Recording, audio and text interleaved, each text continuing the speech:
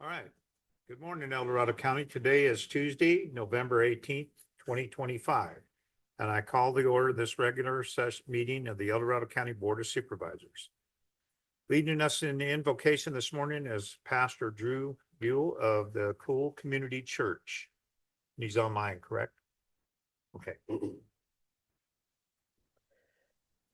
Well, let's go ahead and go to the Lord with a word of prayer. Father, it's at this time of year that we as a society turn our attention to the matter of the giving of thanks. It was in 1789 that President Washington established Thanksgiving as a particularly American holiday, calling us to, as he said, unite in most humbly offering our prayer and supplications to the great Lord and ruler of the nations. G.K. Chesterton said, when it comes to life, the critical thing is whether you take things for granted or take them with gratitude. And I would maintain that thanks are the highest form of thought, and that gratitude is happiness doubled by wonder. And so, Father, in that spirit of gratitude, as we consider our place in the world around us, and especially as we consider the items that are before us this morning, we recognize that it can often feel as if there's just never enough, as if we're perpetually falling short.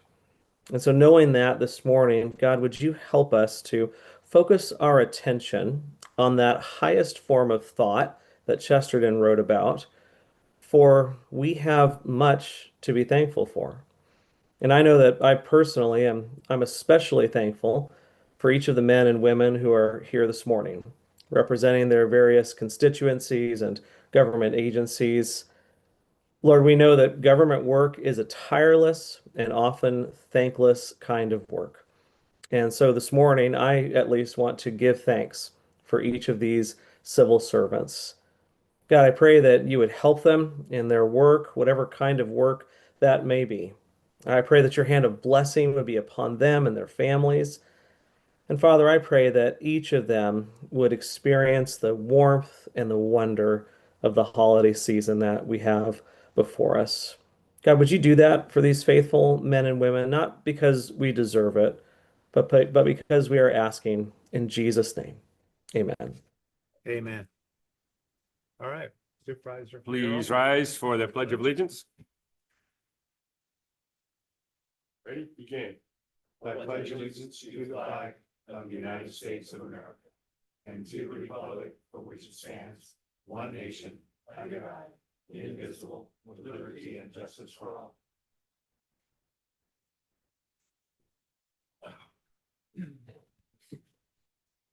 Welcome, El Dorado County, to another regular session of the Board of Supervisors. And thank you for joining us here today in Placerville, California. As a reminder, we limit public comment to 3 minutes to allow enough time for everyone to have their voices heard. Let's go to the agenda. Is there any additions or deletions, correction to the agenda?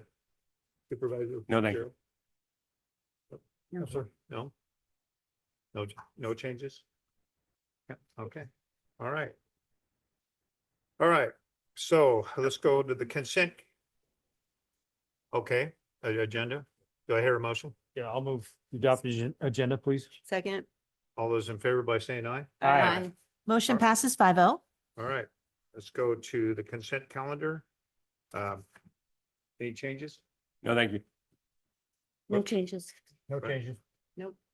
I would like to pull item 12 for a clarification. Because I just want to address the number of stoplights along Latrobe Road, especially 2.4 miles.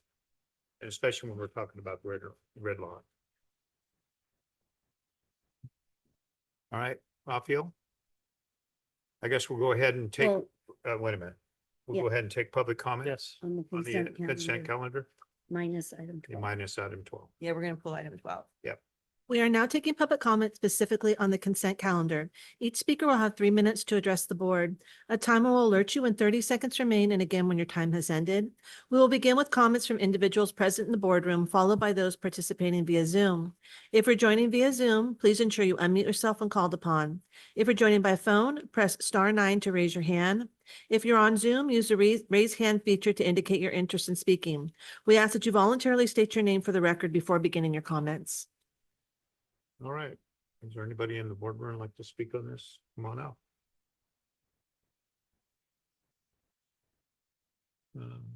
Don't see anybody in the boardroom. Let's go to Zoom participant, please, Kim. Now taking public comment from online participants. Now taking public comment from Chris Payne. Good morning, board. I'd like to make my comments in behalf of the passing of Judge Doug Phimister last night at Marshall's Hospital. We're close to his wife, and she noted that he had passed at 5:54 last night at Marshall. Anyway, going on to the items 10, 11, 12, and 15.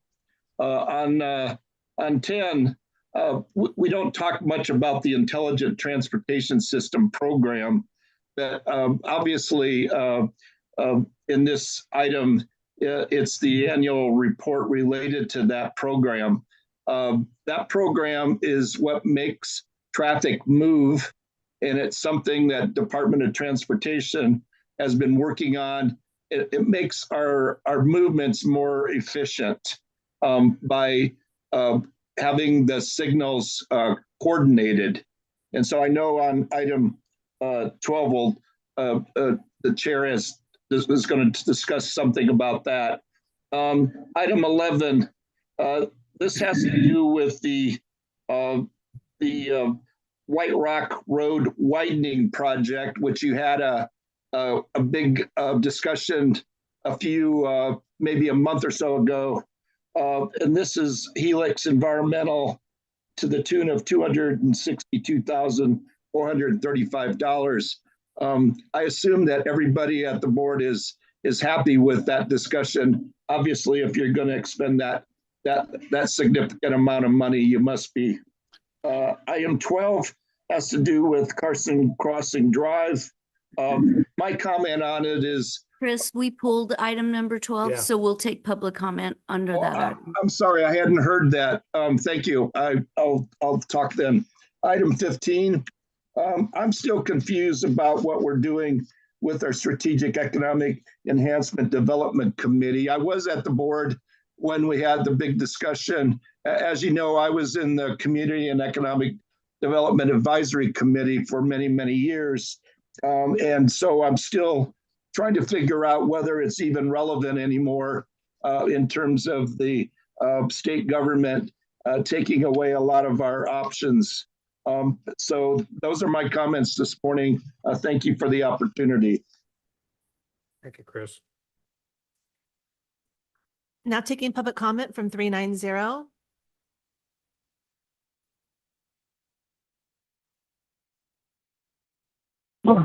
Good morning, board. Ken Greenwood, out there at the Triple Junction. I'm very confused on the procedure for today.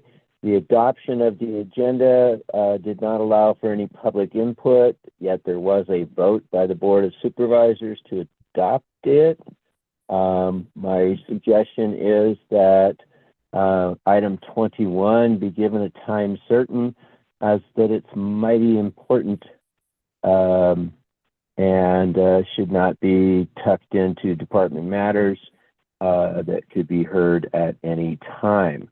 And that it doesn't have time certain is a little beyond my comprehension. Thank you.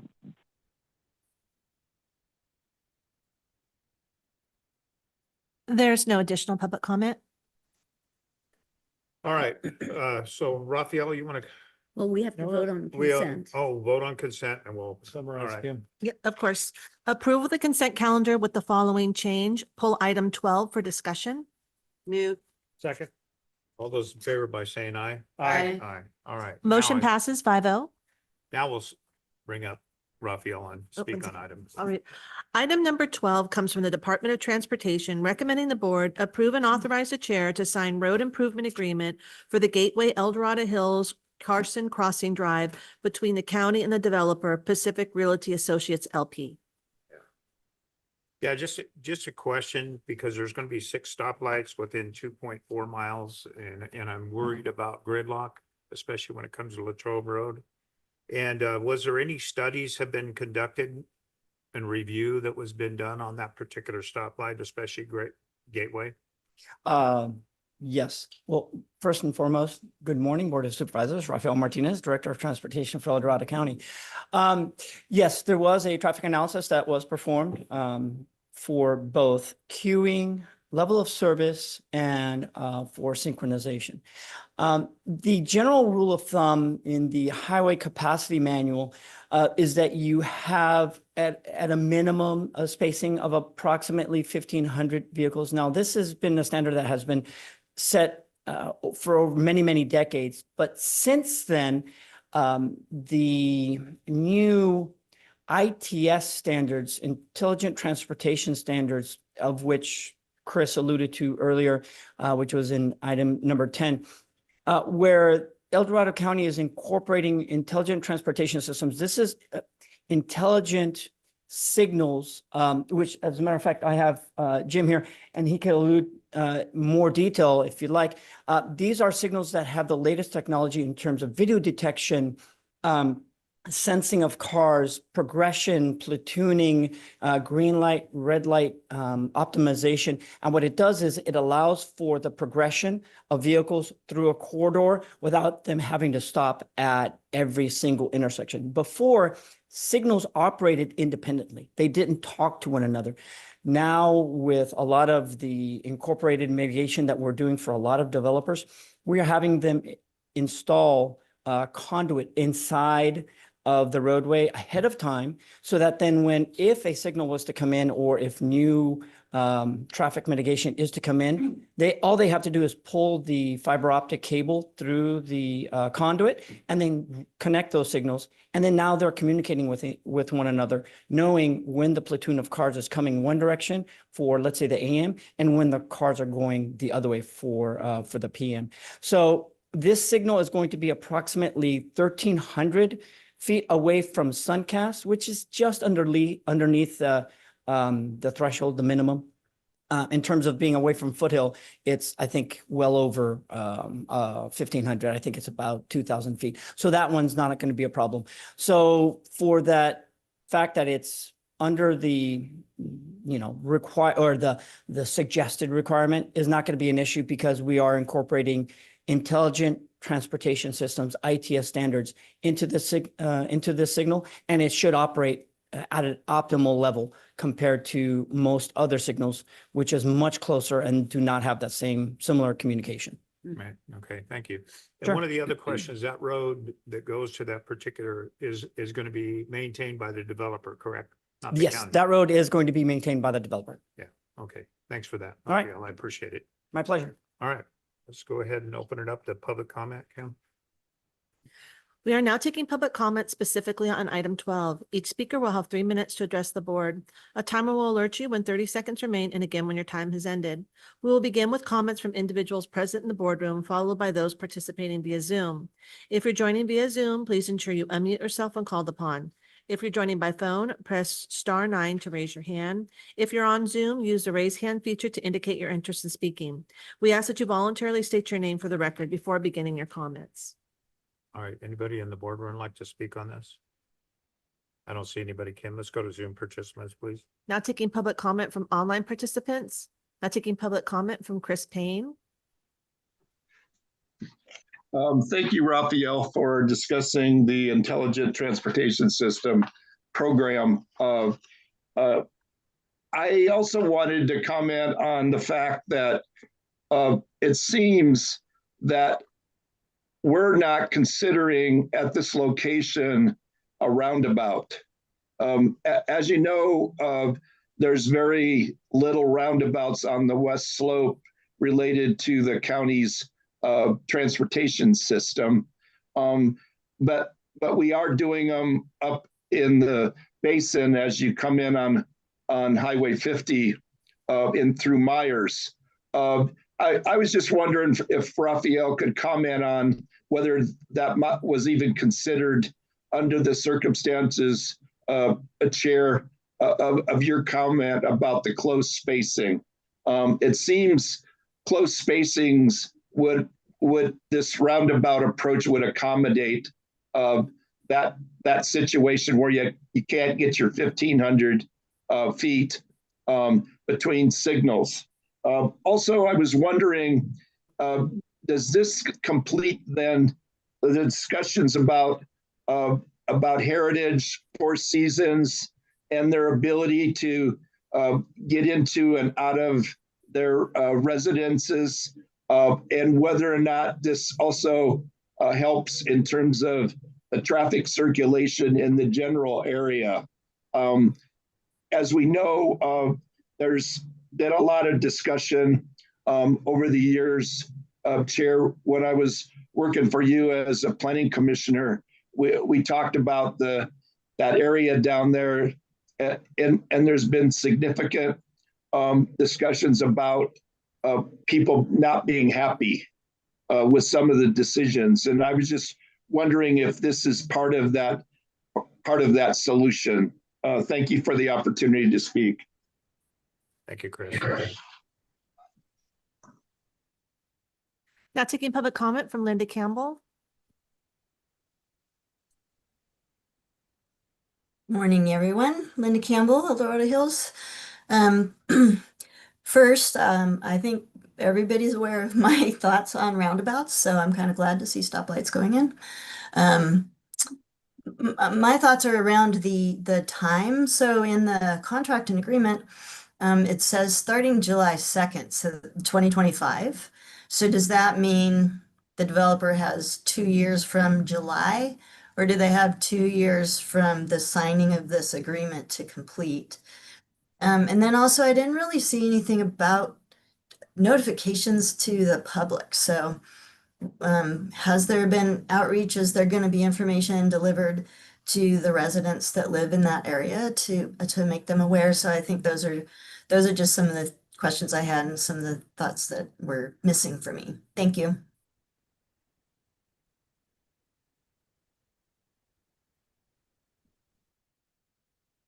Now taking public comment from Robert Williams. Good morning, Board.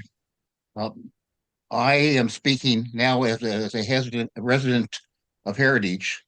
There has not been, contrary to Director Martinez's statement, there has not been any public studies done in terms of the impact of this road onto the Carson Creek Road, or Carson Crossing Road, rather, and the impact that will have if you open up a on-ramp from Latrobe onto this road. At this point, the only thing that will happen is people will come down Latrobe, make a right, and go on down, and then go into that traffic loop known as, which is a neighborhood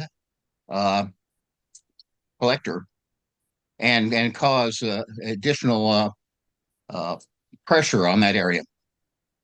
We also have a commitment from Director Martinez to address the connection between Golden Foothills and Carson Crossing, which has not been completed yet. And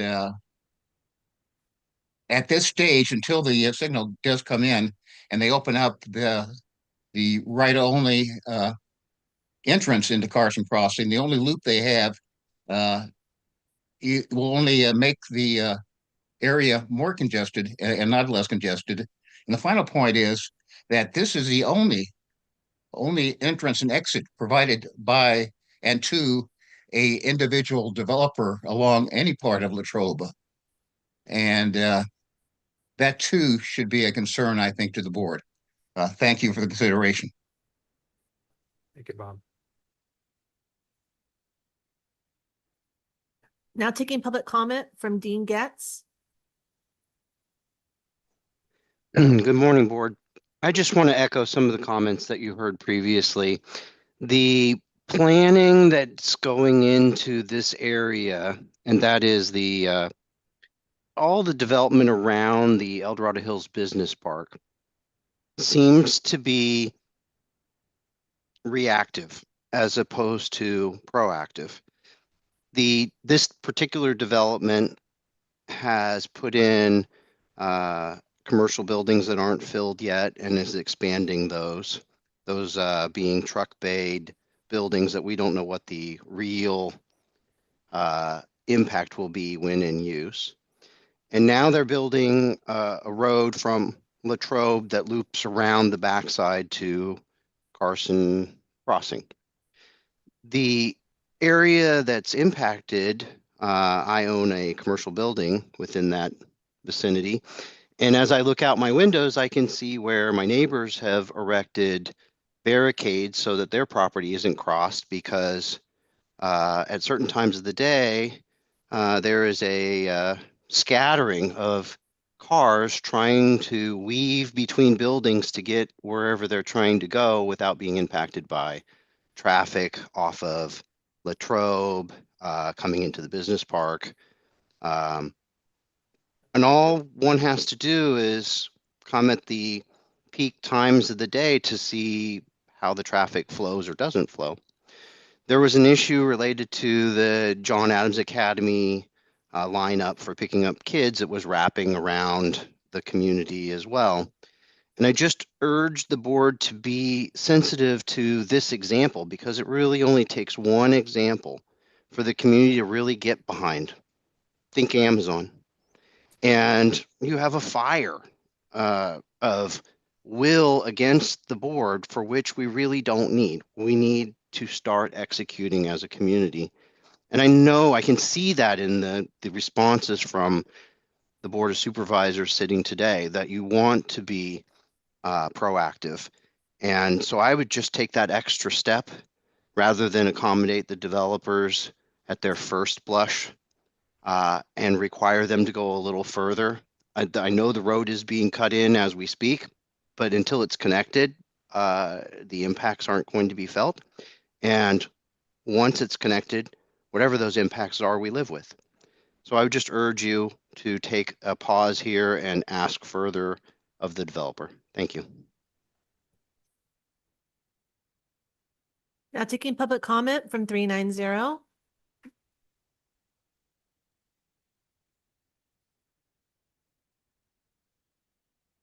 Good morning, Board. Ken Greenwood, here in the Triple Junction.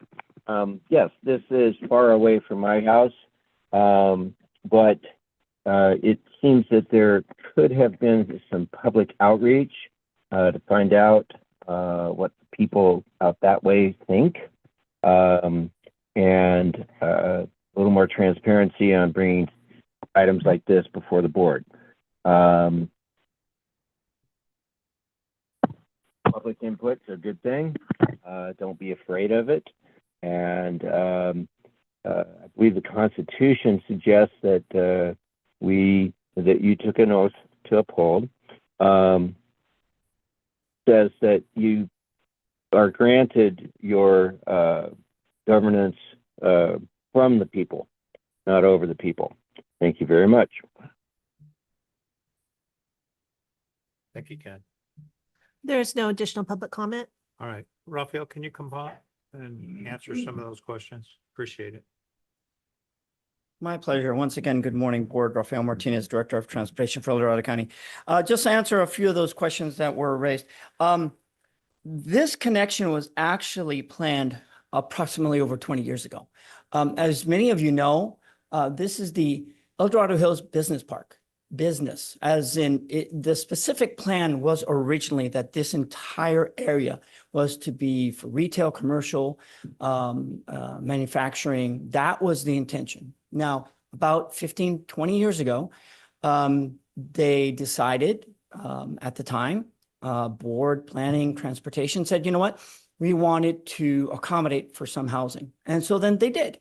They said, you know, this is what the impacts that they did an environmental analysis of it. And they said, we are going to incorporate it. So that's why the majority of the area that you see in the El Dorado Hills Business Park is for retail, manufacturing, and commercial. It's just the lower portion that has been rezoned, redistricted for a different purpose. And now what we are trying to do as the Department of Transportation is making sure that those different zonings don't have an impact on each other, especially making sure that the industrial, manufacturing, or retail portion of it does not impact the residential portion of it. And that's what this road is going to do. If you can imagine, and I know you don't have a map before you, and I didn't bring one up for this item, but if you see where Carson Crossing is and Foothill, what is it? Golden Foothill is located at, you will see that just south of that is the residential. And then just north of that is a big portion of the retail commercial warehousing. And so what we're trying to do is make a connection so that that industrial and or warehousing get off of Latrobe and go on to this new road to go into that warehouse, and that they don't have to go on to Golden Foothill Parkway. That's the whole intention. We don't want Golden Foothill, which is mostly a lot of the Carson Crossing residents, have to intermingle with any of the industrial. So now we have a different bypassed road so that they can actually get to that warehousing. So we are doing exactly what some of the residents just mentioned. We are addressing that concern by redirecting that traffic to go a different route and not have to use Golden Foothill. That's the intention.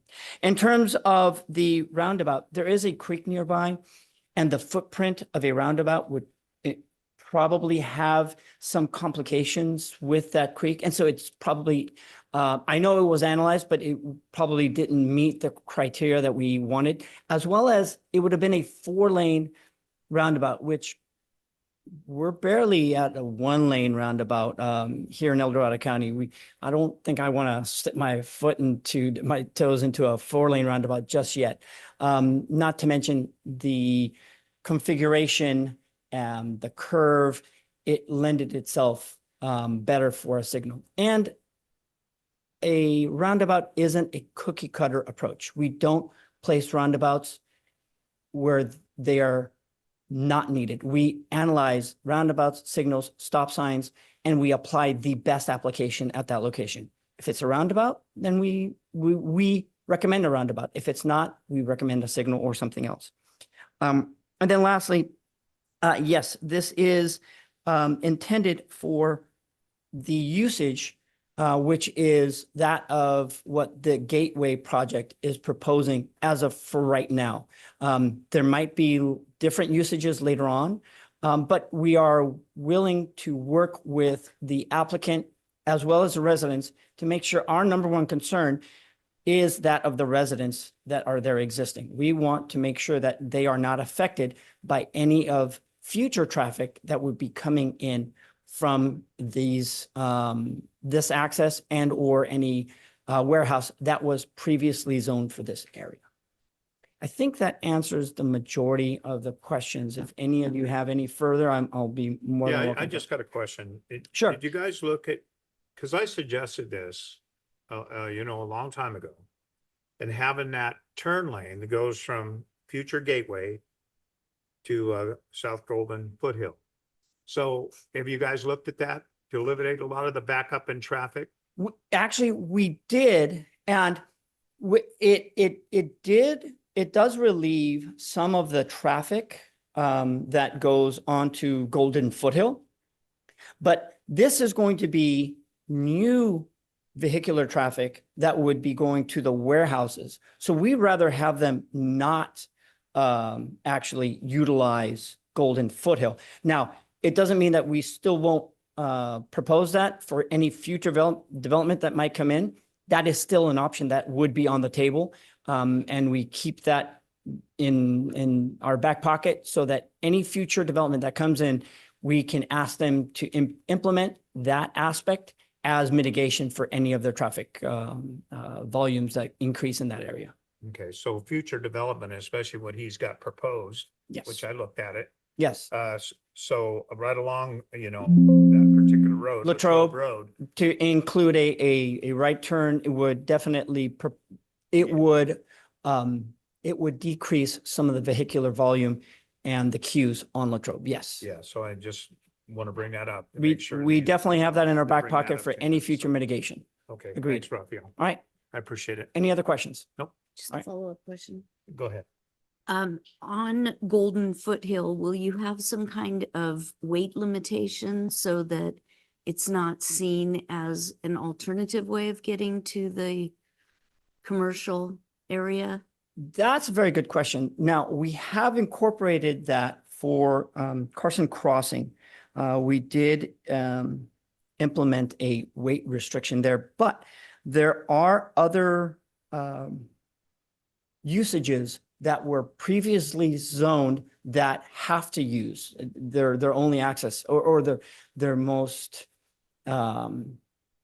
direct route is to use Golden Foothill. So we can't limit it there. And we have a traffic index, meaning the structural section of the roadway is for usage for trucks. So we've incorporated a higher standard at that location at Golden Foothill for the purpose of retail, commercial, manufacturing. So it can handle it. Now it's just a matter of making sure the majority of it doesn't use Golden Foothill, that they use this new alternate road to access the majority of the previous usage of manufacturing and warehouse.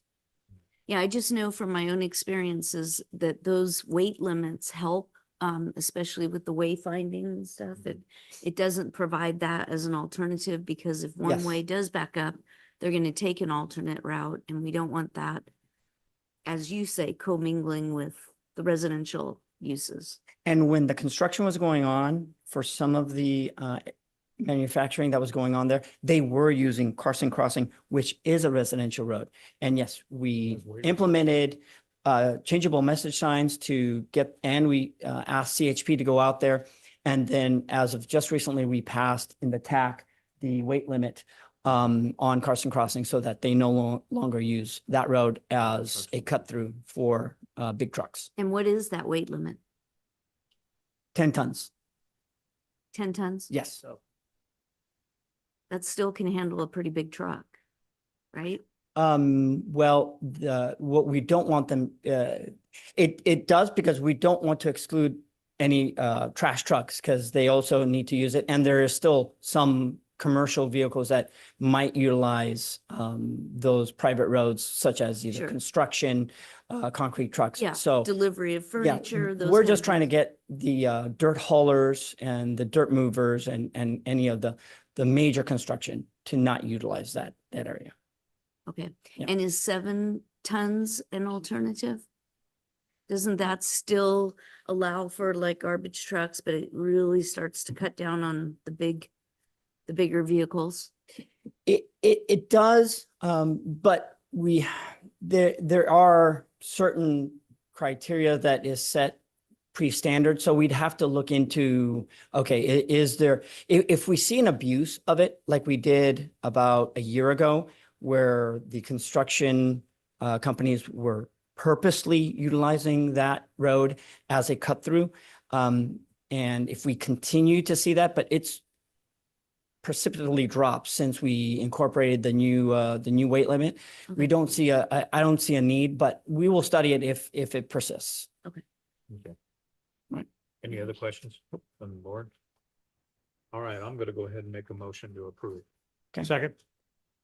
All those in favor by saying aye? Aye. All right, Motion passes 5-0. thanks, Raphael. All right, so let's do our 9:15 a.m. time allocation. Item 22, DOT dissolve Calvary Meadows Drainage COB. Item 22 is a hearing from the Department of Transportation recommending the board, 1, conduct a public hearing to receive public comment of all interested parties for or against the dissolution of Calvary Meadows Drainage Zone of Benefit. 2, make findings consistent with the county's policy and procedure guidelines for creation and administration of zone of benefit. 3, if there are no majority protests, adopt and authorize the chair to sign a resolution. And 4, approve the transfer of any remaining funds to the general fund. Supervisor Turnbull, can you please open up the hearing? I'll open up the hearing. Good morning, Board. My name is Elizabeth Hess. I'm with the Department of Transportation's Zones of Benefits program, and I'm here today to first discuss the dissolution item we have before you. Cavalry Meadows is a drainage zone of benefit that was formed in February of 1991. And unfortunately, with very few parcels, there's only 11 parcels there, the revenue has not been sufficient to afford the county's services, let alone the county's administrative charges that have just increased over the years. And what we did in response to that is this board also in June of 2021 directed staff to ensure that we are recovering all administrative costs associated with the program and charging each zone their fair share. So if the zone's account balance falls below a minimum sustainable level, the board directed us in the department to work with zones on either A, pursuing an election to increase their revenue, or B, to dissolve the zone of benefit. I'd say it was late 2023, we started projecting that Cavalry's revenue was going to become insufficient. And so we came to you in May of 2024. And I'm sorry, actually, pardon me. On May 21st of 2024, we mailed a notice to all the residents within that zone of benefit, advising them that, the department intends on following the board's direction to increase the zone's revenue to remain within the program and provide the services necessary. Or if we can't raise that revenue, then we would have to unfortunately move toward dissolution. This board approved that ballot measure where we requested the resolution to allow us to replace their current benefit assessment of $110 per parcel to be replaced with an increased special tax amount of $350 per parcel. That would have been sufficient to afford the services and avoid dissolution. Measure L was presented to the electorate of the zone during the November 2024 presidential election, and 100% of the ballots cast were not in favor of the increased special tax. So therefore, we are now returning to you to follow through on the dissolution of this particular zone of benefit. We do concur, the department concurs that there's the public interest no longer requires the zone of benefit. So I'm here to answer any questions you may have on this particular item. So any comments from the board? Any questions? Just one question. If we adopt this, what's the next step for this zone? It's a great question. The next step would be I would receive the resolution following the chair's signature. That would be forwarded on to the State Board of Equalization. They are then going to remove the tax rate area associated with their current assessment amount, and it would no longer be on their property tax bills starting fiscal year 26-27. So that's the process of eliminating that from their property taxes. And then the zone itself, the parcel owners can just maintain the infrastructure on their parcels. Cavalry Meadows, thankfully, it just has a lot of drainage ditches. So very minimal maintenance for them as well, just to mitigate water flow concerns. Thank you. Any other questions? Nope. All right, let's go to public comment. Kim? We are now taking public comment specifically on item number 22. Each speaker will have 3 minutes to address the board. A timer will alert you when 30 seconds remain and again when your time has ended. We will begin with comments from individuals present in the boardroom, followed by those participating via Zoom. If you're joining via Zoom, please ensure you unmute yourself when called upon. If you're joining by phone, press *9 to raise your hand. If you're on Zoom, use the raise hand feature to indicate your interest in speaking. We ask that you voluntarily state your name for the record before beginning your comments. Anybody in the boardroom like to speak on this item? Come on up. I don't see anybody. Let's go to Zoom participants, Ken. Now taking public comment from Chris Payne. Thank you, board. This next few items under the 915 have to do with, in some cases, have to do with these zones of benefit. In this particular one, Sundown it was created back in January the 8th, 1991 by a tentative map, and it was conditioned as part of that tentative map, or else it would not have been formed. By dissolution, you're essentially saying that that original impact as identified doesn't exist. I'm being a little harsh, but that's essentially what the action that you're proposing to do as recommended by staff. Staff has done a very, very thorough job of recognizing how this particular zone of benefit was created. And so I'm actually just reading it right out of the Legistar item under discussions and background. Supervisor Turnbull, as you know, when I was working with you, and I think it continues to be, these drainage areas and their ability to carry water are very, very, very important and can lead to flooding under extreme circumstances. In this particular case, I've noted, and I will be commenting on another item coming up today, that drainage gets vegetated. Vegetation creates blockage.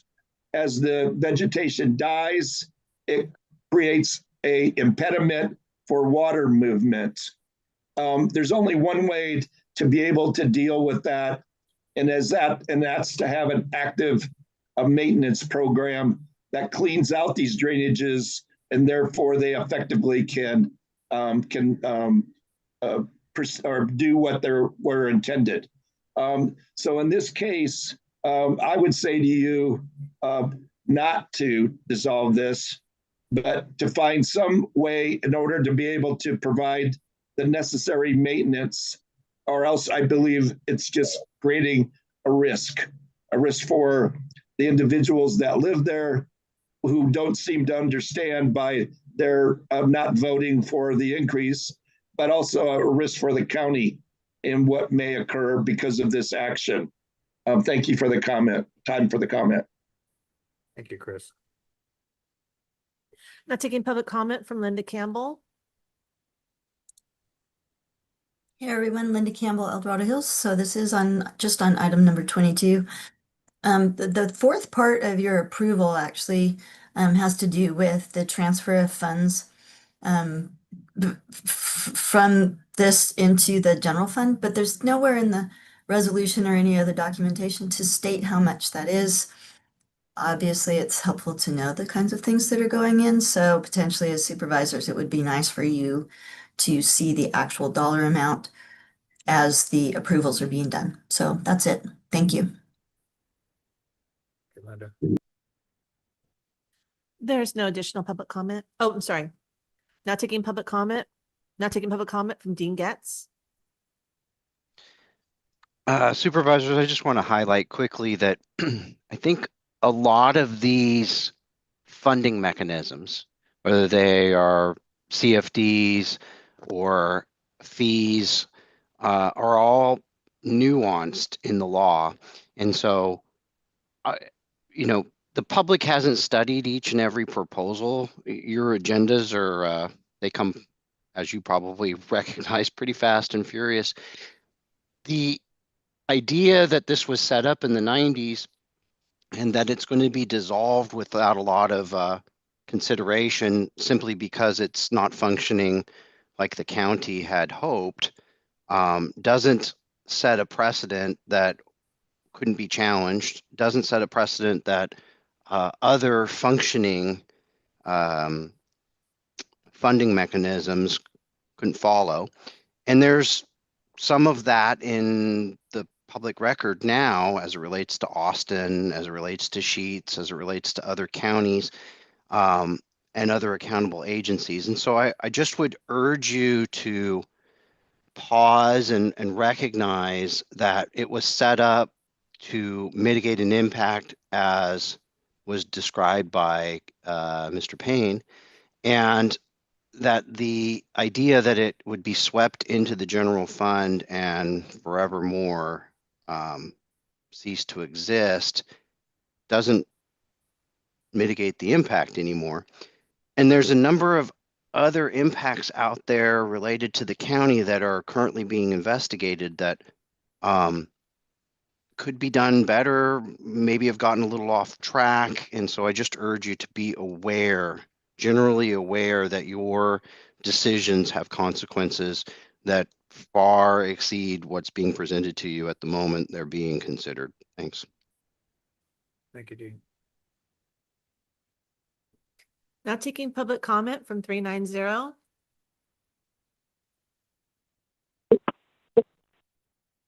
Ken Greenwood here, Triple Junction. Ditto with all that has been said. And especially when I used to work with developers and such, and public hearing process, and the environment, especially the environmental review process. A lot of these drainage districts or whatever districts, special districts, are made to not only do infrastructure protection, but also as far as environmental impacts and mitigating those. So I think you're on a slippery slope here of getting rid of these things, even though they're not perhaps working out the way they are. Absolute getting dissolution of the district is fraught with all kinds of issues down the road. And it seems like there's a liability to the county itself for the picking up the pieces later on when all heck breaks loose during a extreme flood event or something like that. So careful what you ask for. Thank you.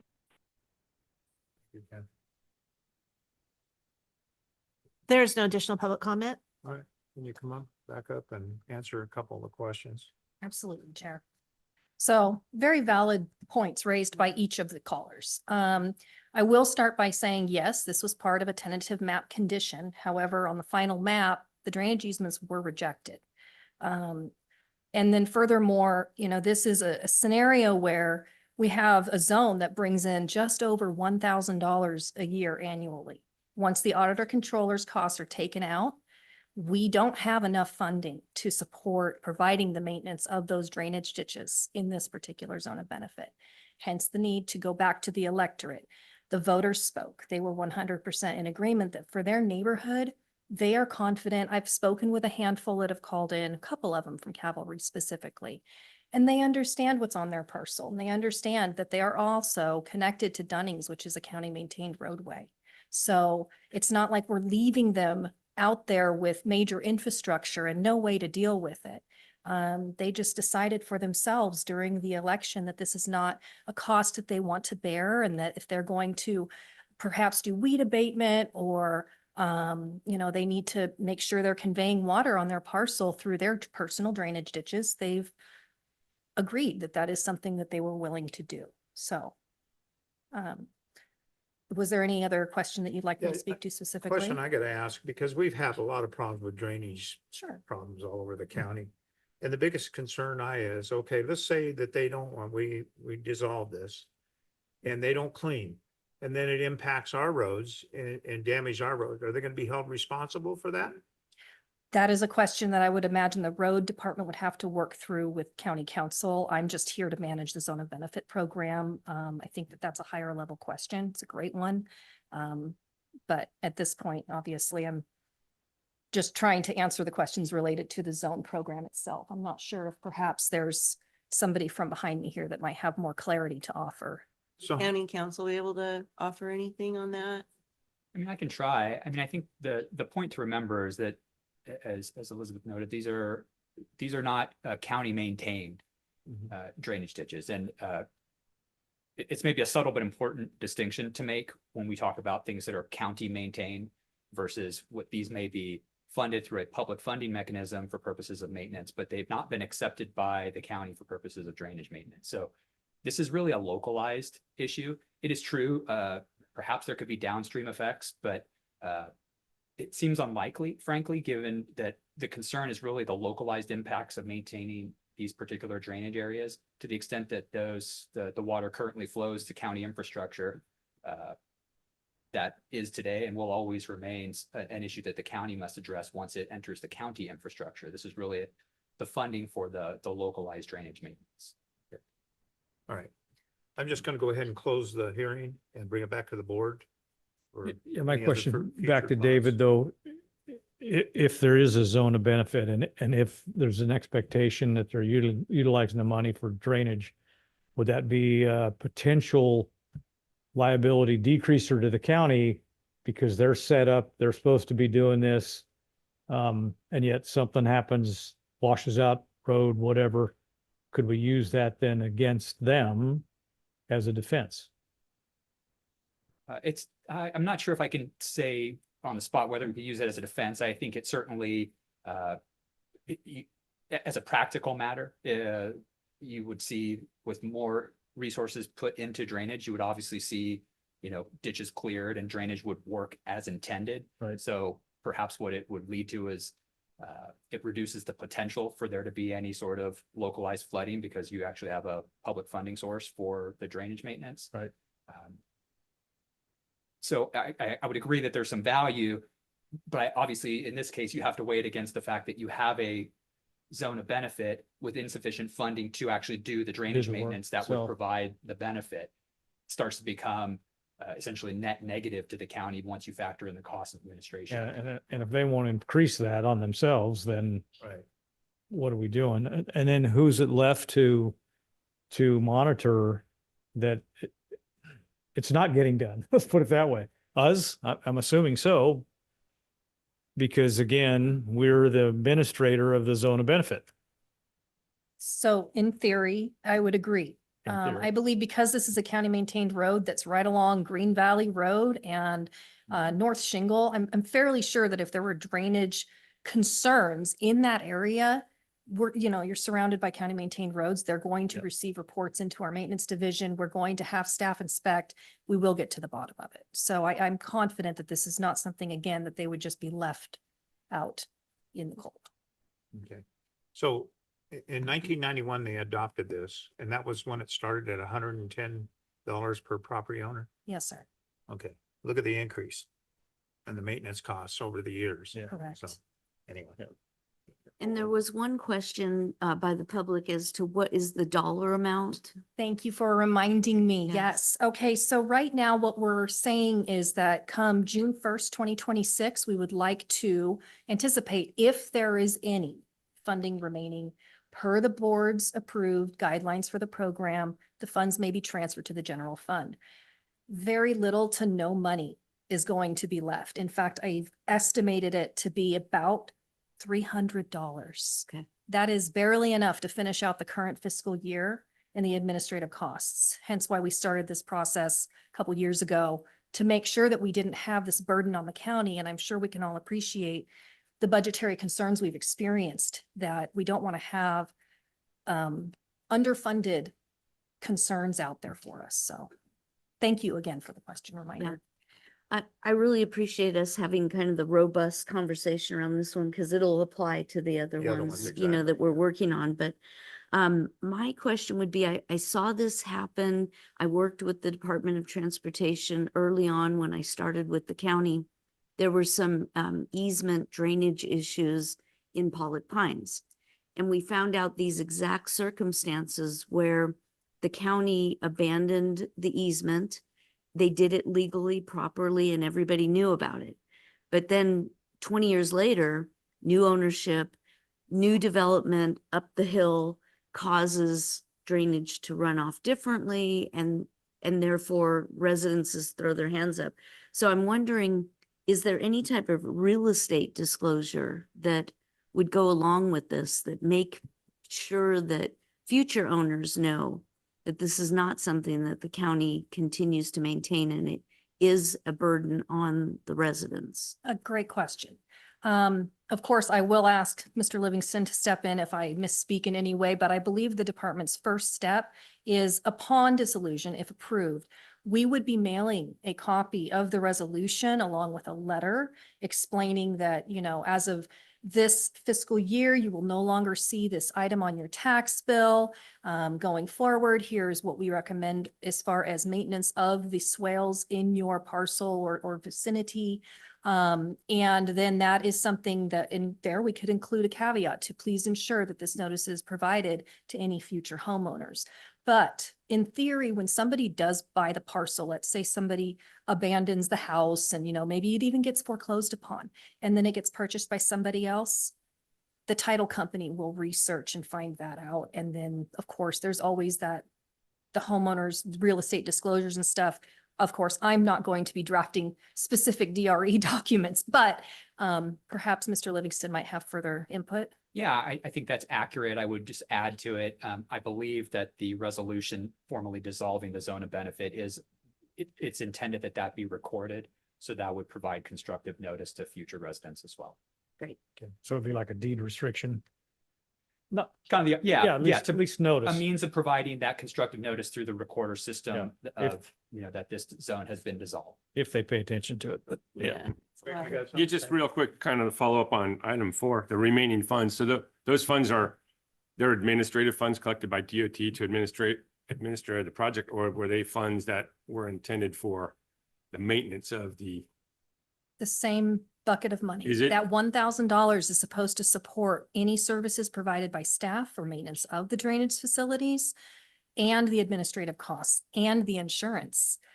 Okay, I get, yeah, 'cause I guess my question is, why wouldn't it be going back to the property, you know, the owner, HOA that paid into the zone instead of Zone of the benefit. county keeping it? Yeah, Contributors.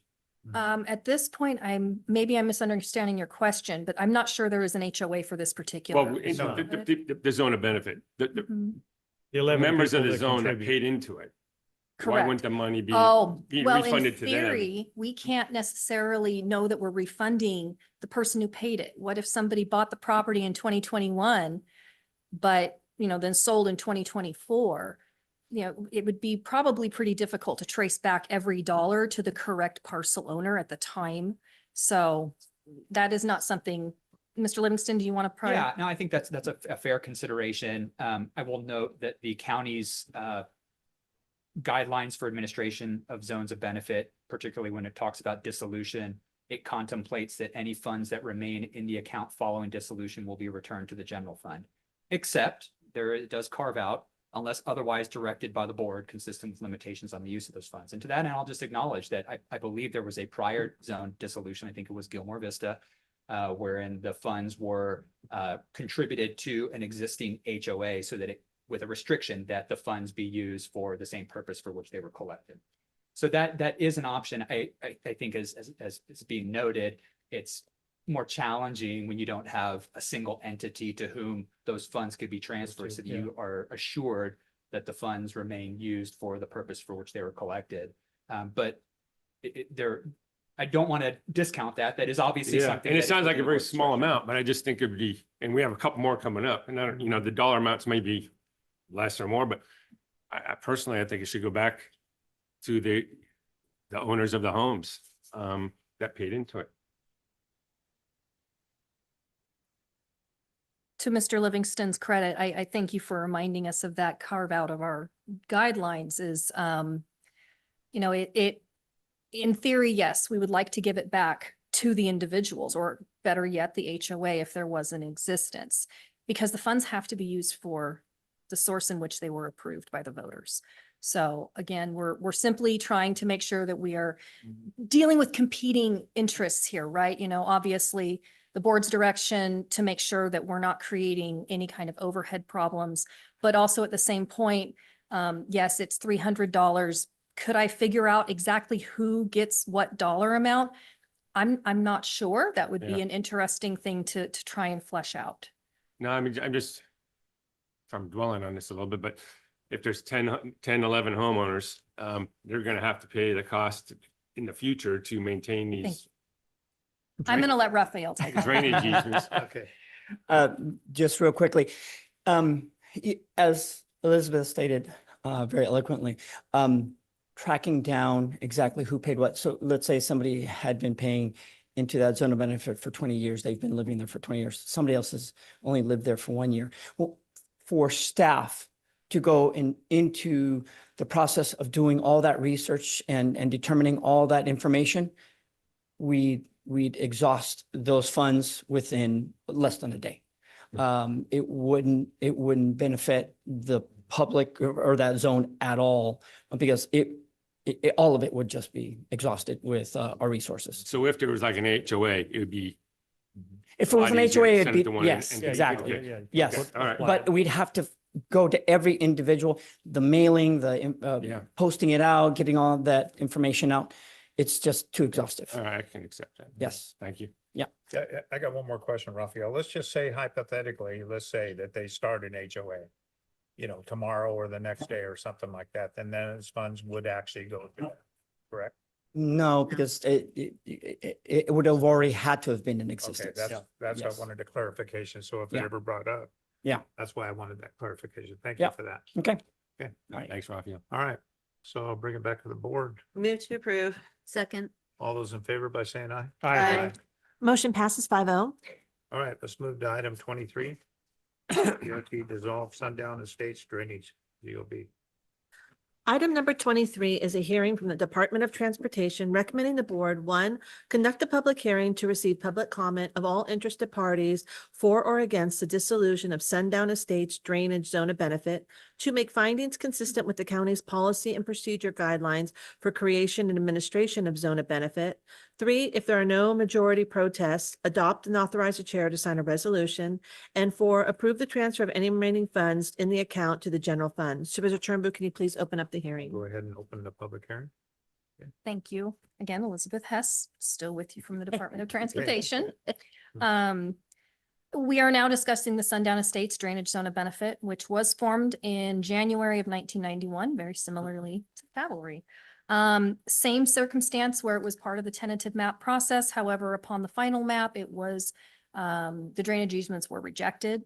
And we are, again, competing demands here where we have an obligation to follow the board's direction to ensure that we are being fiscally responsible with the program's management.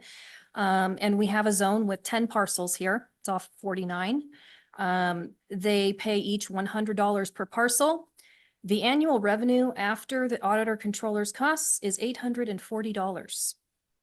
That is insufficient to provide the maintenance services and the county's insurance and administrative costs, of course. And similarly to the prior item, we had the ballot measure approved by your board to take place during the November. Measure M received 81.25%. Were not in favor of increasing their special tax to $350 per parcel. So again, it was one of those, we have a massive majority that's in favor of, they understand, I've spoken to several homeowners out here actually. They understand they have drainage ditches and, there's not major infrastructure that's going to be left behind for them to have to deal with. And again, I'll remain here to answer any questions that may had, but to head off that question for Supervisor Lane, I will say we are estimating June 1st about $200 for this zone. So. All right. So any questions from the board? And how many parcels is this one, Elizabeth? 10 parcels. 10. Yeah. Thanks. You'd have an Welcome. HOA? Not aware of an HOA out there, unfortunately. All right. Any other questions, comments? All right, I'll go ahead and open it up to public comment.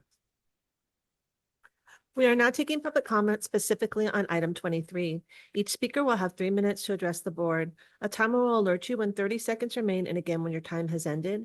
We will begin with comments from individuals present in the boardroom, followed by those participating via Zoom. If you're joining via Zoom, please ensure you unmute yourself when called upon. If you're joining by phone, press *9 to raise your hand. If you're on Zoom, use the raise hand feature to indicate your interest in speaking. We ask that you voluntarily state your name for the record before beginning your comments.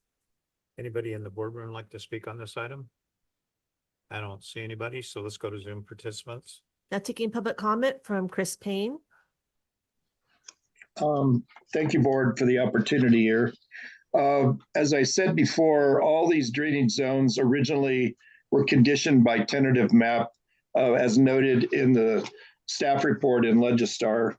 I did fail to comment on the last one. What staff had said to you was that the county had an opportunity to accept these into the county system and chose not to. In 1991, and therefore after that, to some period of time, maybe even to today, the county does not accept any of these drainage courses in order not to have a liability to fund those later.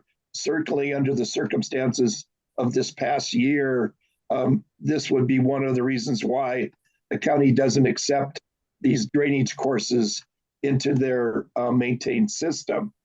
But there was a reliance on the zone of benefit to take care of that impact. And in my mind, nothing's changed, regardless of whether the county accepted them into the county system. There was a responsibility that the county had in order for a system to be in place to take care of these. Now, I'm not sure if any of you have gone out to this particular location of Sundance Estates. I recall these are kind of high-end custom homes. And therefore, this is a perfect example. I think the vote itself showed something around 18% of the people understood what they had out there and that it needed to be taken care of. And so I don't think it is completely apples and apples as we talk to each one of these respective developments. Thank you for the time. Thank you, Chris. Now taking public comment from Dean Getz. I just want to generalize this as it feels like we're streamlining the county, which, I mean, for the most part, I tend to agree. But if we're going to streamline the county, then we should streamline the county in all ways. So code enforcement generally addresses non-compliance with non-county maintained amenities. So what I'm saying is code enforcement rolls out on a homeowner and identifies that their home, one that they're supposed to maintain, isn't compliant with county code. County enforcement does that, and they do that at a loss. The idea that the county rejected these drainage amenities is just that it wasn't deeded to the county. The idea that refunds couldn't go to the current homeowners is silly because in Austin, we're actively contemplating that not the owner that paid at the time, but the current homeowner would get the refund. The idea that we're not going to maintain the county standards throughout the county, whether that's the Perks Court sale to the government and we end up with something we didn't intend, or not enforcing code enforcement or getting rid of by streamlining all of these zones of benefit, is leaving the future generations in El Dorado County with garbage. Substandard county practices only lead to more problems. You're elected as our representatives to stand up to anybody, whether it's the applicant, the staff, or the public, where we're going to degrade the county. The idea that the cost today to maintain this is $800 and the homeowners only want to pay $100 because that's all they're required to pay under the current burden calculation doesn't mean that we drop our standards. I get the idea that the county thinks they're going to shift it to the homeowners because, well, we're not going to pick up the tab anymore and the maintenance will still get done somehow. But that seems to route it back to code enforcement, or worse, when new developments or other impacted owners come to you with the problems and say the county failed to act. I don't think this is the time to streamline the county in this way. I think it's time that we raise the bar, that we increase transparency, that we work with the union and we resolve our problems for real as opposed to window dressing.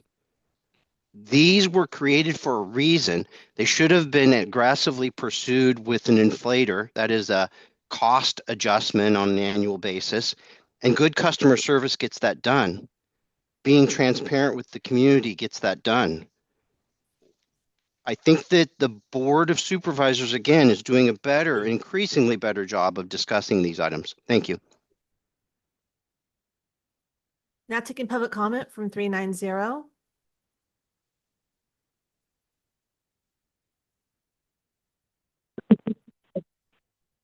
Yeah, Ken Greenwood here, Triple Junction. Yeah, how uncomfortable. Agree totally with Mr. Getz. These were done for a reason or multiple reasons. Back to conditions of approval on a tentative map. Identified issues for drainage, for this, for that, and the other thing. And back to CEQA compliance. So we're kind of throwing out CEQA compliance in the long run, aren't we? But actually, the requirements for ongoing mitigation monitoring or mitigation measure monitoring kind of throws a wrench in there. And I would hope County Council is going to question whether or not we want the county to ultimately take the hit here, because that's where it's going to come back to always. The zone was created because of an action by the board and or County of El Dorado in one way or another, and so our fingerprints are all over this dirty little situation. So I think we're perhaps barking up the wrong tree in dissolving these zones of benefit. I'll say it, there's got to be a better way. And we don't have, in today's litigious society, I only see problems for the county down the road. These people accepted these things when, the greedy developers accepted these things. So they had to have made sense for them at one point, or they knew that in the future, based on past precedents, that, oh yeah, county will drop this zone of benefit because it really won't pan out, and we'll be in Jamaica. Wait, we don't want to be in Jamaica. It's a mess right now. But anyway, we'll be sipping drinks on some beach somewhere. I don't know. We're kicking the can down the road. Thank you very much. Thank you, Ken. Now taking public comment from Linda Campbell.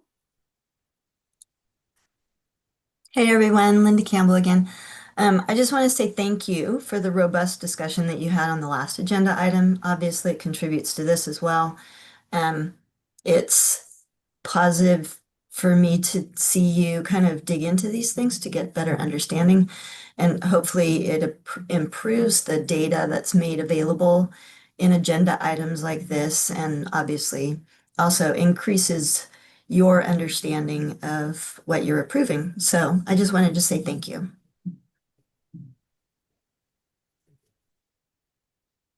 There's no additional public comment. All right, I'm gonna close the hearing and. Mr. bring it Chair, I'll back move to item the board. 23 for approval. Second. All those in favor by saying aye? Aye. All right. Motion passes 5-0. All right, let's go to item 24. Item 24 is a, Barnett Business Zone. I'm sorry. That's a, Item 24 is a hearing from Department of Transportation, Maintenance and Operations Division, recommending the board, 1, conduct the public hearing to receive public comment of all interested parties for or against the dissolution of the Barnett Business Park Zone of Benefit, 2, make findings consistent with the county's policy and procedure guidelines for creation and administration of Zone of Benefit, 3, if there are no majority protests, adopt and authorize the chair to sign a resolution, and 4, approve the transfer of any remaining funds in the account to the general fund. Supervisor Turnbull, can you please open up the hearing? I'll go ahead and open a hearing. Hello, Board. Elizabeth Hess here, DOT. Nice to see you again. We are now discussing the Barnett Business Park Lighting Zone of Benefit. This is located off of Durock Road, and again, it speaks to the purpose. It was for lighting services within the business district over there. And It was formed back in 1986 in a response toward the petition being submitted by property owners. The board did not opt to have an advisory committee for this particular zone of benefit. And in 2000, the installation and energization of the streetlights was completed. And in fiscal years 2020, 2001, and each year until fiscal year 2007, 2008, the cost of the utility bills for the streetlights exceeded the zone's annual revenue. That created an annual shortfall of 2,600, right about there. And that eventually depleted the zone's reserves, which had accrued from 1990 until 2000. So unfortunately, the cost of providing the street lighting services was ultimately subsidized by the road fund, starting fiscal year 2007, 8, and then into 2008 and 9. And the intent was that that amount would be paid back to the county resources, the road fund that subsidized the program. On July 29th, 2008, the board conducted an assessment ballot proceeding to consider increasing the benefit assessment from $61 per parcel to $162 per parcel. That amount was determined based on an engineer's report. At the public hearing and the assessment ballot proceeding, a majority protest was received and the measure failed. In response, the board determined it was necessary to terminate the lighting services in the zone of benefit. On July 31st, 2008, staff mailed a letter to each affected property owner. And I can vouch for that because I used to work for a business off of Business Drive. And we ended up contacting PG&E to see, how do you adopt the light into your name so that you can have it? Because the business owned the parcel that their building was on, so they could adopt that should they choose to. Everybody was given that opportunity. I believe there's a handful of businesses that have already done so. So ultimately, we did have to continue the levying, to my understand, because we needed to reimburse the road fund in order to pay back that which was subsidized. And then essentially, once that was done, there were some lights that were on, some lights that were off, and the zone has continued to obviously have these levies. And so unfortunately, we're at a point here where it should have been dissolved quite a while ago. I can't speak to what should have happened prior to me being here, but I can tell you I'm here to help take care of the program and bring things up to an appropriate level. So I understand that there might be some heavy questions here, and I'm here to answer them for you. So thank you. Okay. Any questions from the board? Can you just summarize the account balance and where you think it'll end up? Yes, ma'am. Right now, I believe as of June 1st, 2026, it may be about 37,000.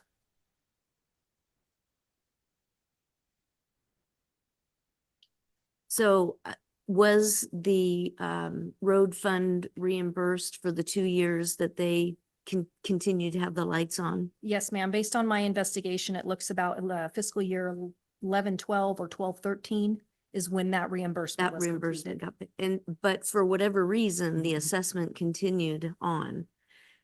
So the parcel that you mentioned that you had experience with, that maybe did they adopt the light at the end of the day? You know what? I don't think they chose to. Okay. And that, again, that was just their decision.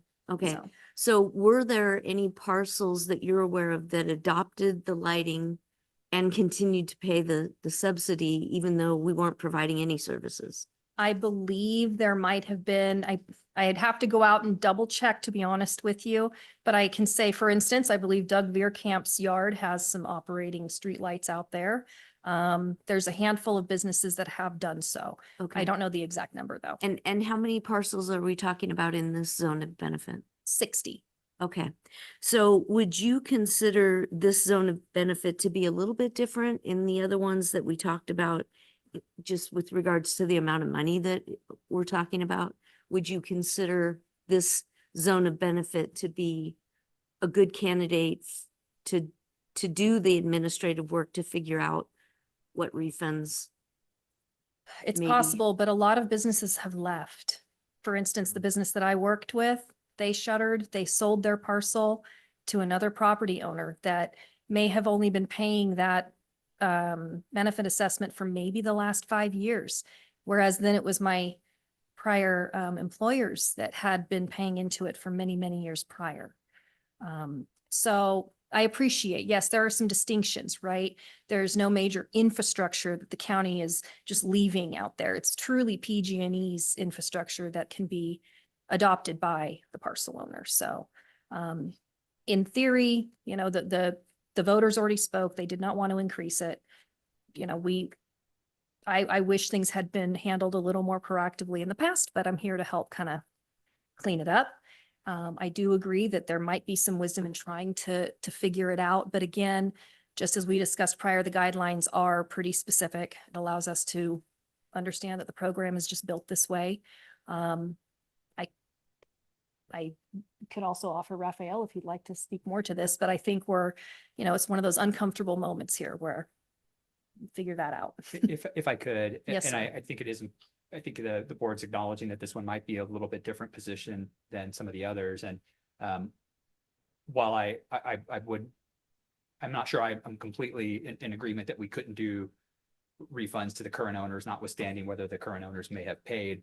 Perhaps what the board may want to do here is if there's a desire to explore some other means of utilizing the remaining balances, you could defer action on the part of the recommendation that would transfer the money to the general fund.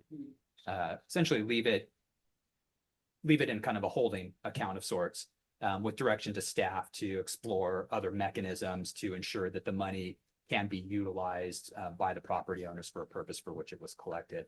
I'm just nervous about trying to come up with that solution from the dais here today. Right. But Me too. If you at least kind of put a little pause on that one to give staff the opportunity to further explore that, I think that might be a prudent approach that seems consistent with where the board maybe go. Okay, yeah, because I was gonna, should we just continue the whole item, but you think just number 4, just leave that part off for now or give direction? I think that you could just leave that part off for now, because I think that I would suggest moving forward with the dissolution. The hearing's been noticed, unless you do have property owners representing a majority of the property owners showing up here to protest the dissolution. Right. I think it would be valuable to go ahead and dissolve it. Okay. But perhaps defer the final action on the transfer of the funds back to the general. Okay. And do we have to give direction to request that staff explore options or anything, or is that, I mean, I think that would be valuable. And again, I'm Yeah. not suggesting that you provide that specific direction, because I think the whole idea would be let staff explore it. But as I noted with one of the prior items, even the zone of benefit owned policies do allow for the board to consider alternate means of distributing or utilizing any remaining fund balances. Okay, I just think that when the minutes reflect that the board is giving direction or something, it just helps. Agreed. For the record, so, okay, I like that idea. Is everybody else kind of like that? Yeah, I'm in agreement with David's suggestion. This one might be a little easier because there probably is a business association at the business park. Or could we just, continue maintenance up, to exhaust that $37,000 and then be done with it? So we're giving it back. Could that be a possibility?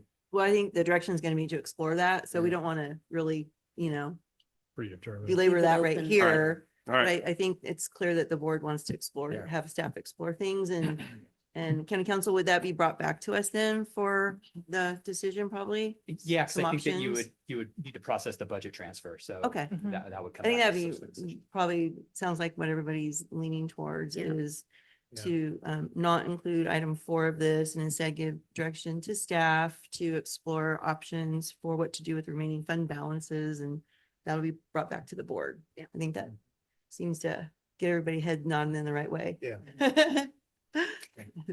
And by approving the resolution today, once it's forwarded off to this SBOE, that's going to relieve those Stop the, parcel owners of that particular line item Perfect. as well. Okay. So Very good. All right. Any other questions? Let's go ahead and open up the public comment. Kim? We are now taking public comment specifically regarding item number 24. Each speaker will have 3 minutes to address the board. A timer will alert you when 30 seconds remain and again when your time has ended. We will begin with comments from individuals present in the boardroom, followed by those participating via Zoom. If you're joining via Zoom, please ensure you unmute yourself when called upon. If you're joining by phone, press *9 to indicate a desire to speak. If you're on Zoom, use the raise hand feature to indicate your interest in speaking. We ask that you voluntarily state your name for the record before beginning your comments. Now taking public comment from Chris Payne. This is a different one because this had my association when I worked for the Department of Transportation. And so I'm very clear on the conditions that exist in this particular business park, Barnett Business Park. First of all, there is no Business Owners Association. This is to Supervisor Ferraro's comment about whether one existed. And that became a real problem during the 1980s and 90s with drainage. There was no one really in charge. The record showed that there was no way to get money then in order to administer to the drainage aspects of this. And this particular project has a huge drainage issue. There's a road called Shingle Lime Road that comes to just the west of this particular these properties, including more properties associated with the business park that's currently being developed, including a lot of businesses like the Racket company. Also, the food bank is also in that particular area. And with that came a construction of what we have out there right now is a retaining basins, multiple ones of which I was the project manager on. There was flooding going on. We had a huge seasonal problem that year. Just so happened as we're trying to fix the drainage, we ended up having a real problem with drainage that continues to be a problem. All that vegetation now has grown up, and the capacity of these basins have been lessened completely. I think that's the major problem here. I just pulled up Google Earth. There are lights that are there on some corners. There's no light at Product Drive at Green Valley, nor Quest Court, nor Market Court, and then the business drive. So anyway, I think there's much more to the dissolution issue here. Also, I would take no action on this. That would be my recommendation to you, and have staff look into this deeper. I think it's needing that. Thank you very much for the time. Chris. Now taking public comment from 390.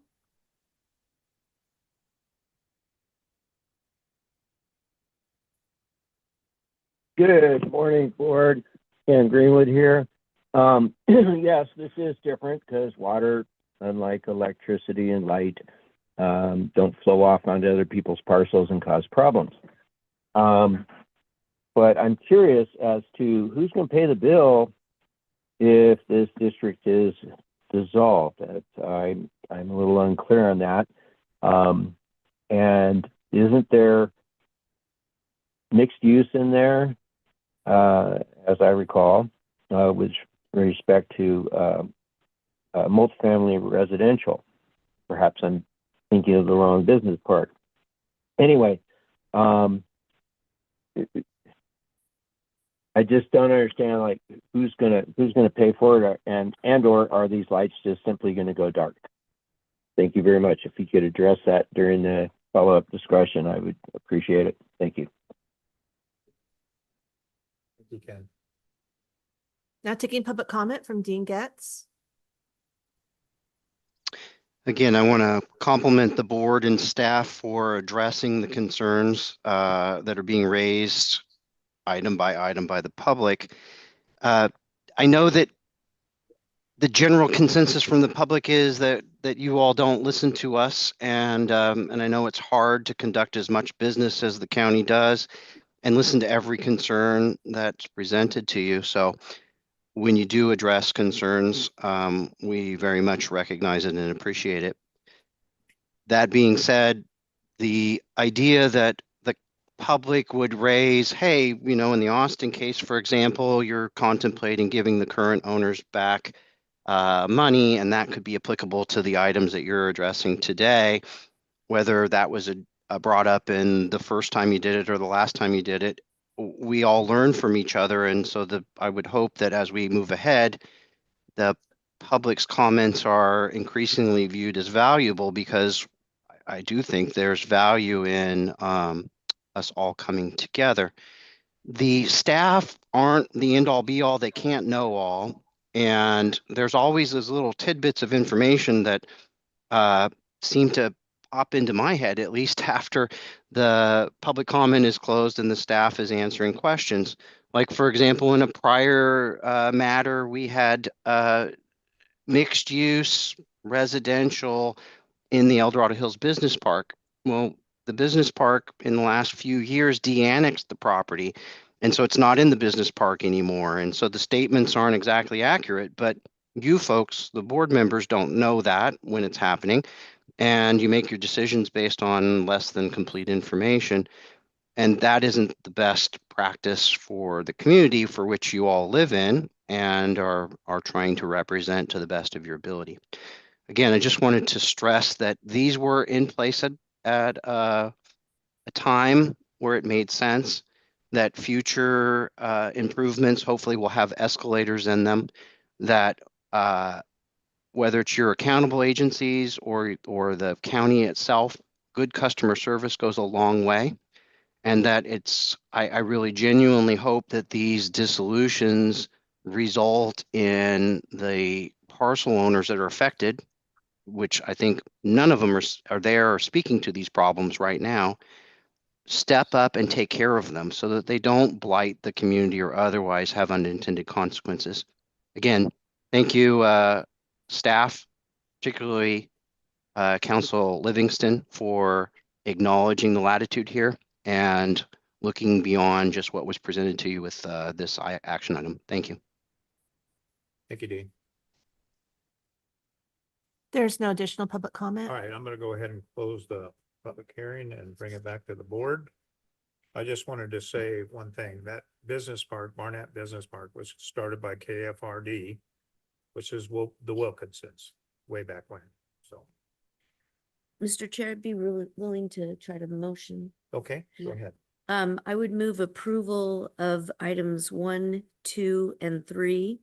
And with regards to item number 4, that we would ask staff to explore alternatives regarding the final disposition of the remaining funds in the account and return to the board when appropriate.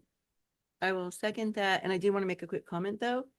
Elizabeth, thank you for understanding the board's direction on these issues and tackling the cleanup. I know these have been longstanding things, and I always appreciate it when staff is ready to take these things on. And like you said, it's kind of difficult on some of these. So thank you so much. Yeah, thank you. Ditto. Anybody else? Any comments? So we got a motion? In a second. Okay, all Do you those in want- favor? Wait a minute. Do you want to read it back? Yeah, go ahead and read it back. Okay, so. Approval, a motion was made by Supervisor Lane, second by Supervisor Parlin, to approve items 1 through 3 of the item and direct staff to evaluate alternative methods for distributing the remaining fund balance and return to the board with a recommendation. Okay, Mr. Chair, I will be recusing myself on the vote on this item. My brother's company was mentioned and I don't have anything to do with it, but it's the right thing to do. Abundance of caution, you're right. That's a Yeah. good idea. okay. All those in favor by saying aye? Aye. Okay, Motion passes 4-0 with Supervisor Veerkamp recusing himself. all right, let's go ahead and do our 9:45 time allocation. DOT no parking ordinance update. Item number 25 comes from the Department of Transportation recommending the board, 1, approve the introduction, first reading of an ordinance amending County Ordinance Code Section 10.12.180, parking snow removal, and 2, waive full reading of the ordinance, read by title only, and continue this matter to December 2nd, 2025 for final passage, second reading.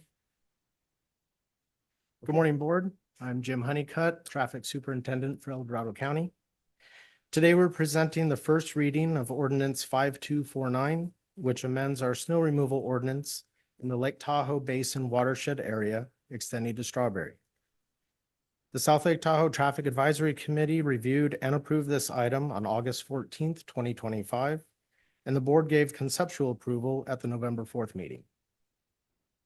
The amended ordinance removes the phrase "when snow removal conditions exist," and it aligns with the Tahoma portion of the ordinance by clearly establishing a no parking restriction within county right-of-way from November 1st through May 1st. This change eliminates ambiguity and creates consistency with neighboring Placer County and the West Shore Tahoma area, where this approach has proven successful. This change is readily enforced and supported by the California Highway Patrol and El Dorado County Sheriff. Thank you. All right. Any questions from the board? I'm Brooke. Yeah, thank you, Mr. Chair, and thank you for bringing this item forward. I really like this change and I support it. As Mr. Honeycutt said, it's much more concise and clear. The condition regarding snow removal conditions, what that basically means when you dig into the current signage is that the director of the Department of Transportation is supposed to declare every single time and in what zones there is snow removal conditions. It's not clear to the residents in the basin how we would determine if that declaration had even been made. And so the way that it operates in the basin is we look around in the neighborhood and go, do you see a plow? Do you see a plow? I don't see a plow. It must be okay to park here today. And then unfortunately what happens as people enjoy the backcountry and they park in residential neighborhoods is then the plows do show up while they're cross-country skiing or snowshoeing, enjoying the backcountry. And now their cars are impeding on snow removal. And oftentimes when they return to their car, they find that they've been ticketed and it just creates a lot of havoc. So Tahoma moved to this years ago, I think more than 20 years ago, in a reaction to the fact that Placer County had this already in place. And they're of course, they share a boundary with Placer County. So implementing it in Tahoma was rather smooth. They like it. I think that we might even hear from some public today as to how it's been working up there. I spoke with the city of South Lake Tahoe to see if this was something that they also would embrace so that all of our rules are similar and our visiting people and even our residents don't have to figure out what the rule is based on where they are. The city indicated to me that they would be willing to look at it, perhaps not this year.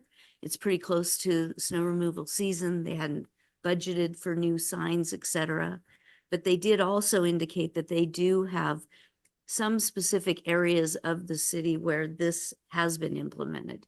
So I do think we're moving in a direction of all of us kind of having the same and clear rules as to what we expect, whether you're in the unincorporated part of the county or the city. So thank you for allowing me to just make those introductory comments. Thank you, sir. Thank you. Any other questions from any of the board members? Greg? No, All no. right. Let's go ahead and open it up to public comment. We are now taking public comment specifically on item 25. Each speaker will have 3 minutes to address the board. A timer will alert you when 30 seconds remain and again when your time has ended. We will begin with comments from individuals present in the boardroom, followed by those participating via Zoom. If you're joining via Zoom, please ensure you unmute yourself when called upon. If you're joining the meeting by phone, press *9 to raise your hand. If you're on Zoom, use the raise hand feature to indicate your interest in speaking. We ask that you voluntarily state your name for the record before beginning your comments. All right. Anybody in the boardroom like to speak on this item? Come on up. I don't see anybody. Let's go to Zoom participants again. Now taking public comment from Ed Miller. Good morning, honorable members of the board, Mr. Chairman. Hello, Kim. My name is Ed Miller. I'm calling you from beautiful Tahoma. It sounds like you have a lot of frequent flyers calling in. So as an introduction, I serve on the District 5 Advisory Committee, on the Measure S Oversight Committee, chaired the County Civil Service Commission for 34 of my 36 years, and president of Meeks Bay Fire District for 41 of 43 years. So I'm intimately familiar with the area.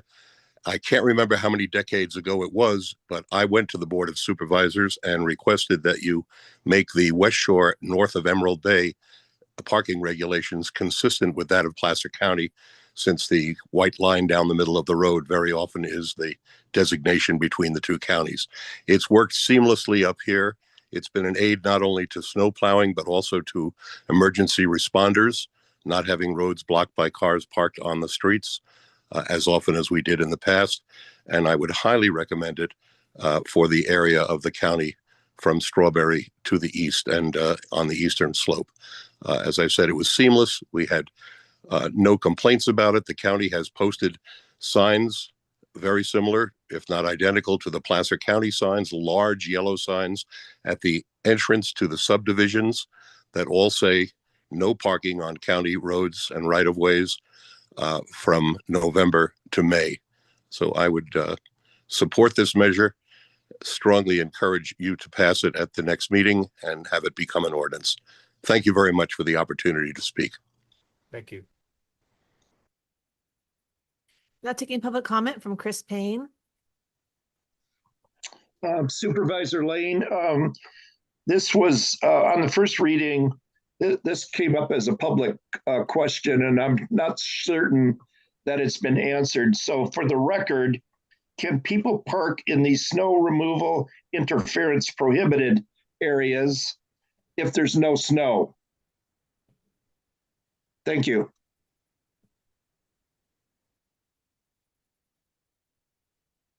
Now taking public comment from 390.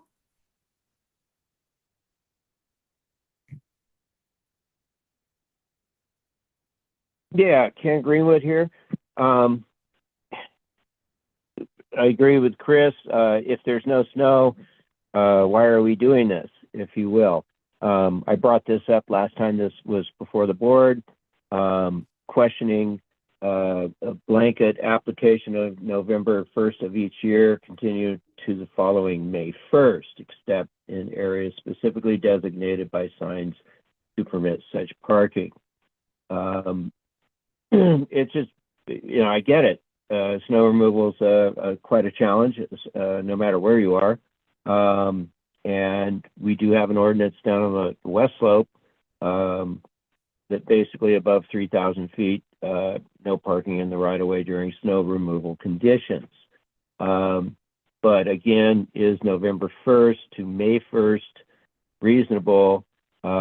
Is there a way to deal with those shoulder seasons, if you will, with respect to, we don't have any snow right now, unfortunately, because some of us want to go skiing soon. Anyway, so it's not a problem right now, but here we are well into November, and somebody could be cited or towed, I hope not, at any point out on a county road right of way, if there's a problem. If we get a big snowfall, that could take a week to get at. First you got to plow it, then you got to bring in a rotary plow to lay back the berm, and I get it. There is, even if it's not snowing at the time, doesn't recognize that there's going to be an actual snow removal efforts being taken care of or being conducted at that time. So it's a little hard for me to accept such a blanket situation. There should be a little bit more of leeway so that people aren't getting cited, or the potential of people getting cited on days when it's sunny and warm. Thank you very much. Thank you, Ken. Now taking public comment from Dean Getz. I just wanted to quickly chime in here, and one, kudos to Supervisor Lane. I think that this is the model that many of the community members would hope for, regardless of which side of the issue we might ever be on. The presentation of what is being offered up and why, from the supervisor's perspective, goes a long way to support from the community. Again, regardless of which side of the issue you're on. I wanted to identify at the same time to the other supervisors that new San Francisco Mayor David Lurie, and again, regardless of your politics, has got a Facebook Reels page, and he's out in his community identifying the improvements they're making.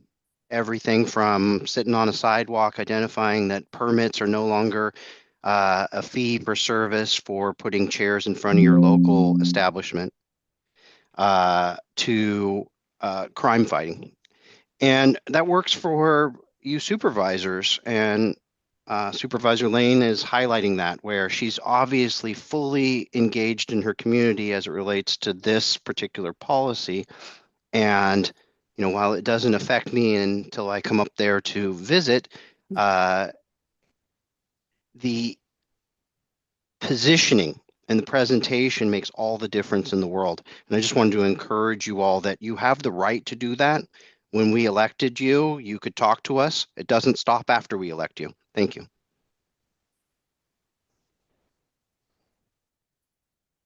There's no additional public comment. All right, so I'll bring it back. Any other comments?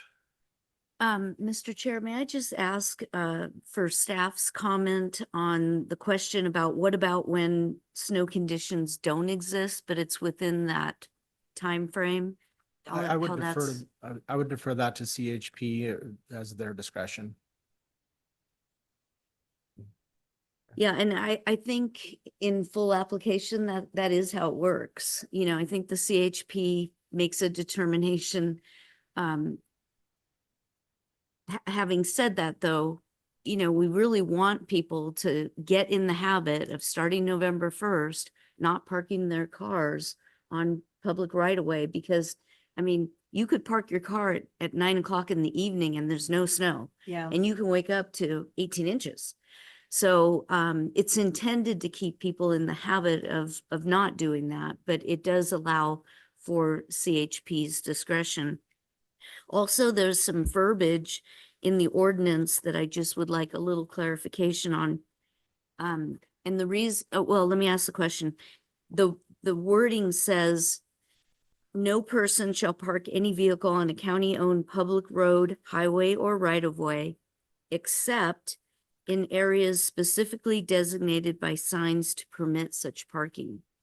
I think that for me, that's an important opportunity, because as I mentioned before, we do have residential neighborhoods that butt right up to U.S. Forest Service land that is abundant and is known for cross-country skiing or snowshoeing or even snowmobiling.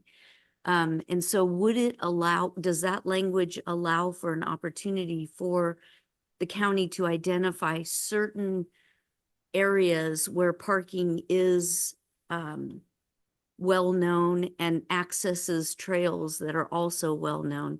Would we be able to have some discretion in those areas? Is that what that language is intended for? We could explore that opportunity and work with. I think that'll make organizations like Backcountry Alliance that they take vans of people to access trails. So we're not talking about 10 cars, we're talking about perhaps a van. In some cases, we are talking about 10 cars. But it gives us some flexibility as we begin to roll this out.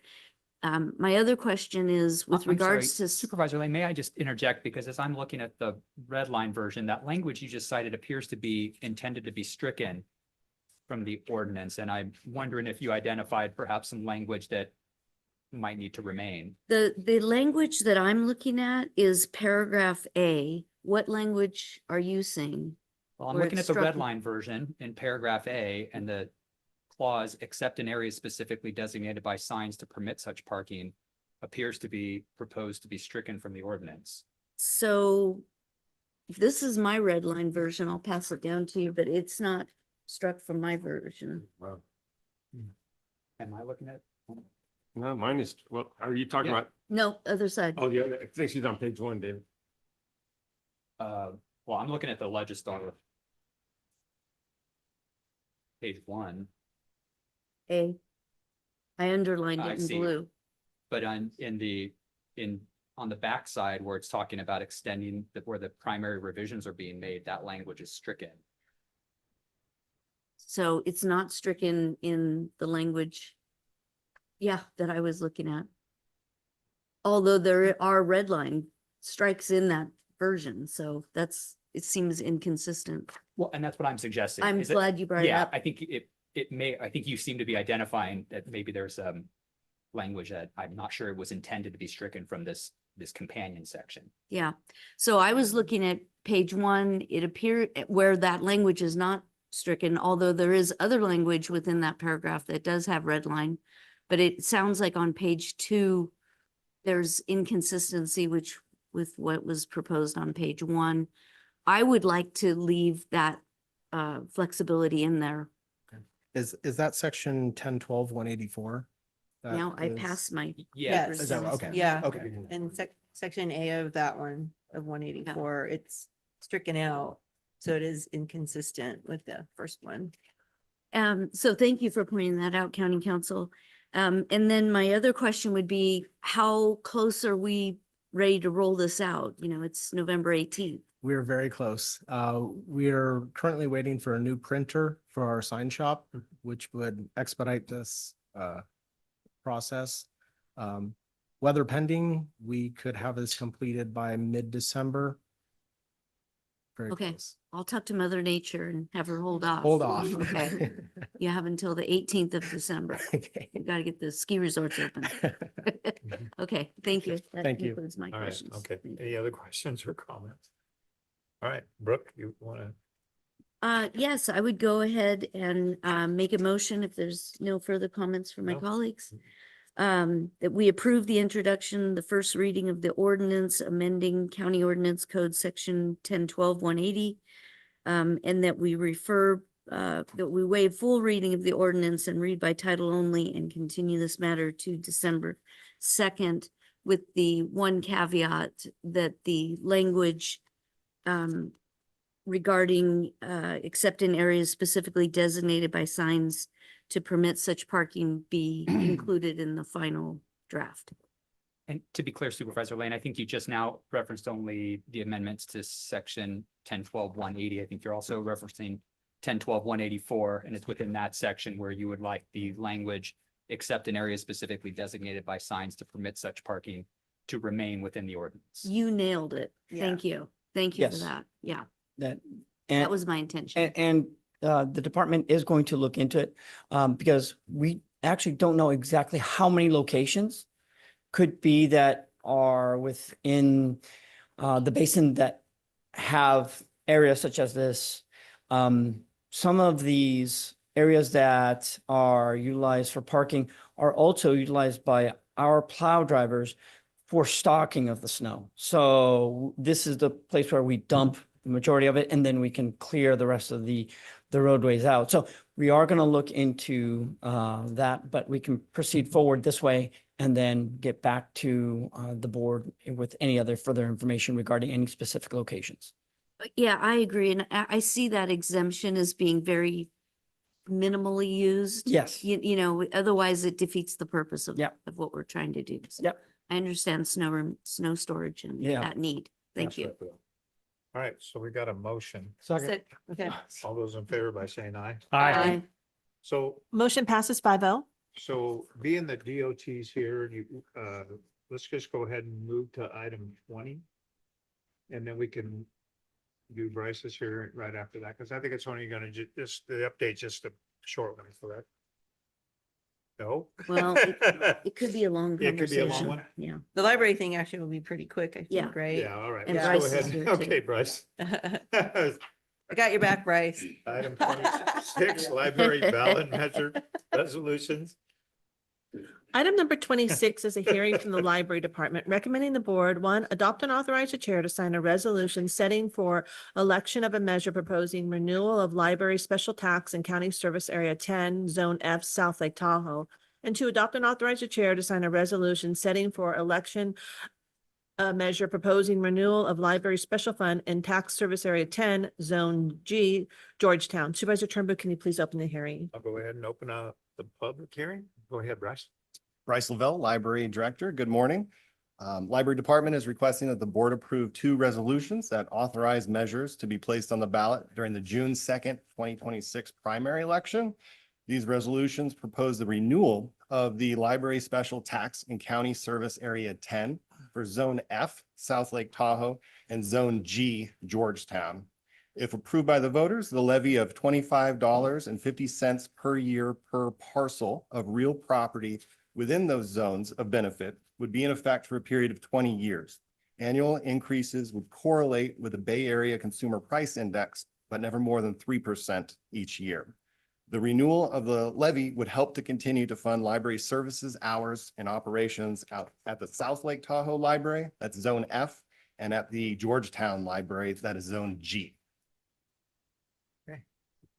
All right, any comments from the board? Do Questions? it. Yay. Yes. Go libraries. Yes. Any comments, questions? Greg's out. So, all right, let's go ahead and open it up to public comment. Kim.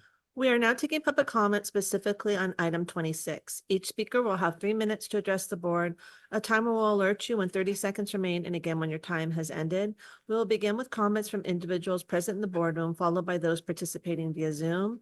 If you're joining via Zoom, please ensure you unmute yourself when called upon. If you're joining by phone, press *9 to raise your hand.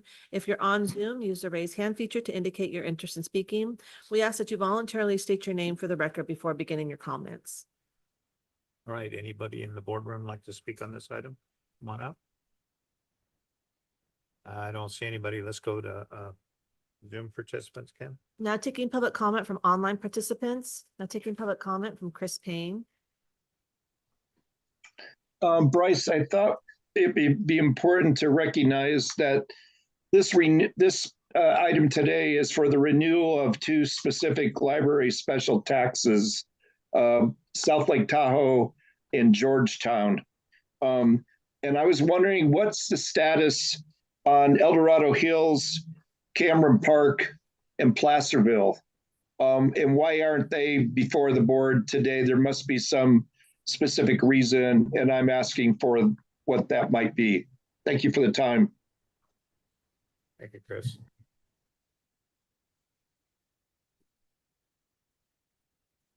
Now taking public comment from Dean Getz. Just piggybacking on what Mr. Payne identified, I think that those answers come in the form of the online presence the county operates related to these zones of benefit. So ideally, I mean, I think I know part of the answer, and that is there is a $25 fee in the El Dorado Hills area to fund its library, as I recall, as a zone of benefit. That being said, it would be ideal, and I think this goes back to the general concept of good customer service, that these fees have their own space on the county's web presence, its website, and that it's easy to be able to see what the zones of benefit cover and the need, or whether they're covering their actual costs, so we don't get too far out of whack, so to speak, and have to dissolve them. And additionally, it just helps bolster that public trust, providing the county the resources, the much needed resources it needs to make all these things go. Thank you. Thank you, Dean. There's no additional public comment. All right, bring it back to the board. Any other comments or questions? No, I know that there was a question about the other libraries Funding, and, Right, right. and we did cover those before as part of the conversations to get to this this point. point. But I think, Bryce, if you could just really, in a nutshell, cover them really fast, that should do. And people can go back and watch our prior conversations on this. Yeah. For El Dorado Hills, it does not sunset, and it does not it does not sunset. I don't have all of my notes in front of me here. Right, yeah. I believe it's tied to the Bay Area Consumer Price Index. Right. And then with the Cameron Park, that is a benefit assessment, and it does not sunset and it does not increase. Now with Zone H, that's a very large zone. It goes all the way from Cool and it captures the desolation wilderness, and it is just a gigantic zone.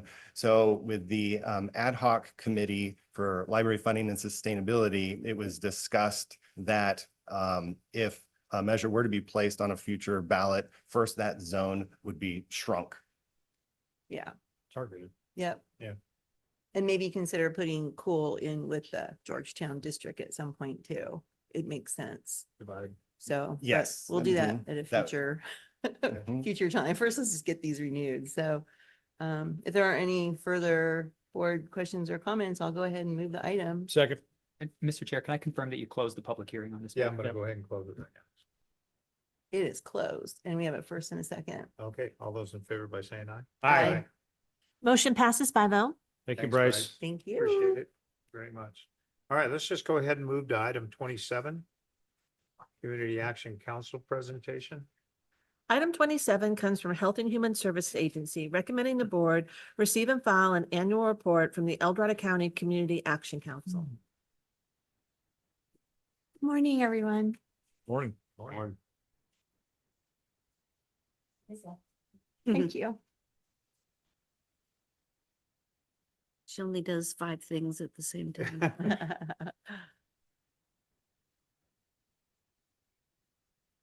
That's a good point to remind everybody. Other counties have 2 or 3 clerks running their meetings and Kim does it all by herself. Yeah. So again, Yeah. props to Kim. Thank you. Super clerk. Yeah, she is.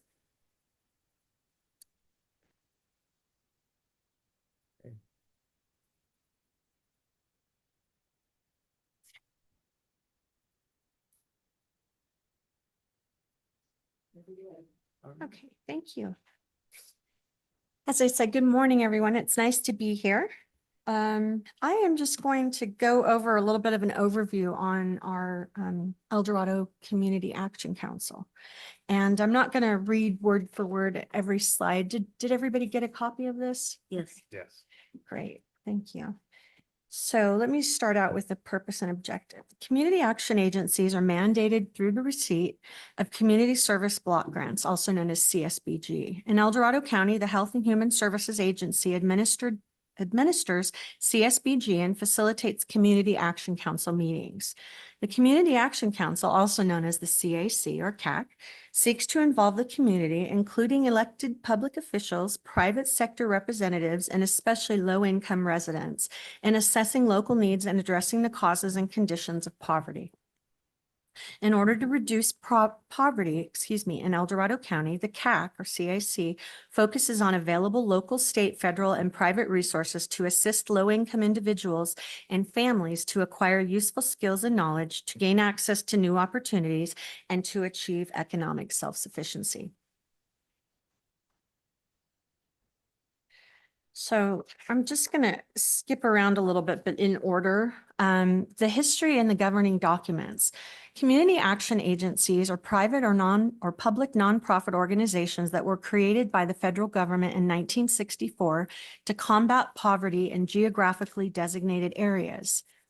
Status as a community action agency is the result of an explicit designation by local or state government. Community Services Block Grant Program, also known as CSBG regulations, Title 42, United States Code 9910B, and California Government Code Section 12751, require the Community Action Agency to maintain a tripartite board structure made up of elected public officials, private sector community agencies, and low-income representation by residents or organizations to promote the participation of the community in the reduction of poverty. The council reviews the bylaws annually and is provided the option to make changes or edits to the bylaws at any time. The council recently drafted a governance document that explains the rules of membership and the democratic selection process for new council members more in detail. So following that is a little bit about our membership and how we are comprised of 15 with 5 members in each of the 3 categories. And those are under 1, 2, and 3. And then the officers of the council are the chair and the vice chair. As far as our members go, our CAC members, we have our public official sector, which are our different board of supervisors for the respective districts in El Dorado County. We also have some low-income sector representatives, which I am one of those. And then we have our community sector representatives, which are all listed on the slide here. So what we do, I think this is probably one of the most important parts of the Community Action Council. We provide valuable community resource information to residents through a comprehensive community resources webpage that was established in 2024. The webpage address is communityresources-El Dorado County. Council members attend various local outreach events throughout the year to ensure they maintain an accurate and thorough listing of available resources. Collaboration and communication at monthly meetings between council members and members of the community to share resources that benefit the community and identify focus areas surrounding emerging issues and needs. We elevate needs and concerns to the council and county leadership to work collectively on solutions or additional community supports. Now I'll go a little bit into our challenges, and our upcoming goals and work plans. El Dorado County's CSBG funding is limited, providing limited opportunities, for direct community supports beyond the direct services provided through HHSA, Health and Human Services Agency. We have cross-community service integration and our CIC membership and participation. So those are some challenges that we've identified. For our upcoming goals, we would like to prioritize needs identified in the biannual community needs assessment to develop action plan for addressing the highest community needs. As an advisory committee to the Board of Supervisors, we would like to provide recommendations for improvements in services that support low-income residents in our county. We'd like to have increased council member outreach participation, and we'd also like to increase opportunities for community input. Is there any questions? All right. Any board questions or comments?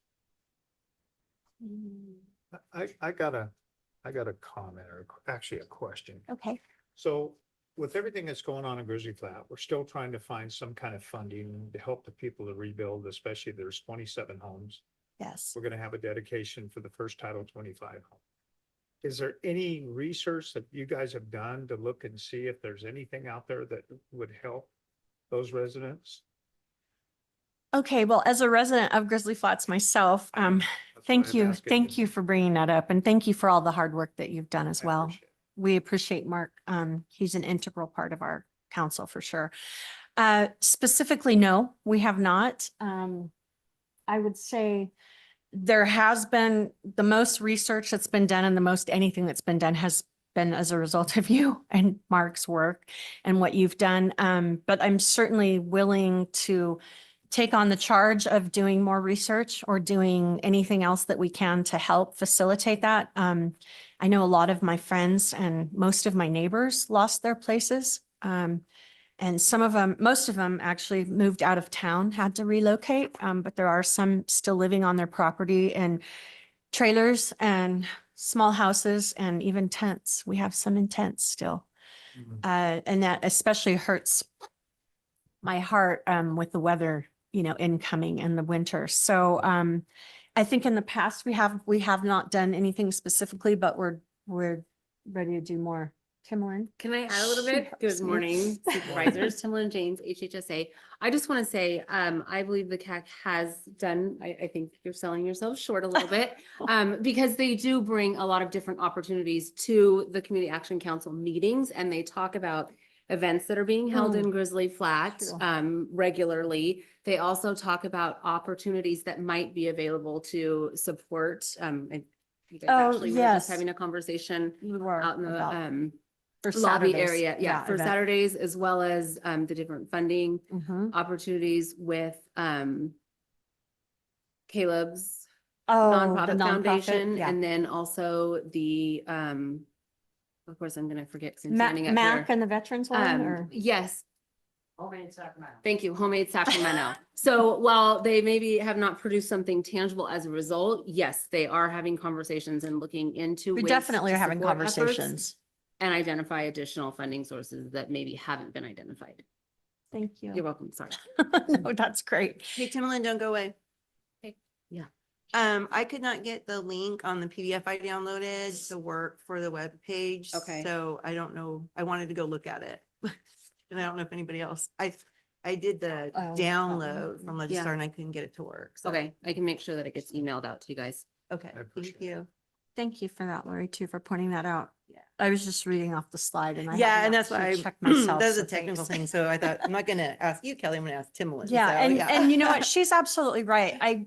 When I said that we are not doing anything specifically targeted, that really isn't true, because between what I've been doing for advocating for my neighbors and what we've gotten from Mark and you, we definitely are, I would say we have our finger on the pulse of what's going on in Grizzly Flats, but we can always do more.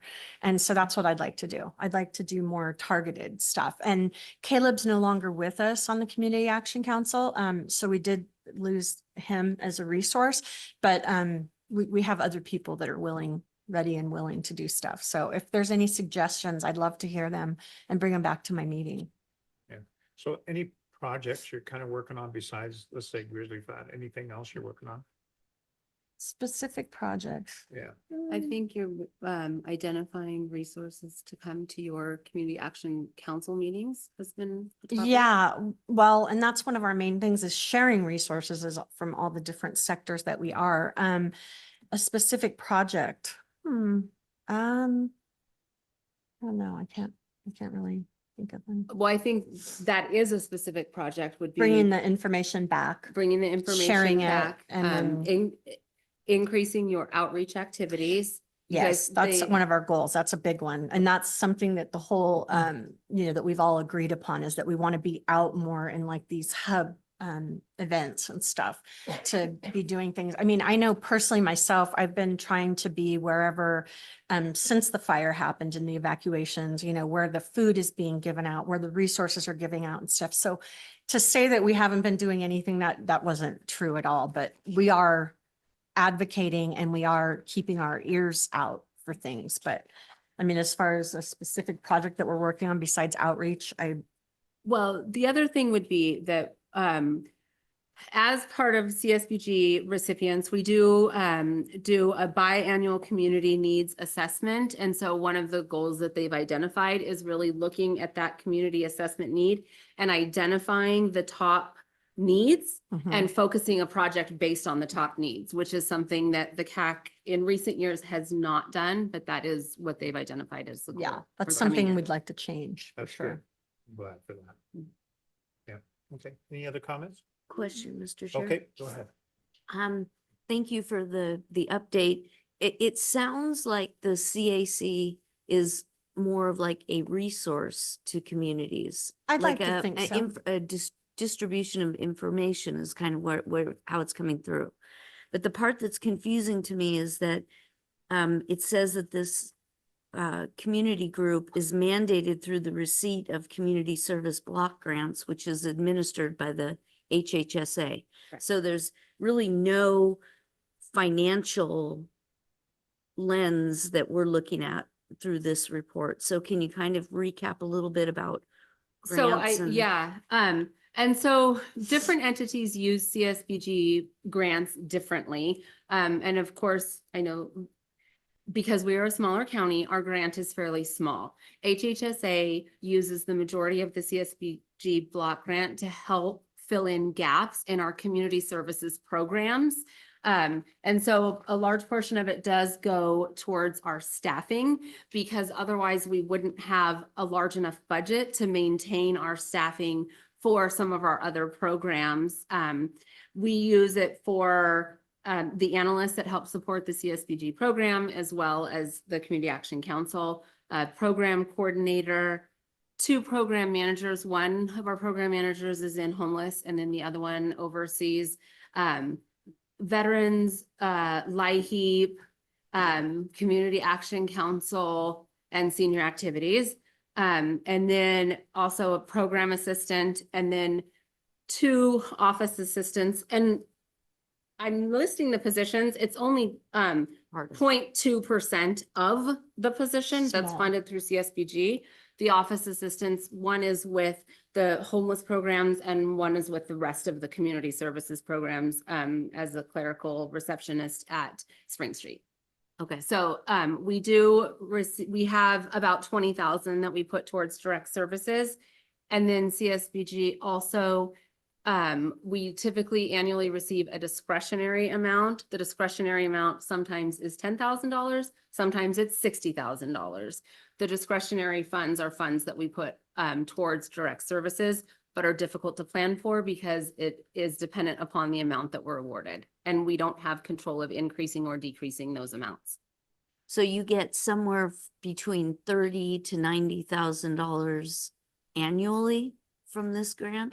We get more than that. It's a little under, I want to say 300,000. And so we have our indirect costs that, which I didn't mention, I apologize, that go towards supporting community services admin side, and then HHSA admin side that supports community services. We have those portion of the direct staff that administer the programs. Okay. And then we have our direct services to clients. So this year's budget was 19,000, and we provided assisted transportation, in-home support services, and then also respite care. Okay, thank you. You're welcome. Okay. Any other questions, comments? Does anybody else have any suggestions about how, not just how we're running it and what our charge is, but any other, like besides, Grizzly Flats outreach and stuff that we can do? Because we're open to suggestions for sure. Well, you'll probably get a lot of them, especially Okay. for me. So anyway. Thank But I you. We appreciate, appreciate I that. really do appreciate everything you're doing. So Thank you. thank you for that. And we appreciate all you all are doing too. Thank you. All right, let's go to public comment. Thank Kim. you. We are now taking public comment specifically on item 27. Each speaker will have 3 minutes to address the board. A timer will alert you when 30 seconds remain, and again when your time has ended. We will begin with comments from individuals present in the boardroom, followed by those participating via Zoom. If you're joining via Zoom, please ensure you unmute yourself when called upon. If you're joining by phone, press *9 to raise your hand. If you're on Zoom, use the raise hand feature to indicate your interest in speaking. We ask that you voluntarily state your name for the record before beginning your comments. So anybody in the boardroom like to speak on this item, come on up. I don't see anybody. Kim, let's go ahead and Zoom participants, please. Now taking public comment from online participants. Now taking public comment from iPhone. Hi, guys. Kelly Nelavaya, District 1, El Dorado Hills. One of my passion topics. I want to give a little visualization. I love numbers and I love Excel sheets. We are talking about people making $31.25 an hour to be considered in poverty in El Dorado County. That's $60,000 a year. Essentially, what we're talking about is our teachers, our entry-level employees within the county. We're talking about every single person who works at Target, at the movie theaters, at Costco. We talk about jobs. But a lot of the jobs that we think is so great is bringing in more poverty. And I really hope we really think about the balance of building El Dorado County with people who have opportunities, whether it's in technology, medical, the trades. Let's talk about the trades. Our company does prevailing wage work. A painter starts in El Dorado County package is $58 an hour. Why are we not getting more information on the unions and the apprenticeship programs and all of the trades? I won't even tell you how much money my son is making as an electrician in Alaska. One of the questions I would ask about Grizzly Flats, because it's always on my heart, is in the consent calendar earlier, we talked about the $500 a lot affordable housing trust. Is that a trust? The way I read what an affordable housing trust is, and I'm going to admit it was ChatGPT, it sure sounds to me like these are funds that we could potentially use to help these people first instead of building, or putting it aside. $500 a lot upcoming is quite a bit of money. I was also concerned last week when we talk about our low income poverty, whatever the current word is to call these people with HSA. Did I hear correctly last time that we are up to about 30% of El Dorado County is on some kind of food or SNAP assistance? I just found that to be, again, pointing to the fact that when we have poverty wages, and that includes y'all. I mean, my heart is going out to these picketers and the union people, because essentially what we're doing is we're paying them poverty wages. So, somebody in poverty, the max threshold for rent should be $1,750 a month, and that's on a $5,000 before tax income.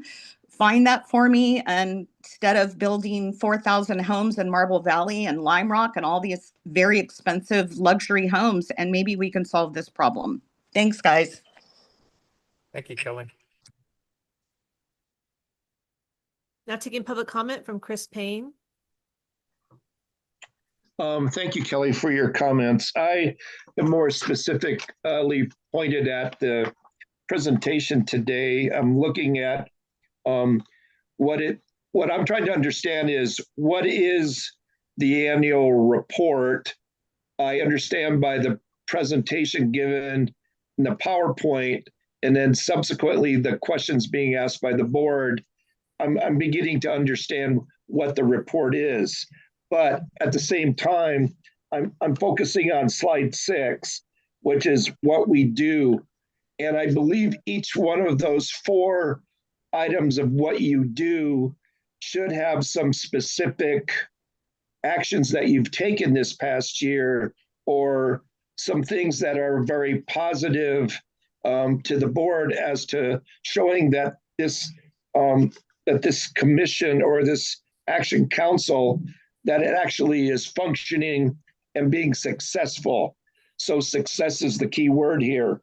And I'm not certain that that was, in a broad sense, identified by each one of those, or what we do's. The other thing that's confusing, because I know we have HHSA with a lot of consent calendar items each week. What does this do, and what is Continuum of Care Opportunity Knox do that is similar? So that we have this other group, Opportunity Knox Continuum of Care, that has a separate responsibility from the county itself, the county government's actions. And is this similar? This El Dorado County Community Action Council. Is there any cross-pollination of the two, or are they completely separate in terms of the HHSA, the agency itself, and how it functions? And this also includes any budget considerations, grants that is reflected into Continuum of Care versus the Community Council. It just seems as if a little bit more time in the presentation as to success would have been very well awarded. Thank you. Thank you, Chris. Now taking public comment from 390.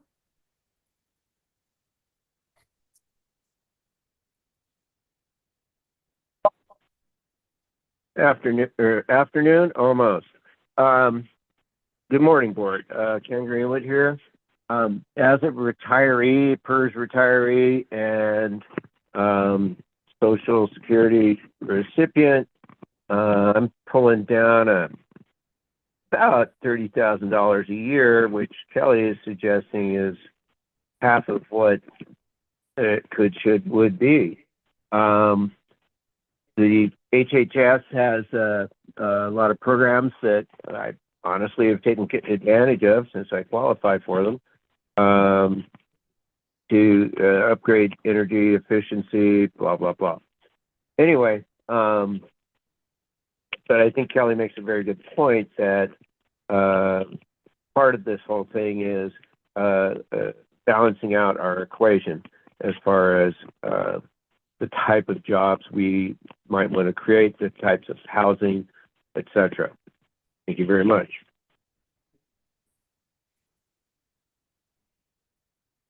Now taking public comment from Dean Getz.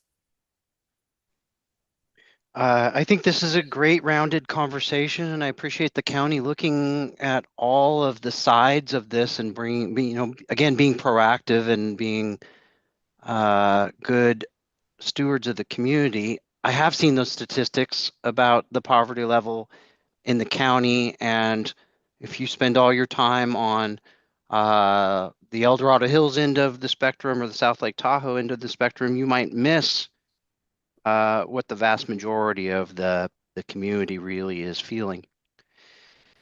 That goes to where I think we should be tying the loose ends together, like the El Dorado Community Foundation.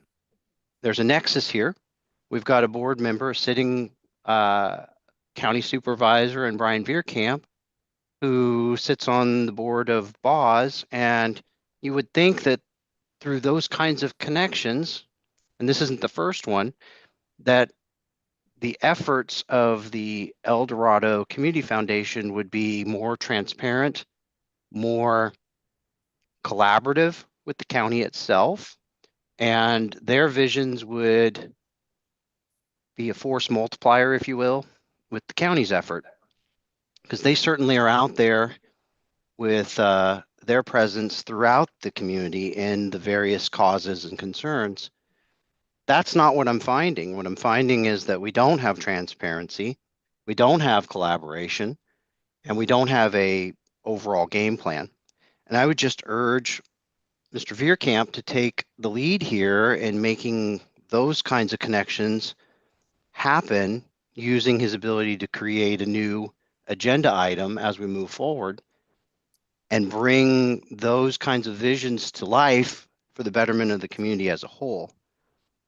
There's some $30 million in a war chest at the El Dorado Community Foundation. And for some perspective, if you look at over time, half of that money wasn't there just a decade ago, which means we're amassing a great deal of money at a community foundation that doesn't have an outward plan to help those in, say, Grizzly, for example, or any of the other issues that we're now speaking about. And it's a great opportunity for this board, the county, and the community foundation to really be about the community. Thanks. Thank you, Dean. There's no additional public comment. All right, so I'll bring it back. I just want to make a couple comments. Kelly, when you were talking about the $500 per home for developers and stuff, I've already been looking into it. We're looking at all kinds of different ways to fund the people and the residents in Grizzly Flat. We're not going to give up. Going to make sure that they have a home and not living in these RVs. So that's what we're working on. We're all kinds of different areas we're looking into. So I just want to let you know about that. Okay. All right. Any other comments? I just thank the council, appreciate it very much.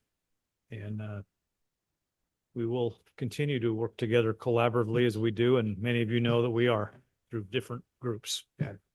Want to come on up? I That's all just, right. as the last gentleman made the comment, I did want to say that a lot of people benefited in Grizzly Flats from the Community Foundation grants.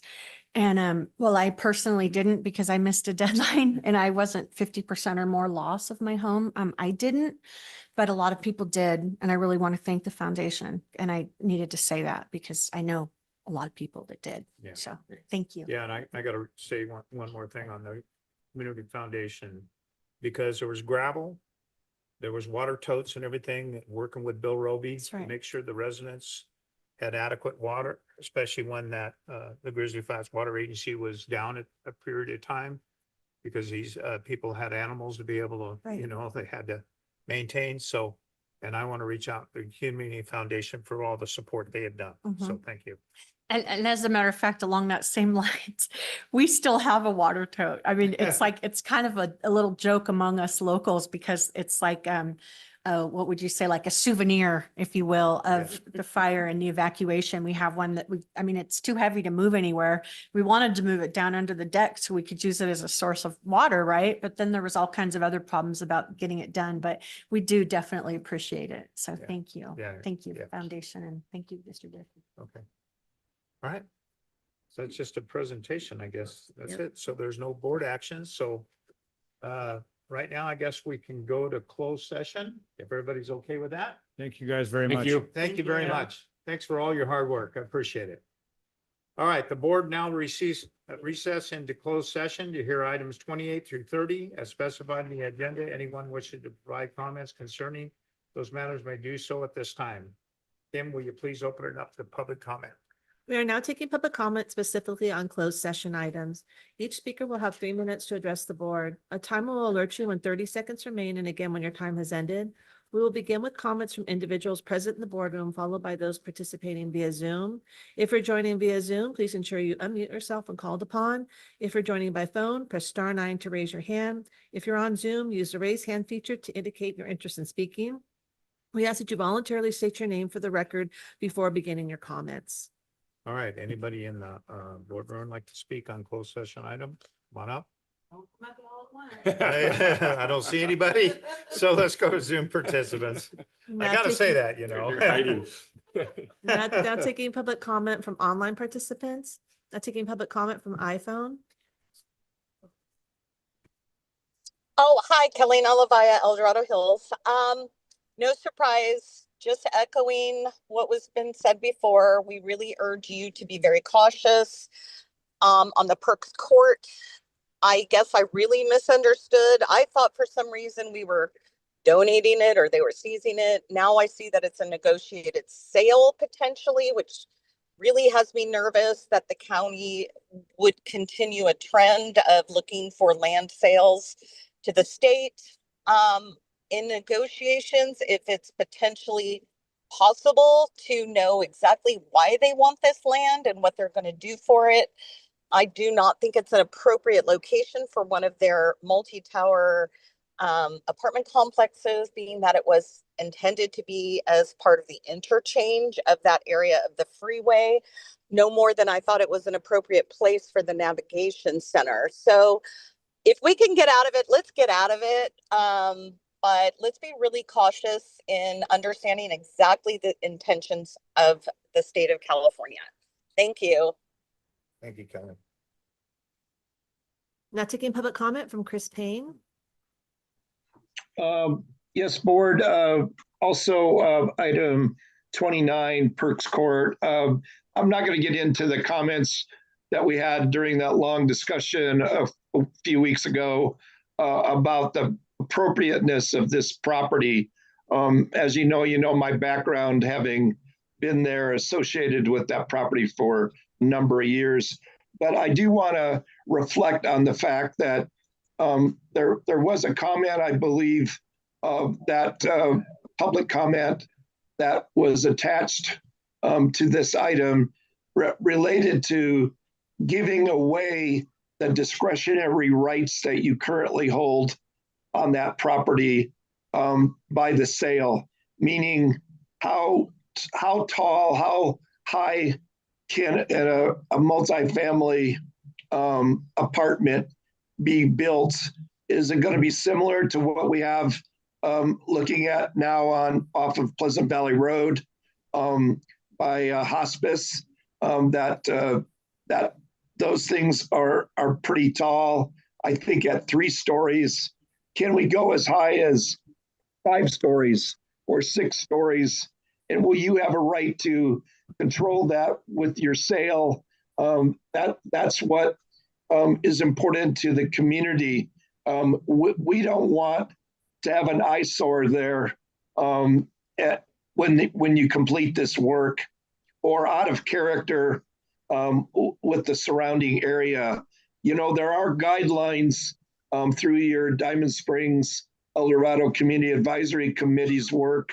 There's guidelines on what the design of these buildings should look like, what the colors are, and what the type of materials.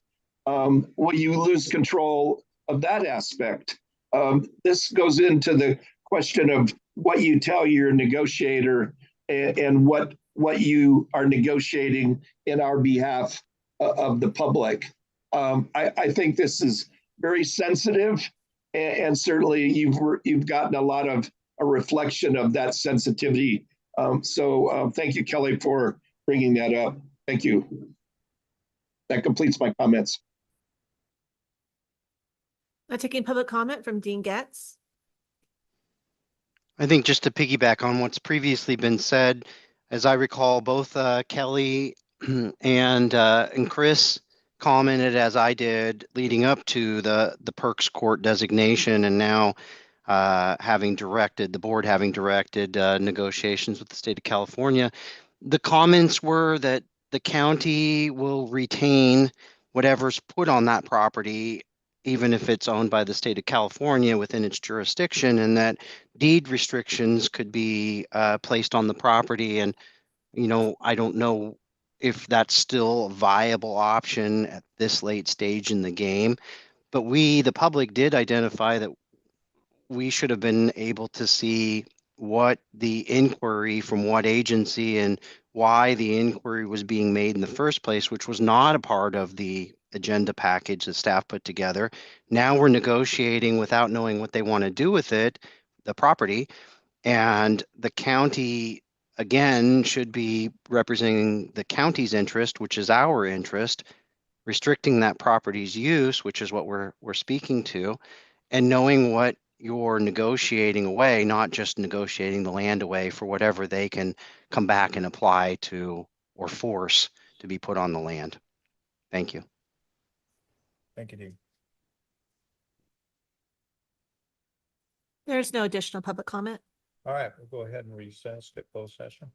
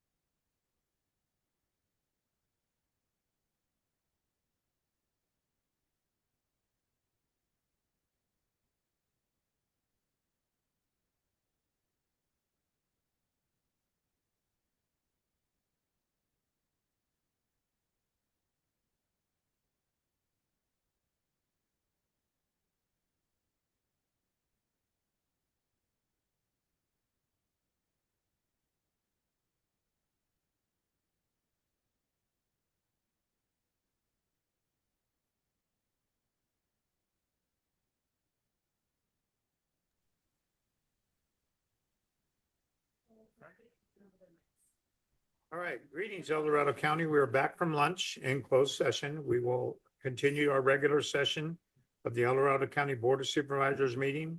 County Council, do we have any reported action out from closed session? Thank you, Mr. Chair. The board heard items 28 and 29, and there's no action to report. All right, thank you for that. I appreciate it. The Board of Supervisors is now going to resume our regular session, beginning with open forum. Open forum is a time for the public to comment on any item that is not on the agenda today. Kim, will you please open public comment? Open forum? We are now taking public comment specifically on open forum. Each speaker will have 3 minutes to address the board. A timer will alert you when 30 seconds remain, and again when your time has ended. We will begin with comments from individuals present in the boardroom, followed by those participating via Zoom. If you're joining via Zoom, please ensure you unmute yourself when called upon. If you're joining by phone, press *9 to raise your hand. If you're on Zoom, use the raise hand feature to indicate your interest in speaking. We ask that you voluntarily state your name for the record before beginning your comments.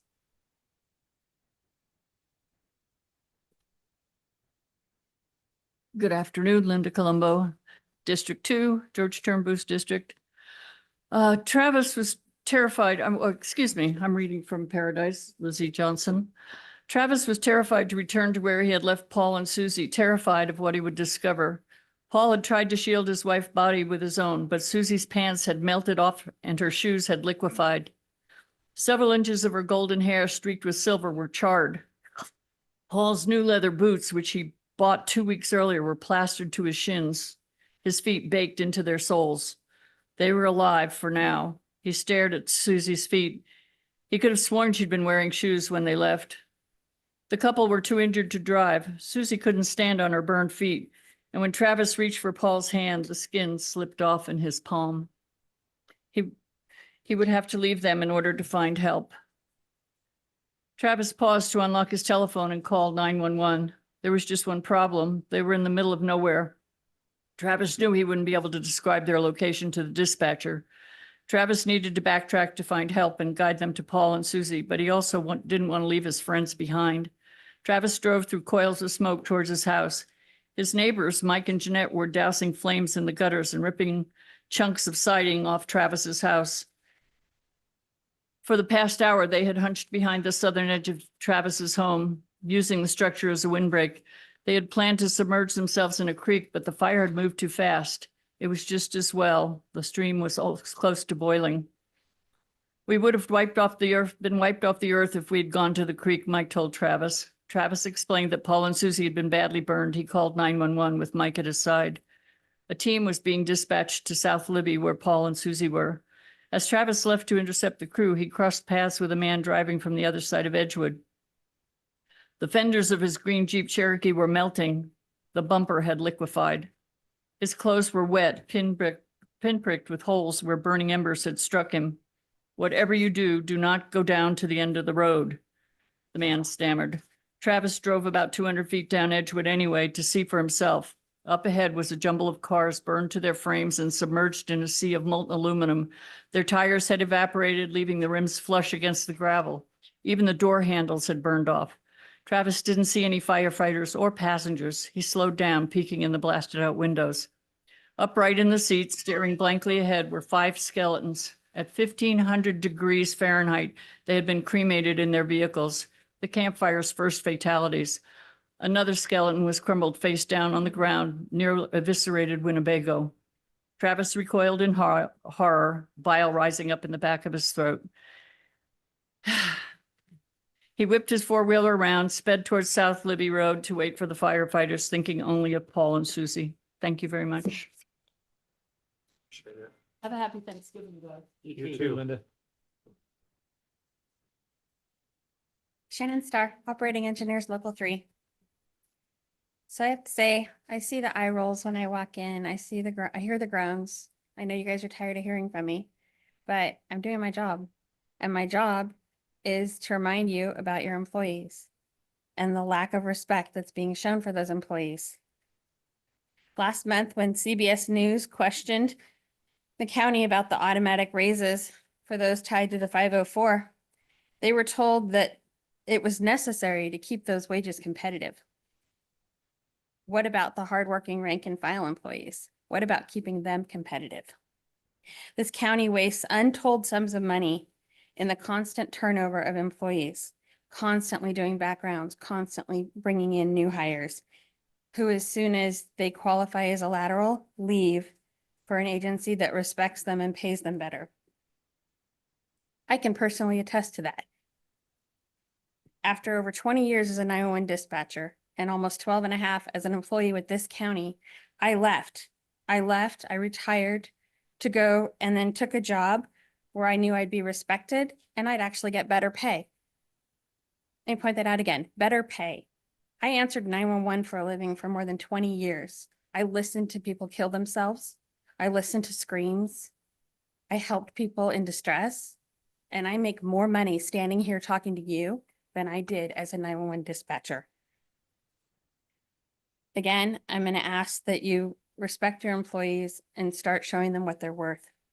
Stop the automatic raises for the high paid officials and spend some money on the hardworking rank and file. Thank you.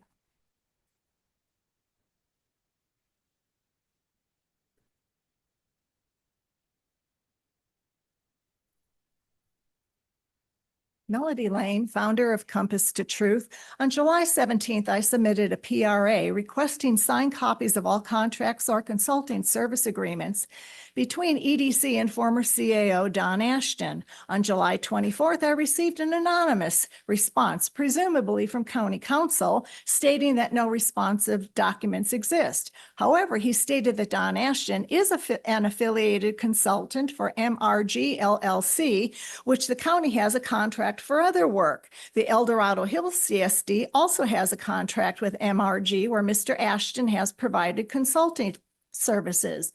Although a copy of the MRG contract was offered to me, the subsequent email failed to attach the contract. Additionally, the county considered the matter closed. I responded, there was no attachment to this email as previously requested. Please email the document directly to my email address. An explanation is in order as to why the original content of this PRA thread is missing and why does the county consider the PA matter closed. Typically, that is a pretty good indicator that the county has something to hide. In fact, about 2 weeks ago, I spotted Don Ashton at a local eatery with supervisors George Turnbow and Lori Parlin. It didn't appear they were discussing the weather for 2 hours. There is still no county response to my PRA. In fact, it is evidence council is continuing the trend in lawfare to avoid transparency and accountability. You'll recall in 2022, Joe Harn was ordered by the Superior Court to cut a check for $115,000 for attorney fees at the expense of taxpayers. Following the lawsuit, Dean Getz filed seeking emails between the county and Parker Development.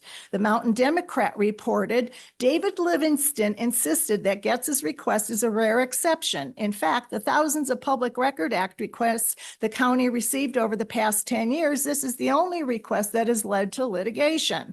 Dean Getz concluded, it is unbelievable that the county has continued to play this game. It seems like they are more interested in delaying the production of whatever those emails uncover, and it doesn't really matter what it costs because it's not their money.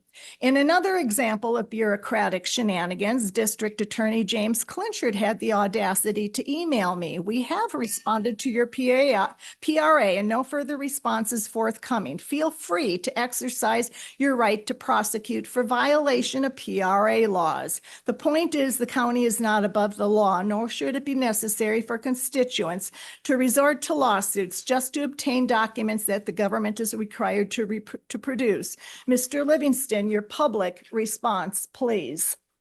Madam Clerk, please enter this into. Thank you.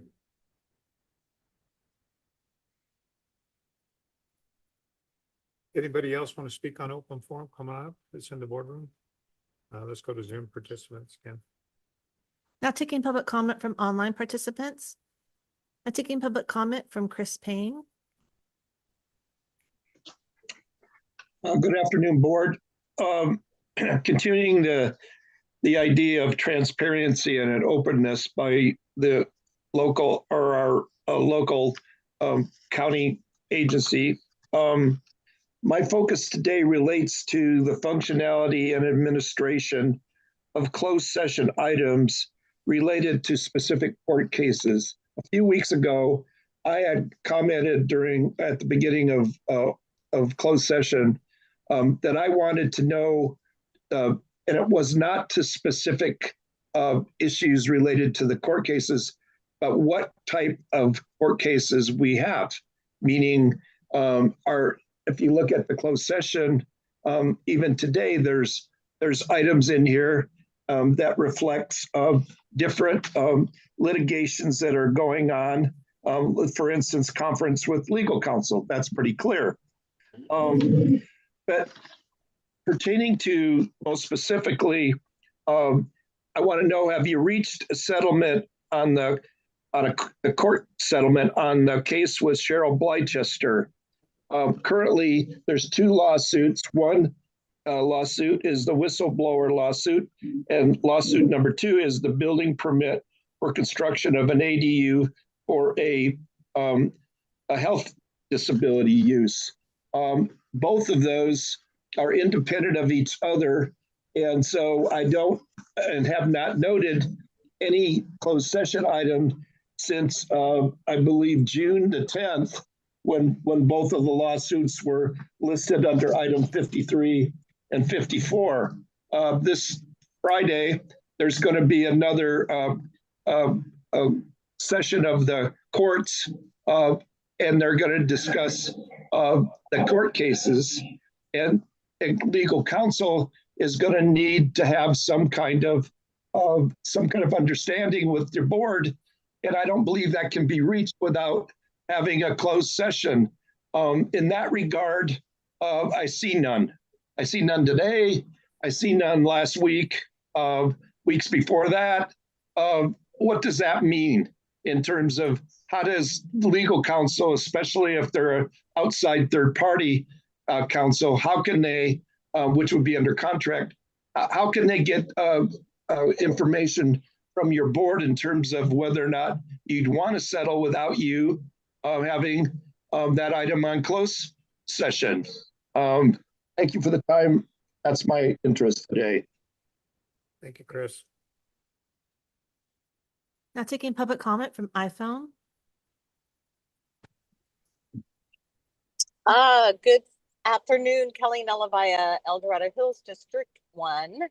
Kind of diverting, though the Chris's comments definitely triggered some emotions. I have been following the cases with Cheryl for quite a while, and it's really been a disheartening experience. And I too look forward to seeing this resolved.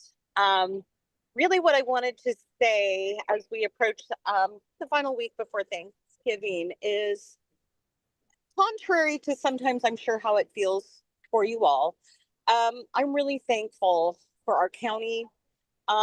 Today just really gave me a thankful feeling. I appreciated the dialogue, the opportunity to hear citizens.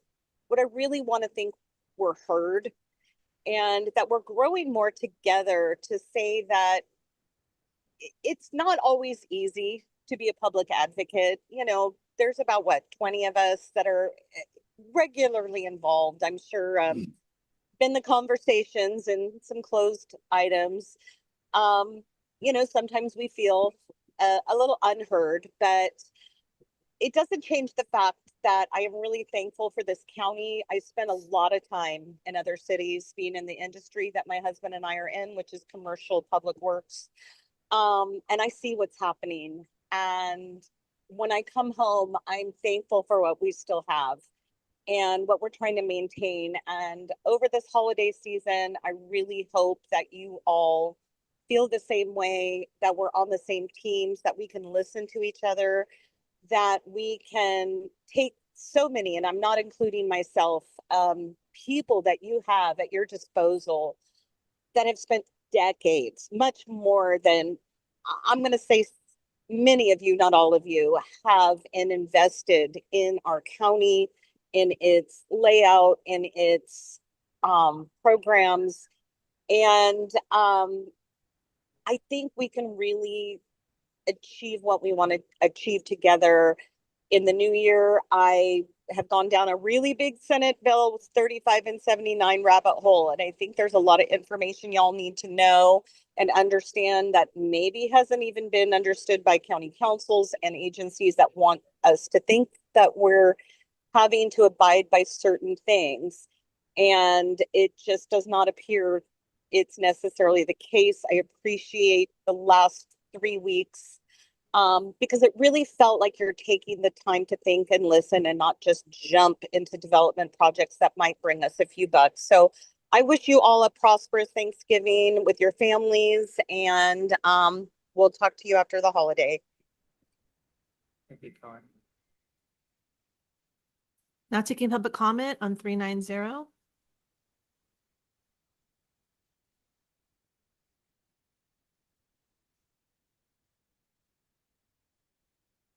Good afternoon, board. Ken Greenwood here. A reminder, Town and Country. It's the Town and Country project that deserves your no vote. Just say no, please. There's too many loose ends. It's just fraught with horrors down the road, if you will.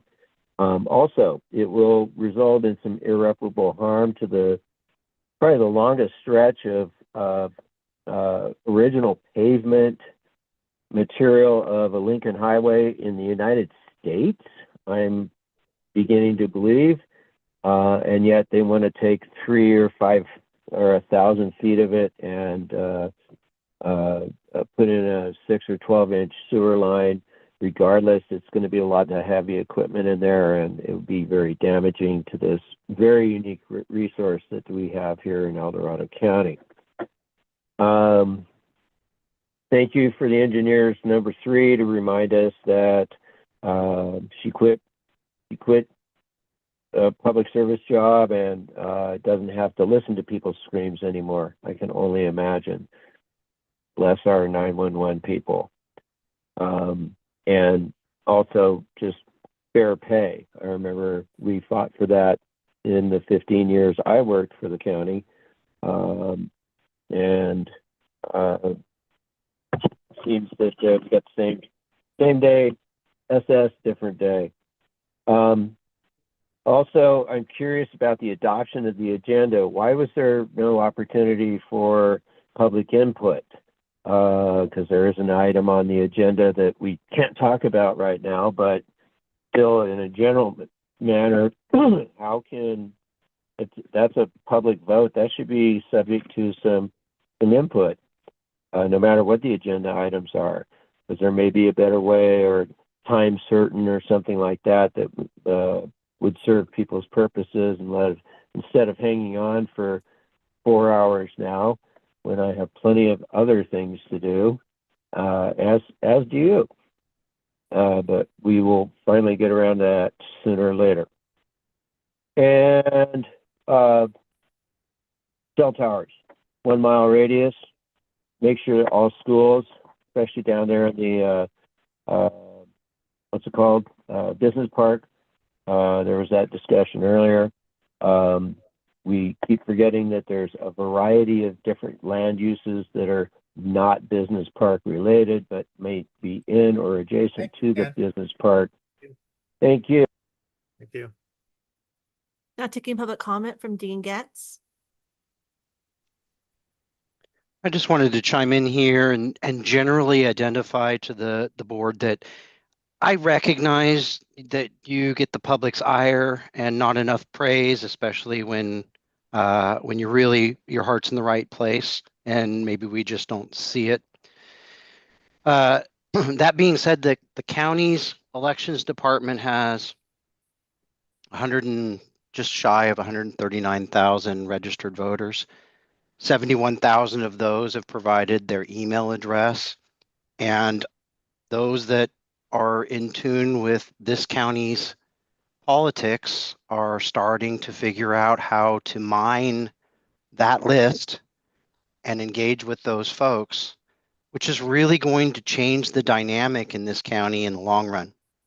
Let me say it again, there's only 139,000 registered voters. And an organization like Kelly Nyavala's Patriots or the Taxpayers Association, or you name the other organization, does a good job, let's call it a better job than the county does at courting those people, the game's going to change. And when we're on any number of local television stations with our dirty laundry being aired in Sacramento, or worse, we're losing in the U.S. Supreme Court for things that we should know better, it's time that we work together to get it right. And I just want to emphasize that I'm throwing out the numbers. 139,000, 71,000 of them have email addresses. And there's money in this county and interest in making sure we get it right. It shouldn't come to a battle. It should be a work together. And really it boils down to you all serve us. And I believe your heart's there. It's just not visible all the time. Please make that extra effort like I saw Miss Lane do for her community today, and make it clear where you stand. Thank you.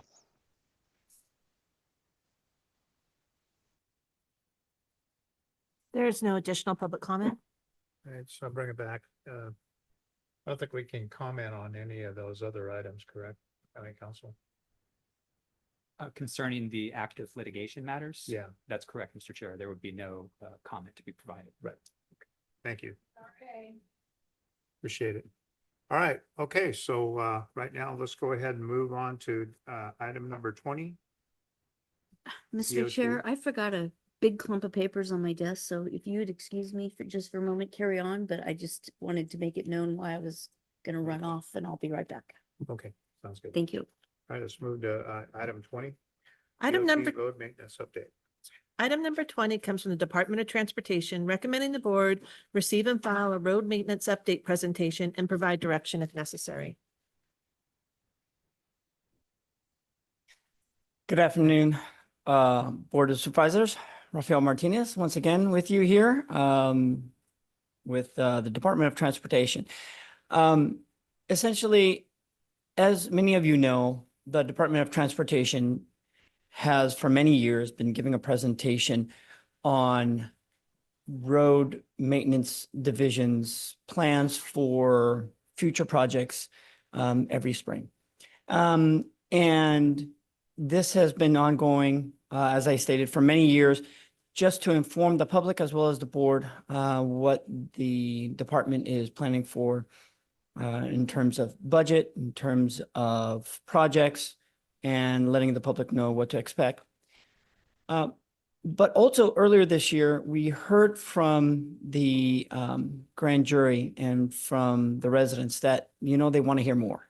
And so we said, maybe once a year with a specific review of our projects isn't enough. Maybe we need to give them more than just what we're going to do for that year, but what we did for this past year. So we're hearing the grand jury, we're hearing the residents loud and clear, and that's why we're here with you today to give you a presentation on what the Department of Transportation Maintenance Division has done over this past construction season, as well as maybe a little glimpse as to what we plan to give you early next year for next year's construction season. So with that said, I'm going to hand it over to my staff who are going to be giving you a presentation on just that. Thank you very much. Did I miss anything? Nope. Just miss Raphael talking. It was riveting. It was riveting. You didn't miss anything.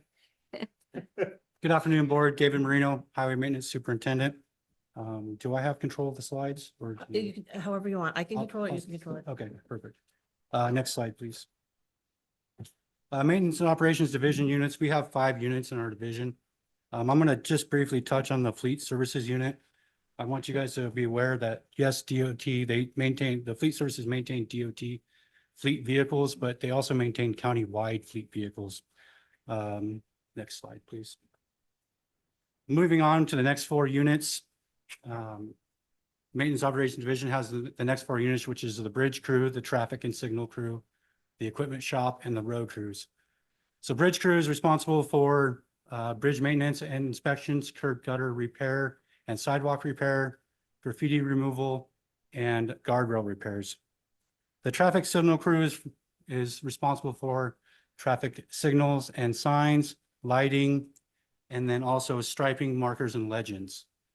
The equipment shops, which we have two of them, one being down here on the west slope and one in the Tahoe Basin. They're responsible for maintaining and repairing our heavy-duty equipment. They do an excellent job of keeping us operating. The road crews are responsible for dead animal removal, drainage culverts, erosion control, grading, roadside ditching, right-of-way brushing and herbicide application, maintenance, road repairs, and street sweeping. I do want to note that when there is snow removal conditions exist, all of these crews come together and do a collaboration of making sure snow removal happens. And they also respond to emergency situations as needed. Thank you for changing the slide. Road repair activities. We do a lot of road repair activities, and here's a couple main ones. Crack sealing. This is where water will penetrate the asphalt through a crack, enter into the subgrade. So we've been doing some crack sealing. We've also implemented rubberized chip seal, but crack sealing, we've used, brought in a new product of crack seal material, which is with a rubberized material. This allows the crack to expand and contract, and then allows the material to be flexible and stays sealed longer. Overlays. This is a new layer of asphalt over an existing layer of asphalt. This is used to correct slope, reintroduce crown in the road to allow the water to escape to the ditches and not stand on the road. And this type of application is contracted out. And in this picture you see on the slide is Barkley Road in Camino, and it received a 3-inch overlay this last year, construction season of this last year. The next one's base repair and grind and pave. This is where we remove the asphalt completely because there's a failure in the asphalt. And sometimes there's such a large failure where it penetrates into the subgrade. The subgrade, we have to repair that as well sometimes. So this type of work is done in-house or contracted out. And then during the fiscal year of 24-25, DOT spent $767,000 on asphalt material and coal patch material. Next slide, please. Thank you. Surface treatment applications. Micro milling, this is where it comes in. This is the beginning of the process. After all, roadside brushing, ditching, and maintenance to the roadway itself is done. But micro milling, this removes the high spots of the travel lane, improves the irregularities of the travel way, and it provides a rideability, a solid rideability for the traveling public. Micro surfacing, this is a thin application containing a polymer modified emulsion combined with a graded aggregate to create a mixture of surface treatment. And this can be applied a little thicker, maybe even what I like to call stacking, to correct minor wheel rutting. And then we also have rubberized cape seal or rubberized chip cape seal. This can be a 2-step process or a 3-step process. Typically, we've been doing a 2-step process where we apply the rubberized chip seal, but the second part of that process is applying the micro surface on top, which gives strength to the rubberized chip and provides a quieter ride and a smoother ride. And with the rubberized cape seal, it has a life expectancy of 10 to 20 years, and then it's resistant to reflective cracking. I'm going to back up a little bit. And so we introduced micro milling in 2019 on our projects on main arterials, and by far it is one of the most valuable tools I think that we have in our toolbox. This makes a quality road not only for rideability, but also for the new surface that's going to be applied to it. And with that, I'm going to pass it on to Ashley Johnson for the rest of the presentation. Thank you. Good afternoon, Board. Ashley Johnson, Department of Transportation. So we are going to dive into our project selection process. When we look at determining projects, we take many factors into consideration. And the very first one is going to be the funding source. We have multiple funding sources that we can fund projects by. Some of those are SB1, Tribe, TOT, General Fund, and Measure S. Each of those funding sources do have limitations, as you know. So when we are looking at projects that do not have limitations, such as SB1, we then look at the districts across the board and we try to split that funding across all districts. We come up with an approximate square footage that we can address within each of those districts. And then we start looking at our most recent PCI report, or Pavement Condition Index. We then look at our average daily traffic, the estimated life return time, and economies of scale. So try and pull in roads that are close that we can address and get better cost while we're there. Ideally, when we are looking at these road conditions and picking projects, we like to address roughly 80% of fair roads and 20% of our bad roads. When we address a smaller portion of the bad roads, then we are able to address a greater amount of roads countywide. And through this process with limited funding, we have seen an increase of our PCI from 2018, which was 64, to 2024, we were at 69. We are hopeful that when we get our next one, December of this year, January, our PCI will hopefully have increased as well. Next slide, please.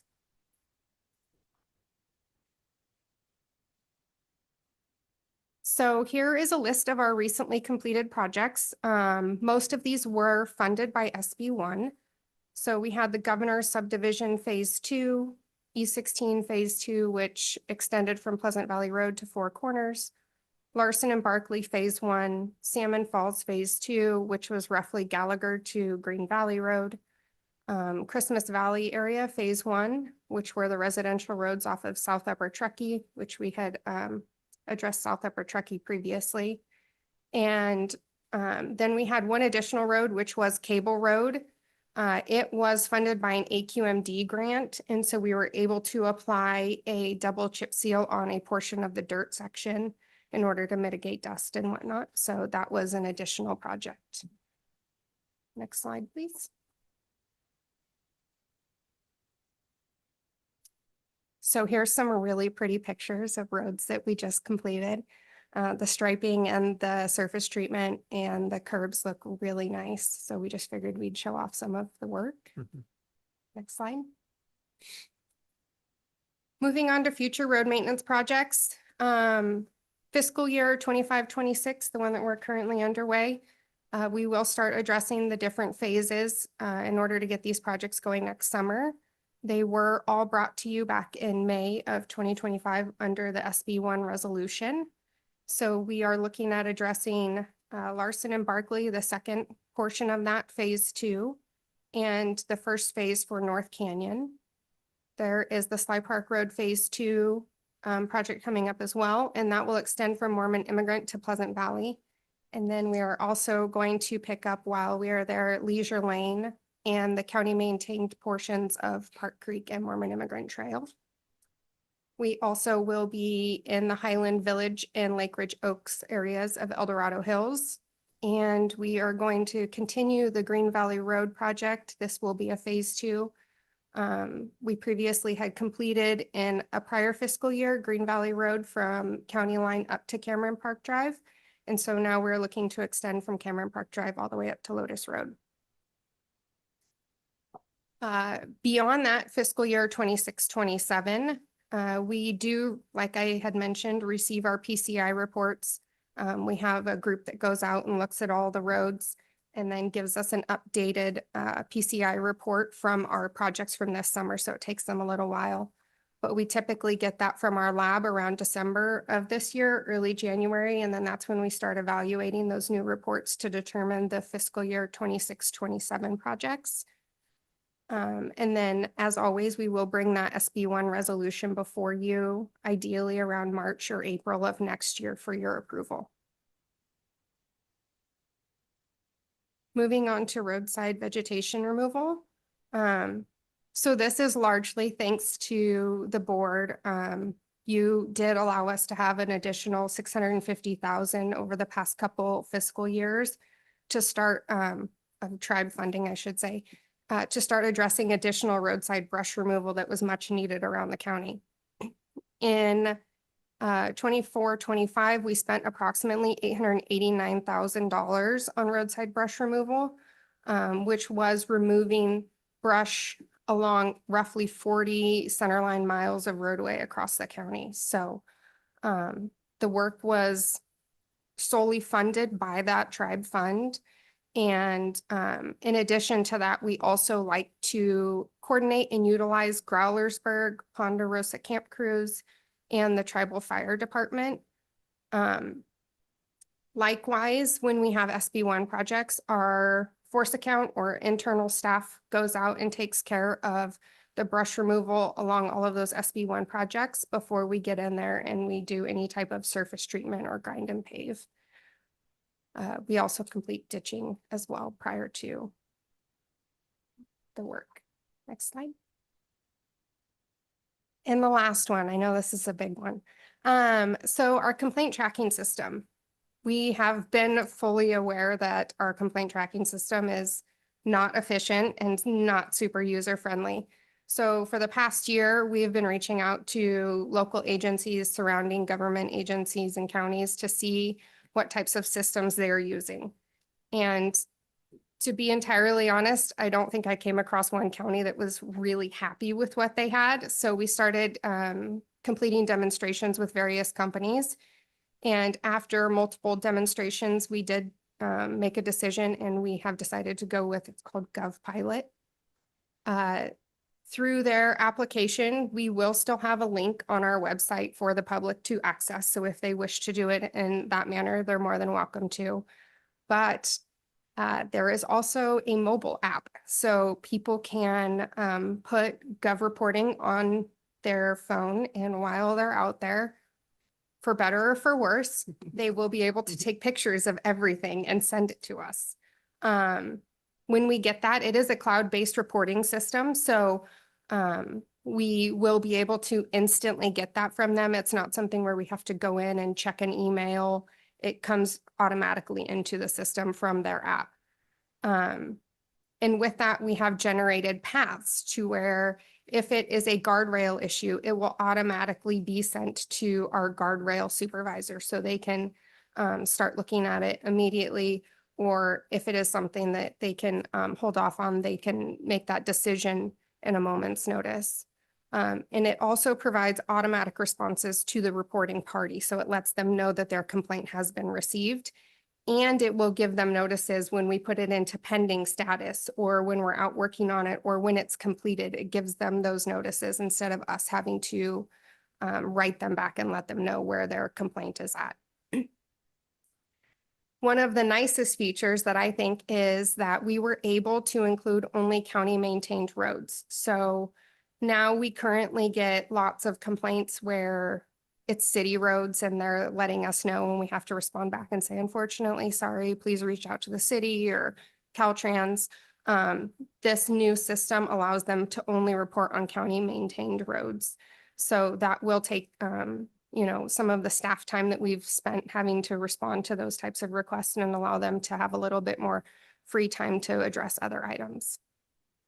In the implementation process, we did purchase iPads for our supervisors in the field so they can take pictures as well as they are completing projects, or they can get them while they're out in the field if it's something that needs to be immediately addressed. We did work with IT, and IT has configured all of those iPads, so they are ready to go. Like I had mentioned, we did all of the reporting paths with the vendor, and we generated all of the automatic responses to where it has our information, letting them know that we still have somebody at the front desk that they can call and speak to if they would like, and listing our road maintenance email address as well.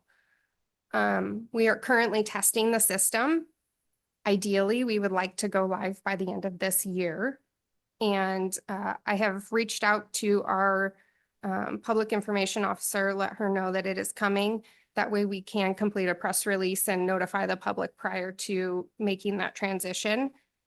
We want it to be as smooth as possible. So for the first 2 months roughly, we're hoping to mirror the systems just to make sure that if there are any issues that are unexpected, we do have a backup to that until we can get everything finalized and cleared out. Next slide.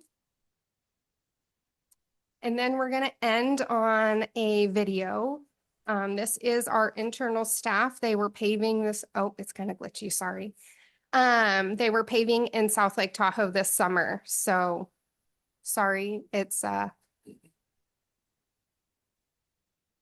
little glitchy, but kind of gives you an idea of what it looks like when they're up there and they're paving and we're spread across the roadway. And then also the beautiful views of South Lake Tahoe. And with that, that concludes our presentation. We do have staff available if you have any questions. Yeah, I just want to say one thing. I want to thank you guys for, the past board has been very proactive, especially when it comes to road maintenance. So we actually allocated funds to put into road maintenance. And I just appreciate E16. I mean, all the way to Holiday Market, all the way to River Pines. It's beautiful. Outstanding job. And then you're talking about Pleasant Valley Road from Diamond Springs to Bucks Bar and then Bucks Bar Road to E16. And then also Chip and Seal and Sand Ridge Road, where it makes it a good thorough road, especially when it comes to evacuation if there's a horrific fire in that particular area. But I just want to thank you. You guys are very, very responsive. You know, I've called, make calls. I mean, every one of us, we have issues. We hear it from the public, but you get onto it right away. And I want to thank you for all of that, especially right there on Cedar Ravine when I talked about that safety issue where you couldn't see and you took care of that. Now there's a visual, at least that way people don't get, I mean, you can't even get out of there during the daytime. The only way you could get out of there before is at night because then you could see the headlights of the vehicle coming. So, and addressing all the safety projects that you had on Pleasant Valley Road and fixing those too, and Bucks Bar Road. So thank you for everything you've done. I really appreciate it. Can we get questions and comments in now or? Yeah, that's what I'm asking. Go ahead. Okay. I just got mine in. So, really excited about the mobile app. I mean, yes. So right now, currently, when I get contacted by folks in the community, I usually tell them, I tell them very cautiously, I say, if you can safely get a photo, because there's been some spots where it's just not safe to pull over and get a photo. Or if there's a driver, I don't want them messing with their phone. So I always try to make it really clear, only if it's safe, get a photo. So I don't know if you guys want to put a disclaimer out there, or is it going to have one? There is a disclaimer That on is it. really Yes. smart. And I did run everything by county council as well, just to get their take. There were a couple manipulations that we made just to make sure everybody was happy with it, but there definitely is a disclaimer on Yeah, it. that's brilliant. And then the other thing is that, especially up in the North County, we have so many state routes and folks often do send them to us because they use them as their daily road, but they're really state routes. So will the contact info for Caltrans, who to contact, be right on there? So they don't have to go find it, or is that We could look doable? at adding that as like an automatic response. So if Yeah. they try to submit a road that is not ours, they will get a response. So we could include the city of Placerville's, Public Works Department and Caltrans, I think just that as would an be- additional bit of information. Yeah, really Yeah. helpful, because there's nothing more frustrating to say it's not ours, but you I don't tell know, them where yeah. to go, where Mhm. to go, but the contact information. So yeah, thank you for Absolutely. everything. Love DOT's responsiveness, and I do get a lot of residents, with requests, and I appreciate that the residents and or staff keeps me in the loop so that I know what's going on, and your responsiveness is it's amazing, really, with the number of miles of roads that we have and how remote some of them are. So again, wanted to echo what Supervisor Trumpu said and just say thank you. Yeah, I also want to thanks for the ride-alongs too, especially some of the issues that I have to address in my district. And I appreciate that. So anyway, thank you, Brian. With the ride-alongs. And you brought him back. Yeah, you gotta go farther next time. Yeah, exactly. Yeah, exactly. Yeah, Lori. So calm. No comment. Anybody else? No, Great. echo what they said about thanking you guys. Oh, thank you. Yeah. There you go. No, thank you for, addressing our concerns. Just have one question. How are the maintenance funds? Are they divided up equally throughout the county, or is it done by traffic volumes, population? Yeah. How is that allocated? So when we, like I said, there's limitations on some funding sources, right? But the ones that don't have limitations, we try to divide evenly across the different districts. So when we look at, for example, when we look at grind and pave that we do internally, we try to spend the same amount of days in each district to ensure that each district is getting the same work that other districts are getting. All right, thank you. Go ahead. Nick. Well, I first want to say that since I started on the board back in 2023, I have been laser focused on roads and therefore have had the opportunity to work with the director and your great team, yourself included. And I have a great deal of respect for all the good work that you do. I do think that the district that I represent in particular is at a huge disadvantage when it comes to roads compared to the other districts in the county. And your own data that you provide on pavement condition index, all the different roads, where they're at, how many average daily, what do you call it? The TCI. ADT, thank you, average daily trips. The fact of the matter is, for District 5, just under 50% of our roads are either categorized as poor or failing. And to put that in perspective, when you compare that to the other districts of El Dorado County, both districts 4 and 1 only have 13% of their roads altogether are either failing or poor. We're at 44%. So 3 times as worse up in our area. And if you compare that to districts 2 and 3, they're at 20% combined, poor or failed. We're at 44%, so twice as much. So the other disadvantage we have is one of the key indicators that you look at when you try to determine where you're going to put your resources annually is you look at that average daily trips. And the disadvantage we have on that is you have approximately 14 roads that you have actually done a study on in the basin to get that data, compared to the other 4 districts that on average you've done 45 different road counts, only 14 in ours. So when you use average daily trips and use PCI combined, well, and sometimes they're not even combined, they're separated. It's a huge disadvantage from where we're at. When the voters in the basin approved Measure S, which is a 4% increase in transient occupancy tax, that 4% would be dedicated to road maintenance and snow removal. We wanted to make it very clear that that had to be over and above what the county was already providing. And then we had a terribly difficult time determining what is the number that the county currently provides, so that we could make sure that that money was spent over and above and not supplanting what the county should be providing. And what we determined that of the road fund, District 5 was getting about 28% of the total road fund annually, which your idea of the 2020, historically, you have spent more up in our district doing road maintenance in general. And my question is that a reflection of, is it more expensive to do road maintenance up in the basin?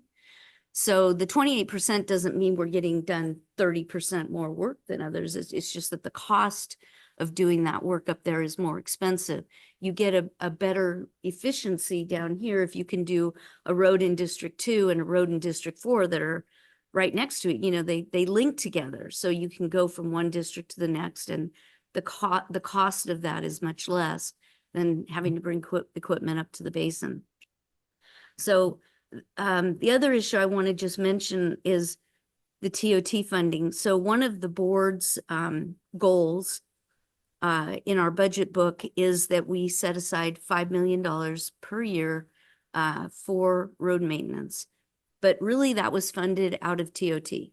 And now it becomes murky because we put the TOT into the general fund. But like I continue to argue, that doesn't mean that the TOT funding went away.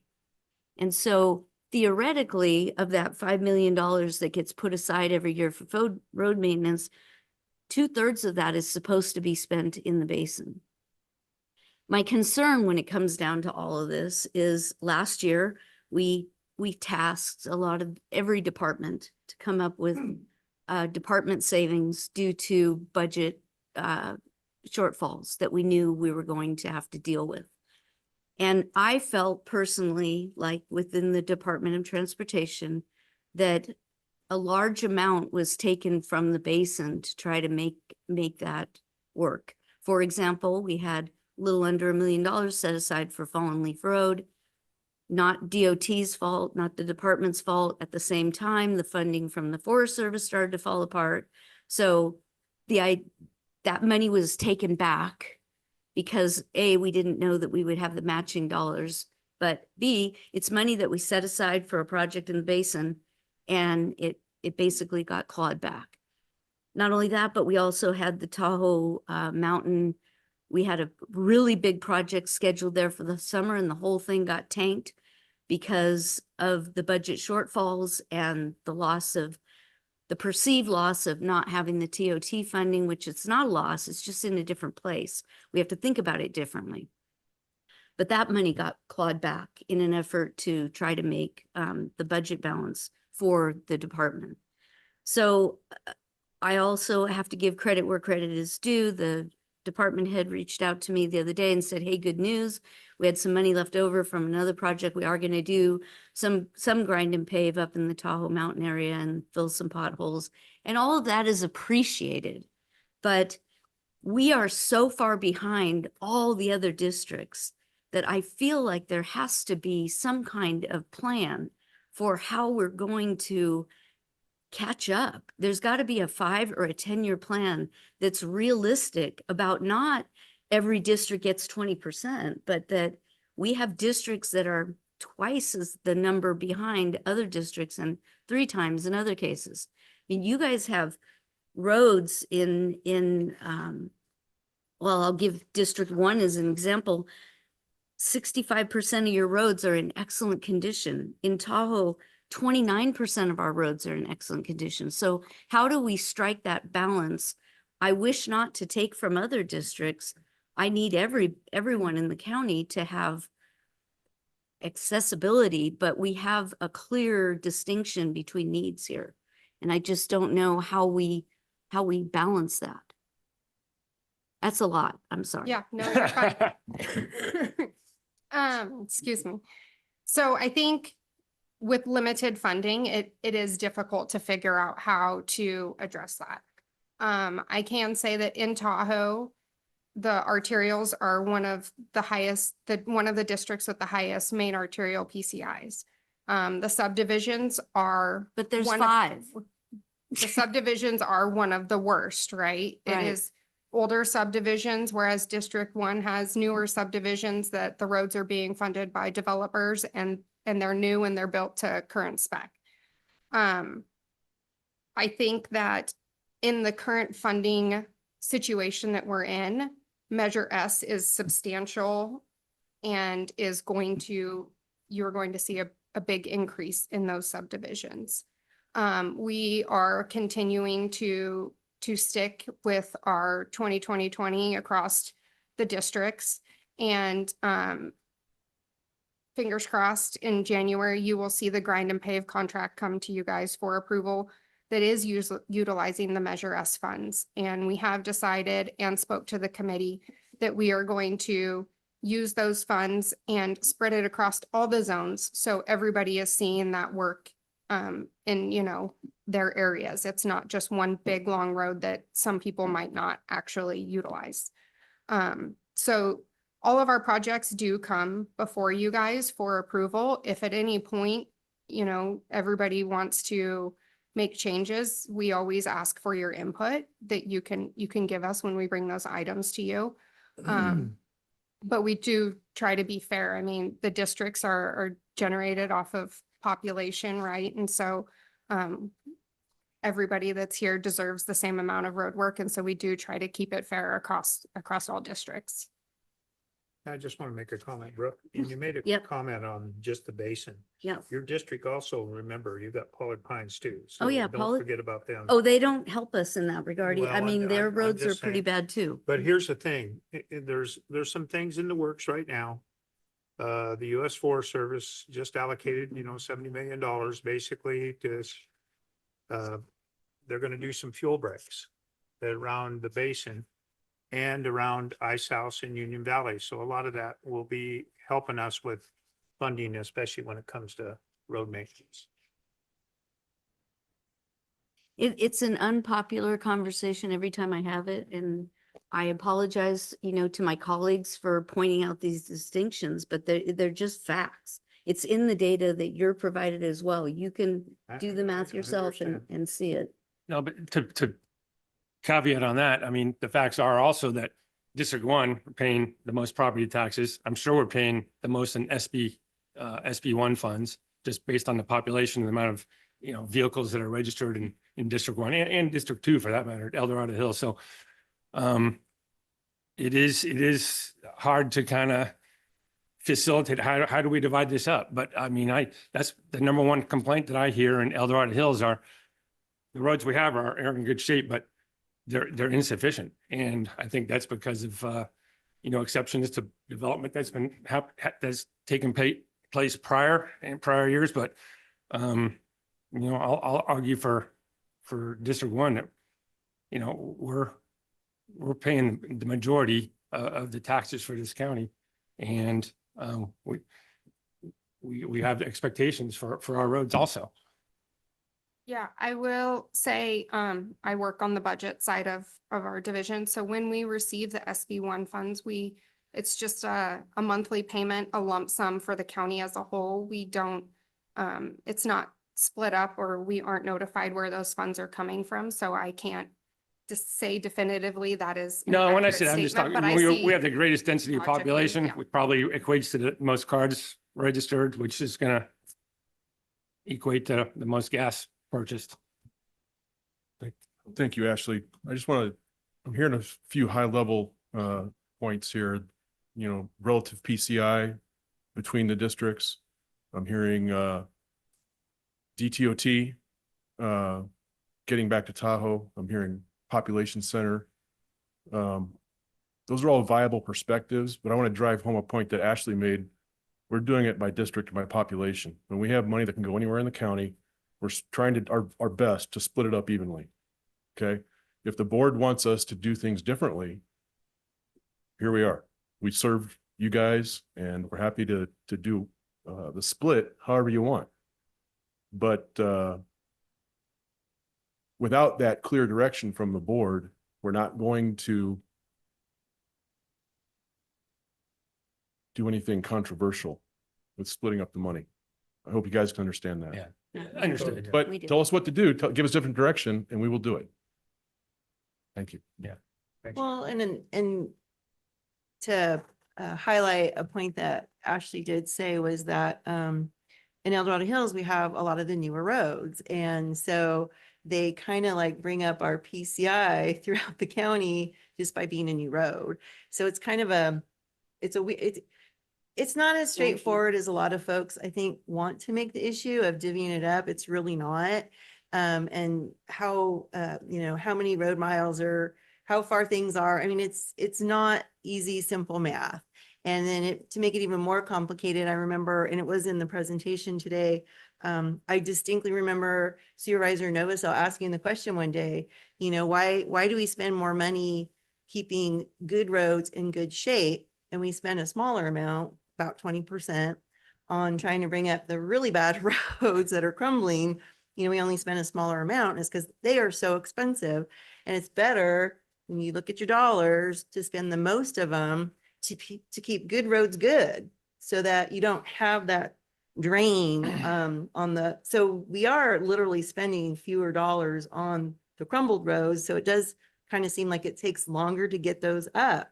But I mean, there is a methodology to all of this. It's just, it is difficult. I agree. I wish I had a bazillion dollars to fix them all. I appreciate that the board, how many years now have we been putting, general fund dollars into road maintenance? 3 or 4 years now? Yeah. 4 years. 4 years. And I really think that it is showing on the PCI is going up. Our residents seem to appreciate that we're doing that. I know when I would be out at community meetings, they'd be like, I want my tax dollars spent on road maintenance. And I'm like, we are. So, we're doing, I think, really well as a county as a whole. And we are here to advocate for our own districts. I get that. So just throwing that out there. I hear you guys, how challenging this must be for you as staff, with all of us tugging and pulling at you. So I'm just hoping that the data makes sense, and maybe we need to do a deeper dive to explain it better. Well, I'll just Go ahead. chime in just a little bit. And John, you just said it. It's up to us if we want to change policy. This has been a discussion we've had for years. And it always comes up. Yeah. I appreciate everybody's district perspective. And, you sort of like the Three Musketeers, one for all for one, or at least three make that one change. So, but given the complexities, the funding sources, the population, and on and on and on, this is at least where we're at. And I really appreciate Tahoe stepping forward and wanting to help and do some self-improvement, basically. But there is more expensive, less season, yada, yada. I mean, you could just go down the list and how to get those things done. One point that I'd love to drive home is if we don't have drainage on these roads, they all go to hell. And I could take you out there right now and show you many different places in everybody's district. And it's nice to have a new neat paved road, but without drainage underneath that, it'll be gone in 5 years, if not less. So I just want to reiterate that. But, I really appreciate our conversation. I appreciate the presentation. I appreciate the hard work of everybody's that continues to do. And it's not a simple process. And I think overall, we're doing pretty darn good. Thank you. Any other comments? All right. Thank you, guys. Lastly, I want to say one thing.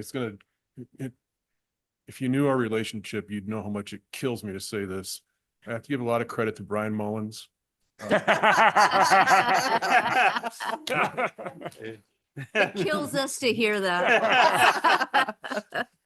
Years and Got a years, comment I've for him, pushed but I'll get to him overlays, later. and Brian took it upon himself to try some new technologies that Dave just explained with the three-step process. Yeah.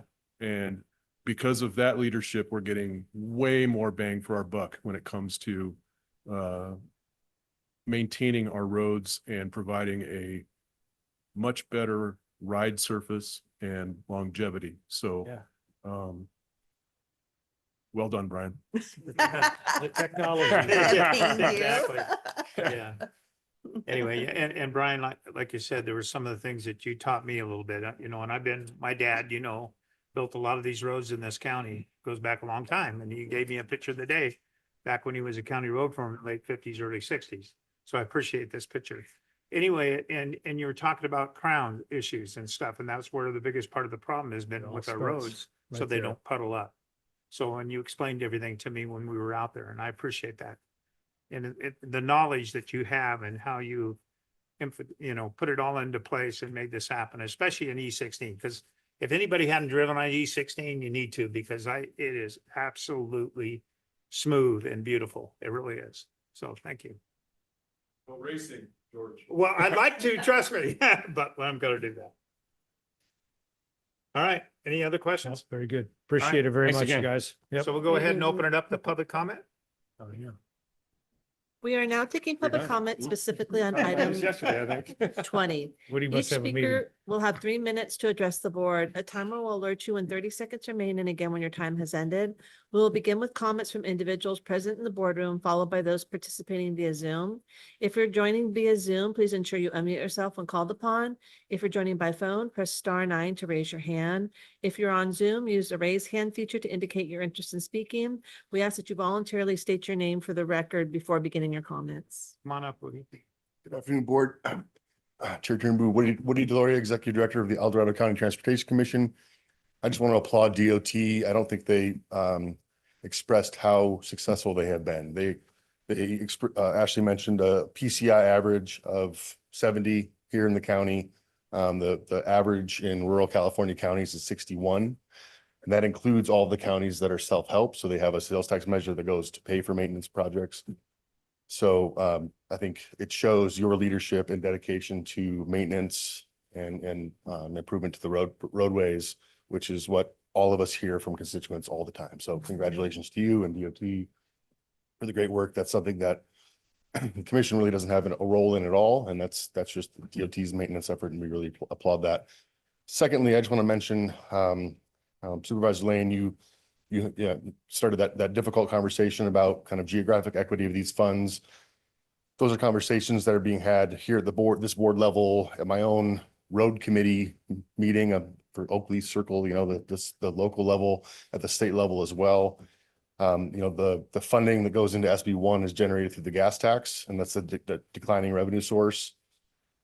I think one thing that wasn't mentioned is that funding is doled out to the counties and cities based on population and lane miles, and that is resident population. That is not user population of the system. So the 1,083 lane miles that the county maintains is funded based on that resident population. It is not based on the actual visitors and users of Highway 50 and 49 and all the folks that get up into the basin. So that piece about our piece of the pie is getting much smaller, because the gas tax revenues is declining. Yeah. And it is not taking into account who is actually using the system. And that's something that we really need to work on advocating to change. Thank you. Thank you, Thanks, Woody. Woody. Thanks, Transportation Commission as well. Yeah. Anybody else would like to speak on this item? Come on up. All right, let's go to Zoom participants. Now taking public comment from online participants. Now taking public comment from Chris Payne. Good afternoon, Board. Under the notion that we can always do better, I want to talk about the cost-effective crack sealing effort. That was part of your slide 4 of 12. Looking at AI, it says a pavement maintenance process that involves cleaning cracks and filling them with a flexible waterproof sealant, such as rubberized asphalt. I want you to draw your attention, staff, to Missouri Flat Road. Crack sealing has been applied. It is one of the older roads. I'm talking about the upper part, and sediment leaving displaced surface conditions are obvious to me as visually, meaning that the surface of the sealant is below the surface of the general pavement around it. And I'm wondering, why don't we go back and fill on top of it if that happens? And what can we do to prevent it? The second part of my comments has to do with my experience working in the basin. Certainly comments have been, or there's been an attempt to tell Supervisor Lane what is the difference between the Tahoe Basin and the West Slope. Some of the ones that I've identified with are seasonal issues with general pavement deterioration more likely in the basin, cost of materials, It's been noted that when you have to haul a distance, there's going to be more cost. Erosion control money. I don't think that's factored into the numbers that you have. You say data. I think erosion control money, meaning put an edge on where the ditches are to control better and to do something with the water. State maintenance money. You got Highway 50 right through the area. And then you have Pioneer Trail, a very high volume roadway, including the capital improvement money that has been identified for some of the roundabouts. Thank you, Chris. Now taking public comment from 390.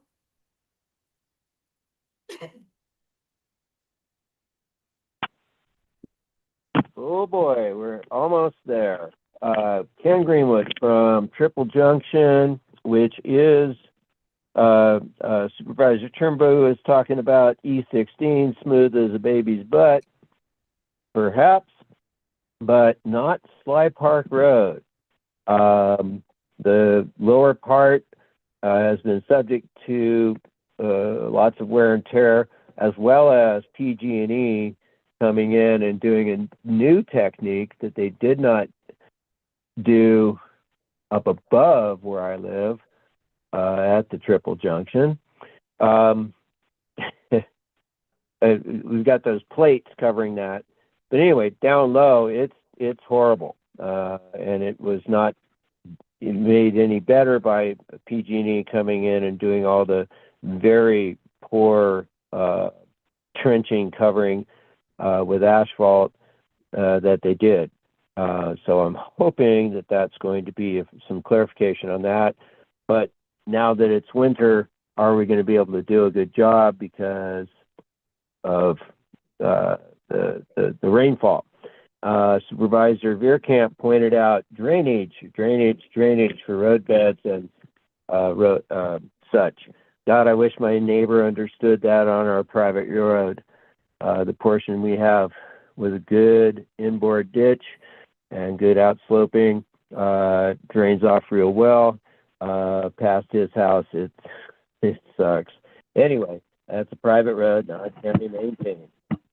Anyway, it's good to hear that we're getting some new methods of chip and seal, is what it sounds like, but a little more techie into some sort of polymer. That's a good thing. If it costs less and lasts longer, who could argue with that? What else here? Yes, and again, hoping that there's some pavement marks on spray paint. And a crew was out a couple months ago laying out improvements. I hope that's coming up soon or put off because of the winter. Thank you very much, and hopefully we can get to the next item as soon as possible.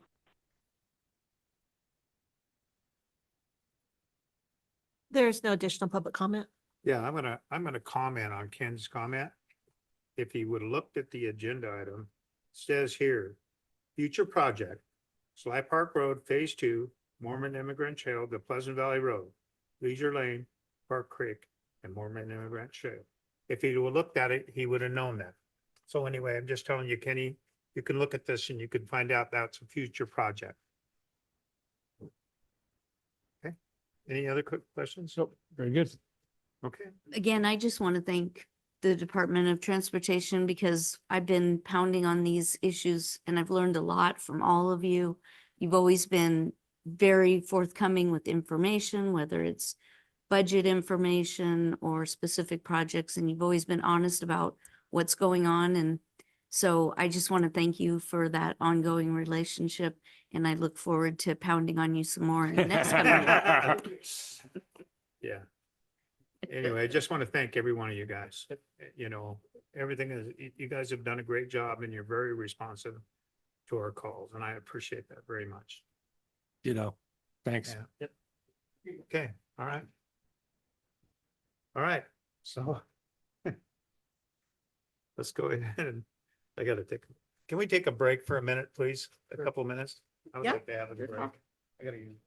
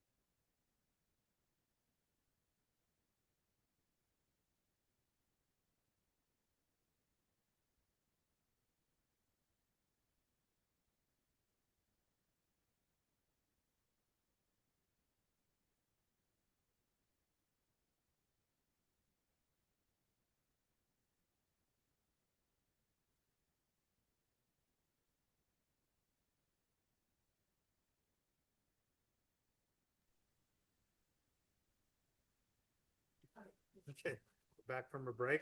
We'll move on to item 21, COB, CAO, BOS meeting format. Item number 21 comes from the Clerk of the Board and Chief Administrative Office based on the board's direction at the Good Governance Workshop, recommending the board, 1, discuss potential adjustments to the format of regular board meetings. 2, consider and discuss potential revisions to Board Policy H3 Consent Calendar and Board Policy A16 Proclamation. 3, direct the Chief Administrative Office to return to the board with a discussion on other adjustments. And 4, provide direction to staff regarding the above discussion. Good afternoon, Grant Weber, Management Analyst, Chief Administrative Office. So as Kim said, this item is brought based on the board's direction at the Good Governance Workshop back in September.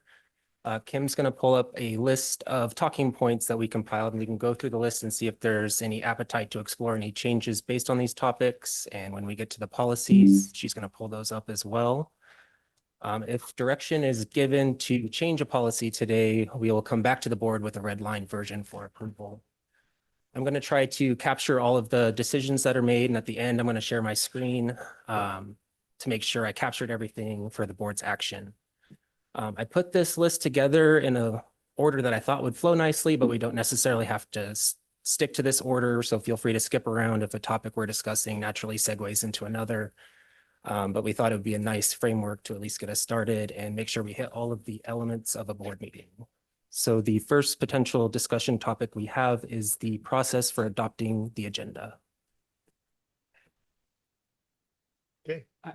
I mean, I'm happy to jump in here because I Oh, think thank that, you, David. you know, this is an issue that's been raised a number of times, and you know, we had a change in practice earlier this year to kind of split apart the separate actions of adopting the agenda and approving the consent calendar. And I've heard, obviously, as you have, you know, concern from members of the public as to whether that change in practice has now impacted their ability to comment on the adoption of the agenda. And so while, of course, you know, I think it'd be worthwhile to hear what comments members of the public may have about that, I do have maybe a couple suggestions for you as to how you could revise that portion of your process that would hopefully you know, mitigate some of the concerns that have been raised. And so the first, I think one option would simply be get rid of it. It's mostly a formality that has no real bearing on your business. The second, and perhaps one that's more aligned with a number of other jurisdictions, would be to change it from an action whereby the board is taking formal vote to adopt the agenda, instead to simply provide it as an opportunity for the CAO or staff to announce any minor revisions to the agenda as presented, not for any board action, but rather just to acknowledge that from time to time, and frankly, in very rare circumstances, there may be a need to make minor typographical changes, or perhaps in some circumstances, let's say you're being not asked to approve a contract, perhaps it's no longer needed, right? There could be, there are some times where there's a need to do it. The Brown Act obviously prohibits you from acting on something that's not on the agenda. That's it. But this wouldn't conflict with that. So I would, and of course, I think we want to hear how the public, what their thoughts are on this, but by the concern seems to be that the board is taking a vote on an item. So if the board would be amenable, one possible change would be to simply revise this from quote unquote adoption of the agenda to we'll call it, say, revisions to the agenda, and it would just provide an opportunity for the CAO to announce any minor corrections that need to be. So that's my suggestion to you, but of course, open to other ideas. Okay. So I'll reach to my colleagues. Any I'm good with questions or that. Comments? Yeah, I mean, because we're on a lot of other commissions and committees and boards and stuff, and a lot of times there's one committee I'm on where it just says review the agenda, you know, just because it's basically, you know, asking, like you said, if there's any errors or anything to correct, but we don't approve it because it's the agenda, it's been published, Yeah. Yep. you know, so I get that. It's just that we've always done it the other way for so long. But truly it has caused a lot of confusion, I've noticed the last couple years. So it makes sense to what wording, or are we taking action to say, go find the right wording for it? Or are we going to try and actually come up with what wording we want to change it to? I mean, I think that there are some things where, as Grant indicated, that it's intended that something come back to you. Okay. This is something where frankly, if there's a desire to do that, I don't think it requires that it return. I would suggest, if this is what the board's interested in doing, that the item be titled revisions to the agenda. Okay. And underneath it in the description, that it simply state, the CAO will announce any required revisions to the agenda. Okay. That would make sense. And Yeah. Again, I know a number of jurisdictions handle this differently, but I have, spent some time to look at how some of our contemporaries do it, and I noticed that there are a number of them that simply use it as an opportunity for their CEO, CAO, just to acknowledge any changes. Again, I think it's a rare thing where that'll occur.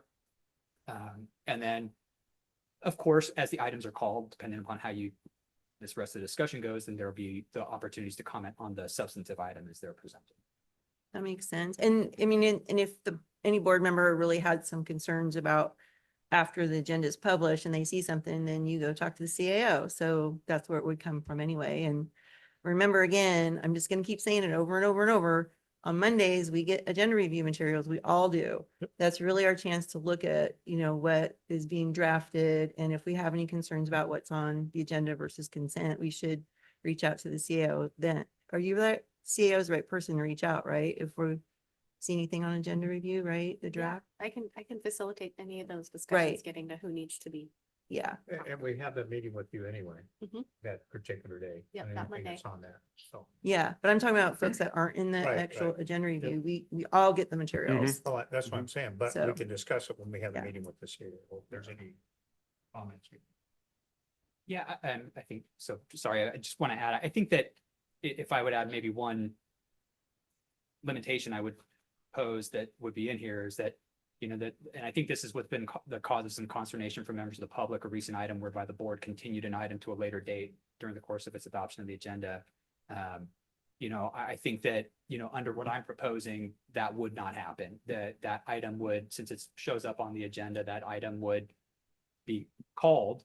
And if at that time the board wanted to continue it, the board could continue it. But the adoption of the agenda or the revised, newly named revisions to the agenda, I would suggest would not be the opportunity to take action of that sort. Okay. So that again, that's just a suggestion to you.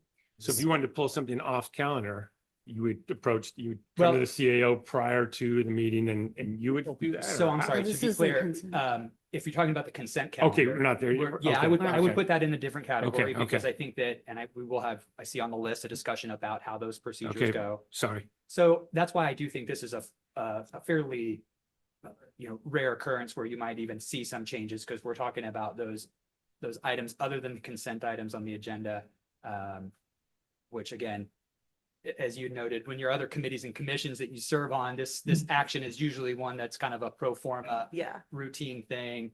It has caused some controversy, and I certainly don't want our meetings to start off with controversy. So what I'm suggesting is what I hope is a means of mitigating against those concerns.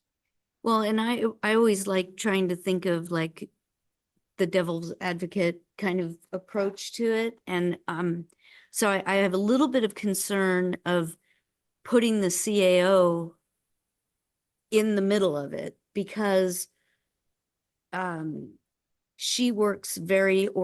person works very hard on behalf of the whole board, to not A, violate the Brown Act, B, make sure that we all kind of have the information that everybody should have to be able to make good decisions. But I'm concerned, like, if I think about the agenda item that you're referring to, when that came up in agenda review, there was objection to it with, at the time. And that was kind of overruled. So I could see us putting the CAO in a really weird position. The agenda comes out, other members of the board don't like something. What if 2 or 3 members of the board singularly and not in concert, but just happen to go to the CAO and say, I'm really uncomfortable with this one particular item. So now maybe 2 or 3 members of the board have gone to the CAO. Does that put an obligation on the CAO to say, I think we should take that off the agenda? I mean, I would like it to be as transparent as possible. I think that, I'm just teeing off of your comment that if we have a problem, go to the CAO, but I see that as potentially being a problem too. I agree with you, Supervisor Lane. I think that the way to address what you're suggesting, I think might be through limitations imposed through other policies. I do see, for example, the proclamation policy is on your list of things to consider today. You know, because I think that the circumstance that you're referring to, no disrespect to the five of you, but it most often arises when it's an item from one of the five of you.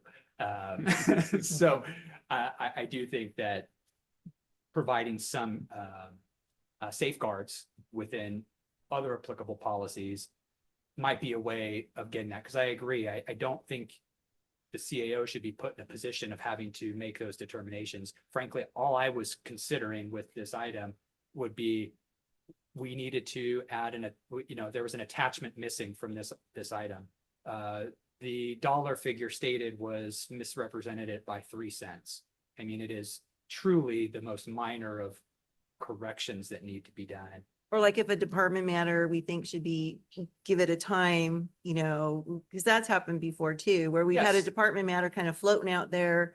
And then we realized that it had some great public interest. So we kind of said it's going to be heard at this time, just to help the public. And that's a good one, right? Absolutely, yeah, yeah. So things of that nature, I think is all I would be suggesting through Yeah. the auspices of this kind of CAO, announcement. I suppose there's a third alternative, and that is we could kind of go back to the way we did things before, where there was a combined action that the board would take to adopt the agenda and approve the consent calendar. There was comment taken before that combined action was taken. We did see some, drawbacks of that approach in this past year with folks who are utilizing that action to attempt to comment on items that were scheduled for later discussion.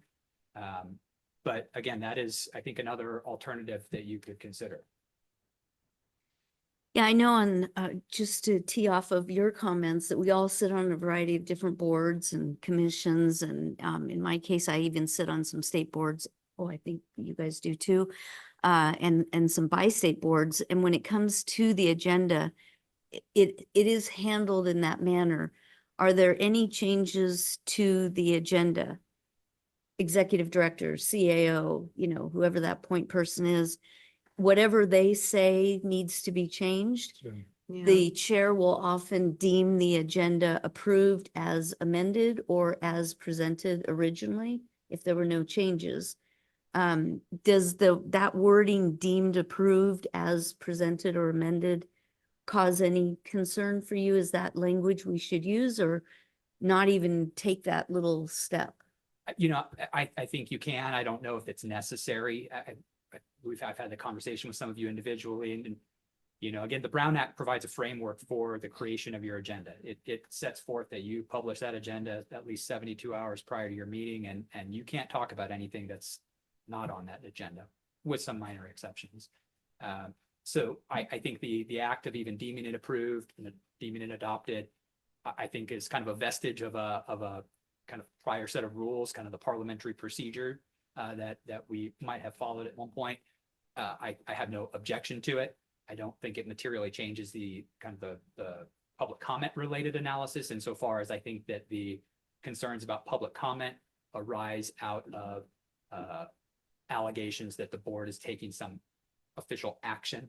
Again, the board taking some official action without first taking public comment.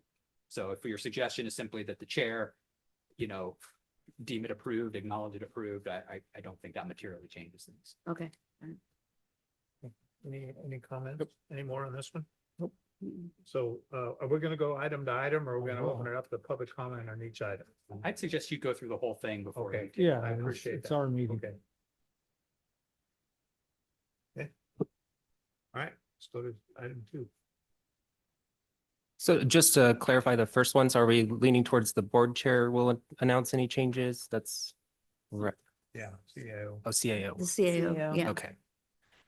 So up next, I thought it'd be good to review the consent calendar policy. So Kim, you want to pull that up?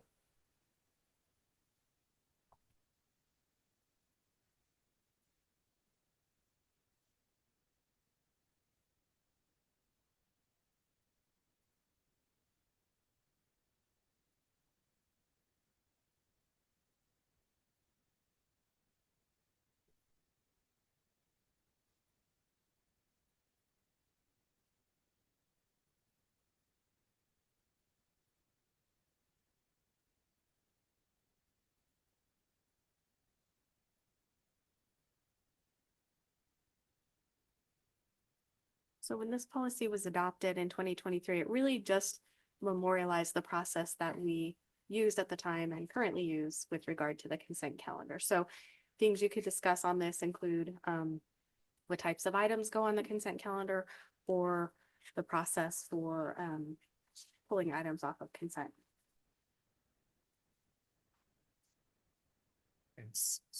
Right, and that, so my recollection was this was created when we had a lot of members of the public, asking why we would put things, how we determine how to put things on consent or not. And then it was kind of supposedly to formalize our current practice. And we've had some situations lately where pulling things off of consent. This is a tough one because I don't remember our practice that if one or two, it's the boards as a whole decision, I think, whether or not something should be pulled. And I know we had a former CAO that, when he and I would talk about, it was the year I was the chair, we had this conversation about, really there shouldn't be surprises at the meetings about what we're going to be discussing and what is going to be pulled off of consent. And so the whole no surprises things, like I think that Supervisor Trimbu did a great job this morning. He knew that when he was reviewing his agenda yesterday, he knew that item 12 he wanted to pull, and he reached out and told staff so that they were prepared. I'm guessing, did you tell the CEO too that you were gonna? And that's what, in my mind is the no surprises. Like we're supposed to do our homework and read things and understand them. And if we have questions and feel we need to pull it, most of us shouldn't be surprised by it. So I think that there's been a couple instances where, one or two supervisors wanted to pull something. And for those of us that have been on the board for a while, it's an issue that's been ongoing. We're familiar. It's truly routine. Maybe a little controversial because you're never going to make everybody in the public happy, quite honestly. And I've been on both sides of the issue, so keep that real too. I get it. But I think we need to be careful about saying that we shall pull something. If a supervisor requests it, I think that there should be consensus among the board members, whether we should do so or not. Because we could have a situation, I think they had one not a few years ago, where a supervisor was pulling items and many items regularly. And that doesn't help with the efficiency stuff that, we keep saying we want to have fewer, more efficient meetings. So we've got to balance these things a little more carefully. If we're going to have fewer meetings, which we're setting ourselves up for that next year, really, we need to make sure that we're all reading things ahead and lessening the need to pull items without, if you're looking at agenda review, we should be able to kind of look at agenda review and say, oh, that's something, let's say, ahead so we can schedule our agenda. But pulling things off when you're the chair, it can really mess up the way that, you see the day going, especially a packed day, trying to squeeze pulled items in. So I know it's a hard balance, but I'm just concerned about saying that it's not by consensus. Yeah, one of the reasons why I pulled the particular item today, because it pertained to my district. And that was the reason why, because there was a lot of feedback on it. It would be like, Brooke, why were you stepping in my district and you want to pull that item for discussion? You know what I mean? It should be up to the person's, me pulling that item. If you had something you had to say to me and you had something that you were worried about, then you go to that person, whoever district it is, and then have that particular person pull that item. Instead of just saying, I want to pull this item, even though it doesn't pertain to your district. Why are you picking on me? Because you're good, you're right next to me, that's right. You're the Greg easiest is too big, so. Well, and that, So, well, anyway. that is a good point though, too, that, typically we have deferred to the supervisor, whoever, Right. it's in that person's district. And even for making motions too, to approve something within your own district, we tend to defer to that person. It's in your district, you get the first shot at making the motion. So you're right, there is a little bit of deference there. And she's done that too, because she's even stated the fact is when we have agenda review that I'm thinking about pulling this item and she tells me that prior, they're pertaining to her district. Right. So So- again, the whole no surprises thing. So, Right. but I don't know if, I don't know how you guys feel about it. I've served on elected boards where if an elected official wants to pull an item off consent, they have that flexibility. Yeah, Which is and what the It's no policy- questions Which asked. is what Right. the policy says now. Right. Yeah, but that's not what we've been doing. I know, No. I know. We didn't follow. And I'm observing a board right now, an elected board, where there is a board member that pulls 6 items off consent. Correct. I know. And And that, there's no check, so No. it can be abused. I think that when you have a case where you have an elected official that's pulling multiple items off consent, meeting after meeting after meeting, there needs to be some kind of, conversation with that person.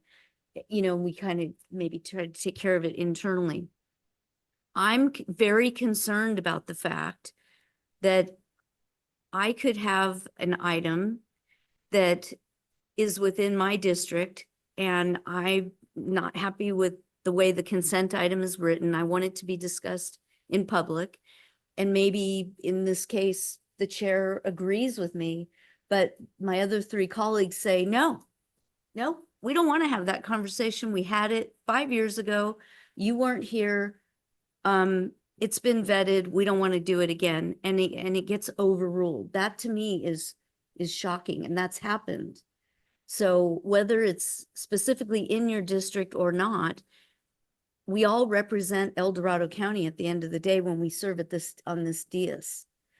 So, does it really matter if it's in your district or not? yeah, you know Should what? you have that prerogative It to? should. I think some But of if the it's in items. my district and I want to Right. pull it and 3 of you say Yeah, no, but that's You exactly what overrule we're, no, I'm saying the deference would be to you. It's in your district and we should all be looking to you.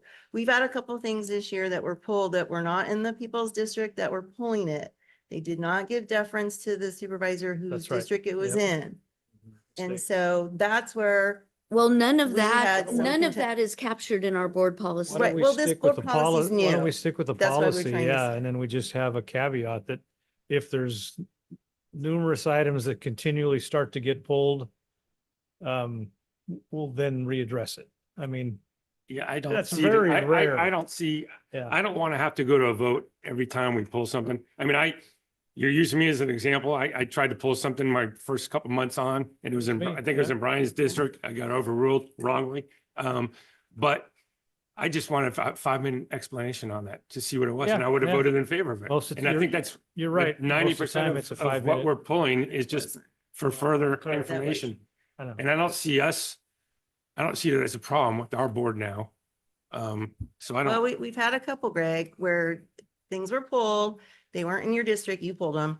And it's like, if you're doing your agenda review over the weekend or on Monday and you see concerns about something, maybe you should come talk to the supervisor whose district it's in and we could explain it perhaps. I think pulled one thing. No, there's been Um, 2. There's been 2. Well, who's counting anyway? But I'm I just think I saying abstained that. from one, but No, that there's got been pulled 2. later.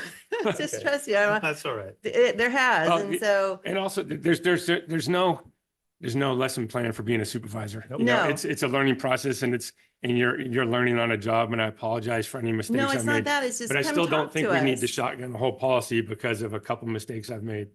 But again, to my point, you can come talk to one of us, just one of us. And especially if you're looking at an agenda and you're not familiar with something and it's not in your district, come talk to one of us, especially, Yeah, it's like, that makes the most sense to me. Years ago, Greg, That's what we're for. we tried to get the agendas out like 2 weeks in advance. Yeah, do Just it. to give more time, but it's very difficult to put the whole agenda together and for staff to get all their stuff in. So we scrapped that, but Lori's right. It's a communication thing. And just like for us to staff, if we've got something we see, we shouldn't really be questioning them here to that degree. No, we've seen some prime examples of that over the year, and it's not fair to staff. So I think the agenda or the policy is good, with us having an understanding that if we start to have a problem, we'll readdress it. But I think that's why we're having this discussion. It's why it came up in good governance. So we can have an understanding that we're going to do it this way. So. And if I may clarify, because I do want to make sure there's a common understanding of the policy, and I will concede, I think I'm part of the reason why there may be a lack of clarity, because then that incident that you're describing, Supervisor Ferrero, as I noted to you subsequently, I think I steered you incorrectly on that one. No, and that's water No, under the bridge. but I think it's fair to acknowledge, because I think that, as a result of a closer look at the policy, I mean, it is admittedly a little bit confusing with its, use of the word request, which tends to indicate something as permissive, and its use of the word shall. Yeah.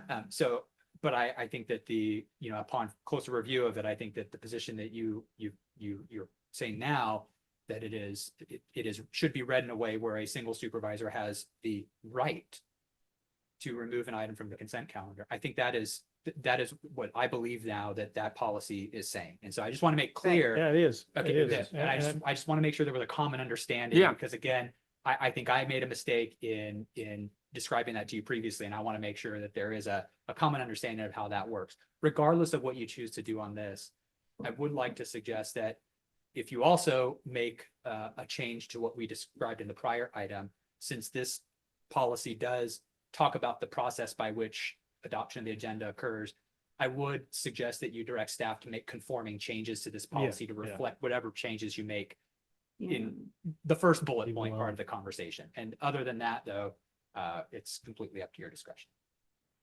Okay. Everybody all right? Yep. Okay. Well, we're all right. I mean, I really appreciate you making that comment, because I was pretty blown away when that whole thing kind of came down, because it's not my experience. And then I immediately, turned toward the board policy and said, it says right here, Yeah. a board member can remove an item, period. So are we staying with that, or are we departing from that? Because the implementation of what happened is not what our policy says. Correct. So I think we need real clarity Yeah. as to what we're doing. Well, it's kind of like there's an intersection in Cameron Park where one year they put up a new stop sign or a new right turn sign, and I didn't notice it because I'd been doing it a certain way for years. And I think that this policy kind of reflects that. And this is a newer policy that we hadn't really tested out. And I think when we approved it, we didn't give it a whole lot of, vetting, to be honest. It was For that particular issue, I think that's a fair statement. Yeah. And you make a good point, Supervisor Lane. And if we're going to be revising the policy, as I just suggested, to address however you choose to do the adoption of the agenda portion, perhaps it could be clarified to just simply acknowledge that a supervisor shall have the, right to have an item removed from the consent calendar. I think that's what we now agree it says, but it is admittedly a little bit confusing. So if you're going to get into it to revise it anyways, it would seem fair to make that clarification so that future boards, don't face the same question. Now, can that be brought up in a statement? I mean, when we adopt the agenda, can any supervisor, could, do we do that? Well, we just should follow. Yeah, it's policy. written. It's We already should have written in had this policy, right? meeting in January. I'm sorry. Yeah. Here it is. Good thing is we're doing it now for next year. We're gonna be. No, and hearing your comments, But you this know, would towards have the been end, points something we taken, should have trust me. reiterated. Yeah, Okay. yeah, All right. and I was as much to blame as anybody, probably mostly. So. Yeah. All right. Then we can blame you. So the way the item reads right now is any item shall be moved off consent calendar at the request of any board member, chief administrative officer, or county council. Departments will make their requests through the CAO's office.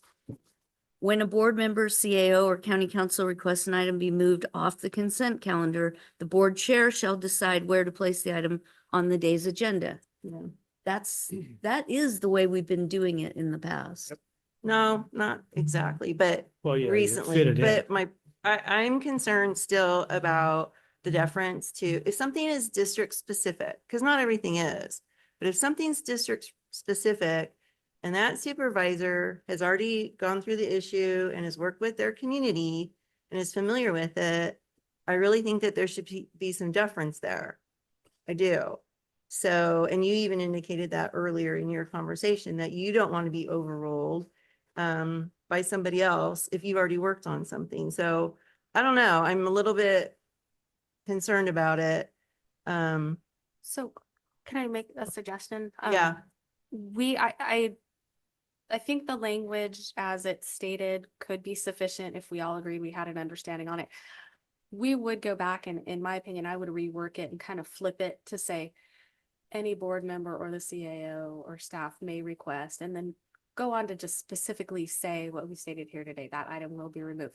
But we can weave in, I have the good governance handbook pulled up, and there's a section here on developing the agenda and the importance of the sequencing of items and how that is critical to the efficient and effective flow of the board meeting. And there's also a section about involvement in other districts. So we could go back and try to kind of weave in some of those pieces to provide context so that you have a little bit of both. It's encouraging you, if you have a question about something that is not in your district, you know, here's really what you should do first. But at the end of the day, if you've exhausted all those efforts basically, and you still feel strongly you want something pulled off the consent calendar, you can do that. But it's encouraging everybody to kind of go this other route first and communicate. Yeah. Yeah.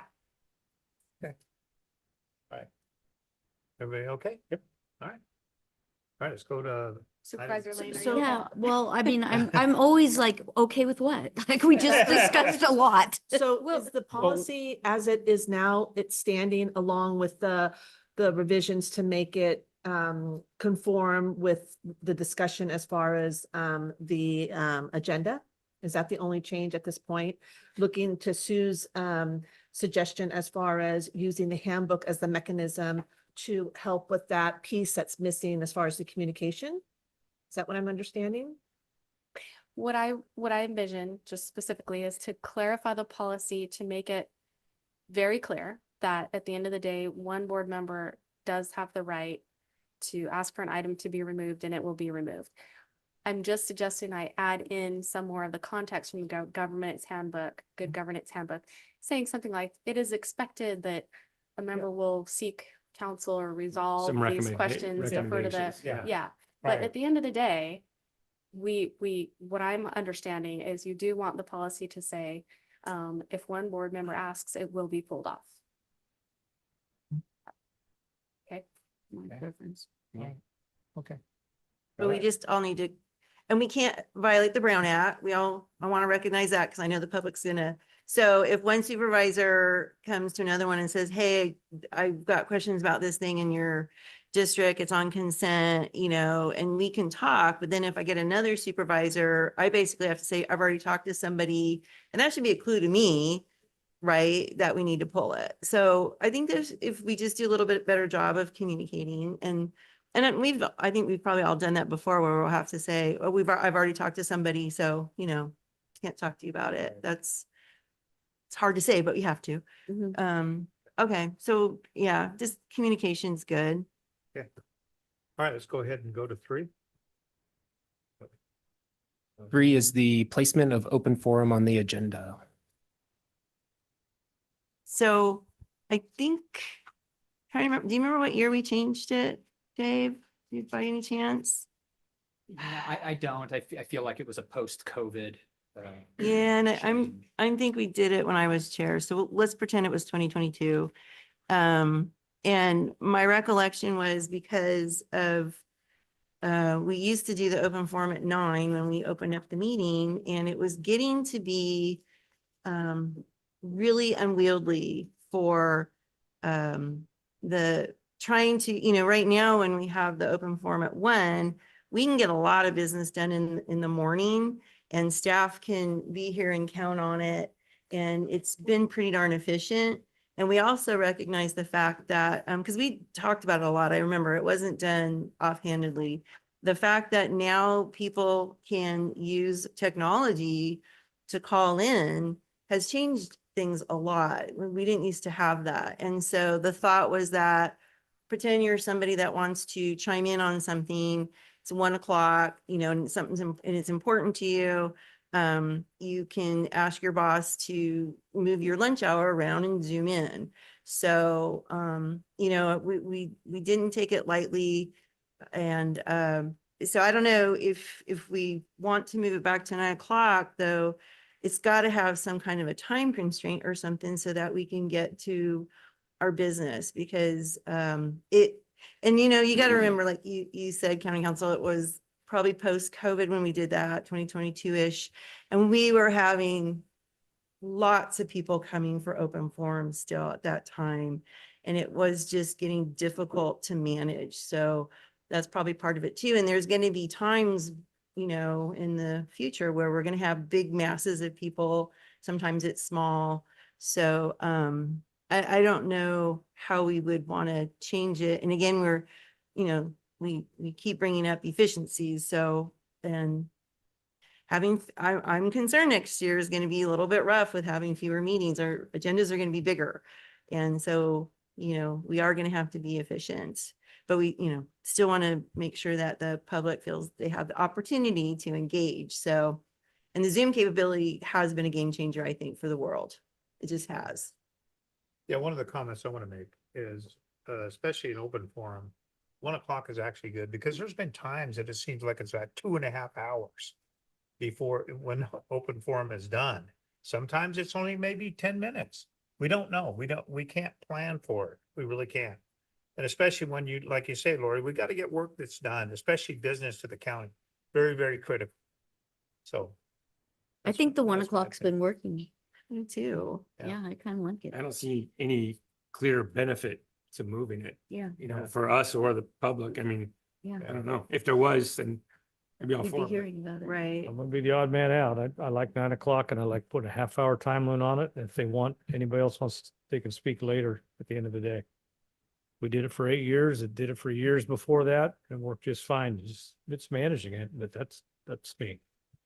So you guys just had half an hour in the morning and then you trailed it to the end of the day? If we had to, most of the time, even now, we get 20 minutes, 30 minutes. I've been tracking them.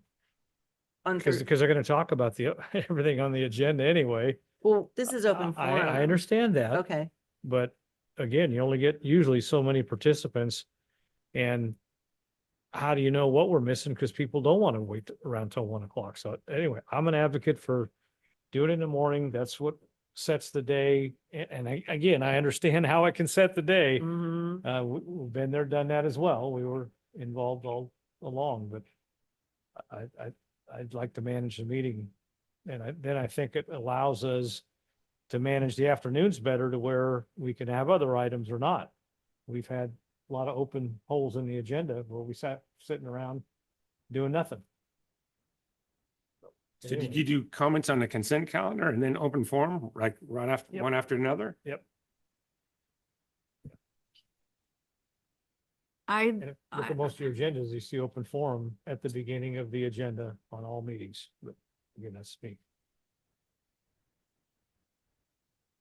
Yeah, I just think this is working. So I personally don't see a point in changing it. I value hearing from the community and I don't like impinging on that time in such a way that it only suits our agenda and maybe not that person's schedule for the day. For example, if you did take open forum in the morning, but you limited it to 30 minutes, I took off the morning or I got a babysitter so that I could come make my comments. There were more people here, more than 10. It took up the 30 minutes. What, now I have to wait till So- the end of the day? I mean, I just think So we had a caveat. it was a at sweet the spot discretion for of the board. Yeah. It was but it's certainty. It's the certainty for the public that I think is key. I So think some of them want earlier than later, but I'm just speaking from my experience and what people tell me. and that so. might be, but they do know that at open forum at 1, they're going to be heard. There's not uncertainty that they might get bumped to another time. So Yeah, we've only had to trail it, I it's think, been once working. or twice at the most. Very rare. Very But rare anyway, that we trailed Can we it. wait to hear from public comment regarding this? Or, Sure. I mean, Oh, yeah. kind of like to hear their ideas before we make a decision. Okay. All right. Item 4. Item 4. Number 4 is open forum protocols.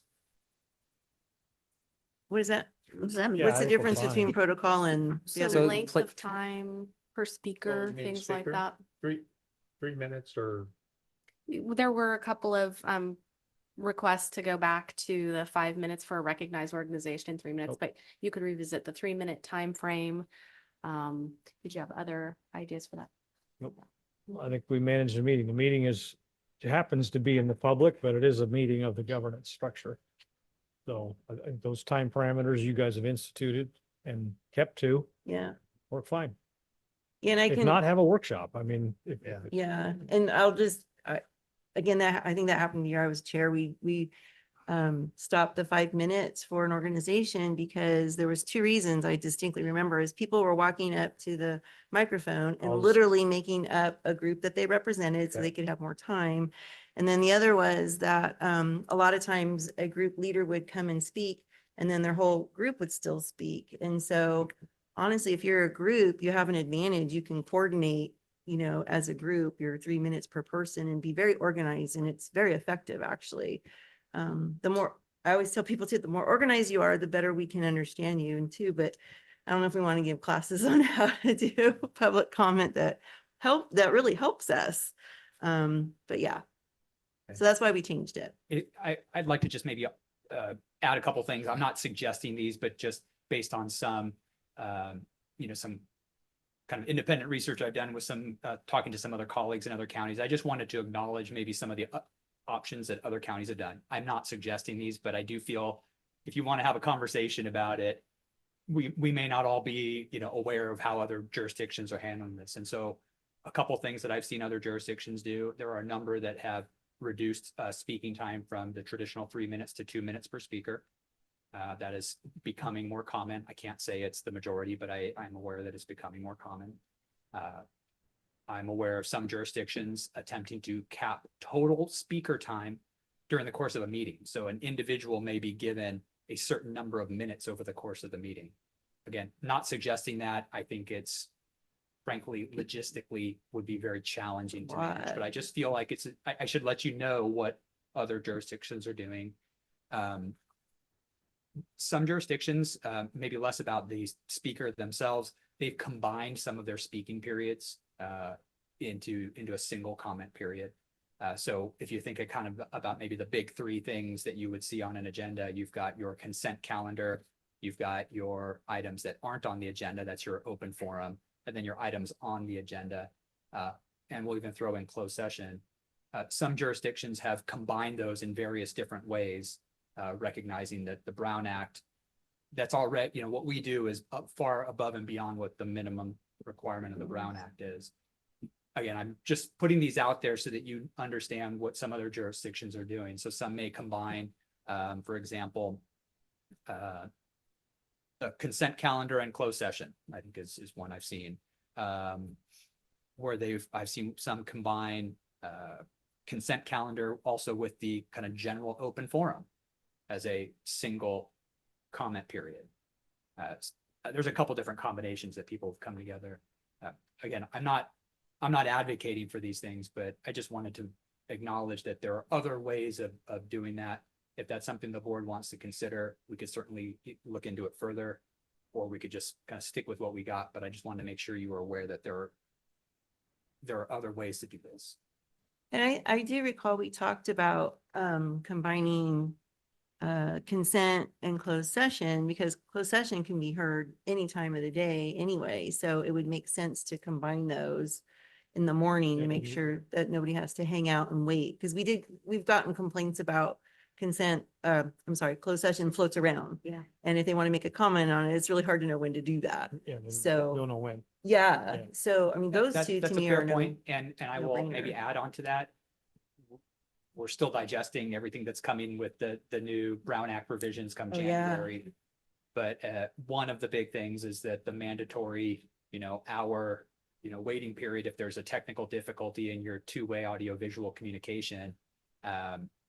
However, the exception is that the statute would allow you to go into closed session if you're having those technical difficulties. Well, Then if we you're in haven't yet comments. received comment on closed Can't do session, it, yeah. we might be otherwise precluded from doing that. So doing it early in the day, as Supervisor Parlin is suggesting, might not only provide certainty to members of the public who want to provide comment on closed session, but it also solves a problem on our end in that it allows us to then utilize any breaks in the day for closed session that we might not otherwise be able to do. Kind of like that idea. Yeah, no, yeah, and we have gotten, I do recall getting complaints before, because people just don't know when closed session is going to be. So that would help out having those two together for sure. Yep. That's logical. I don't know about the other combos. So I'll share a really interesting experience. The Tahoe Regional Planning Agency, very controversial organization up in the basin, they just recently changed their public comment protocols. And I was opposed to them.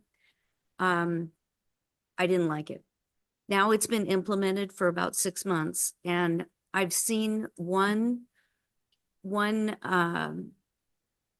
result of it that surprised me. And that is, we take public comment on the consent agenda and the regular agenda at the beginning of the meeting all at once, 3 minutes.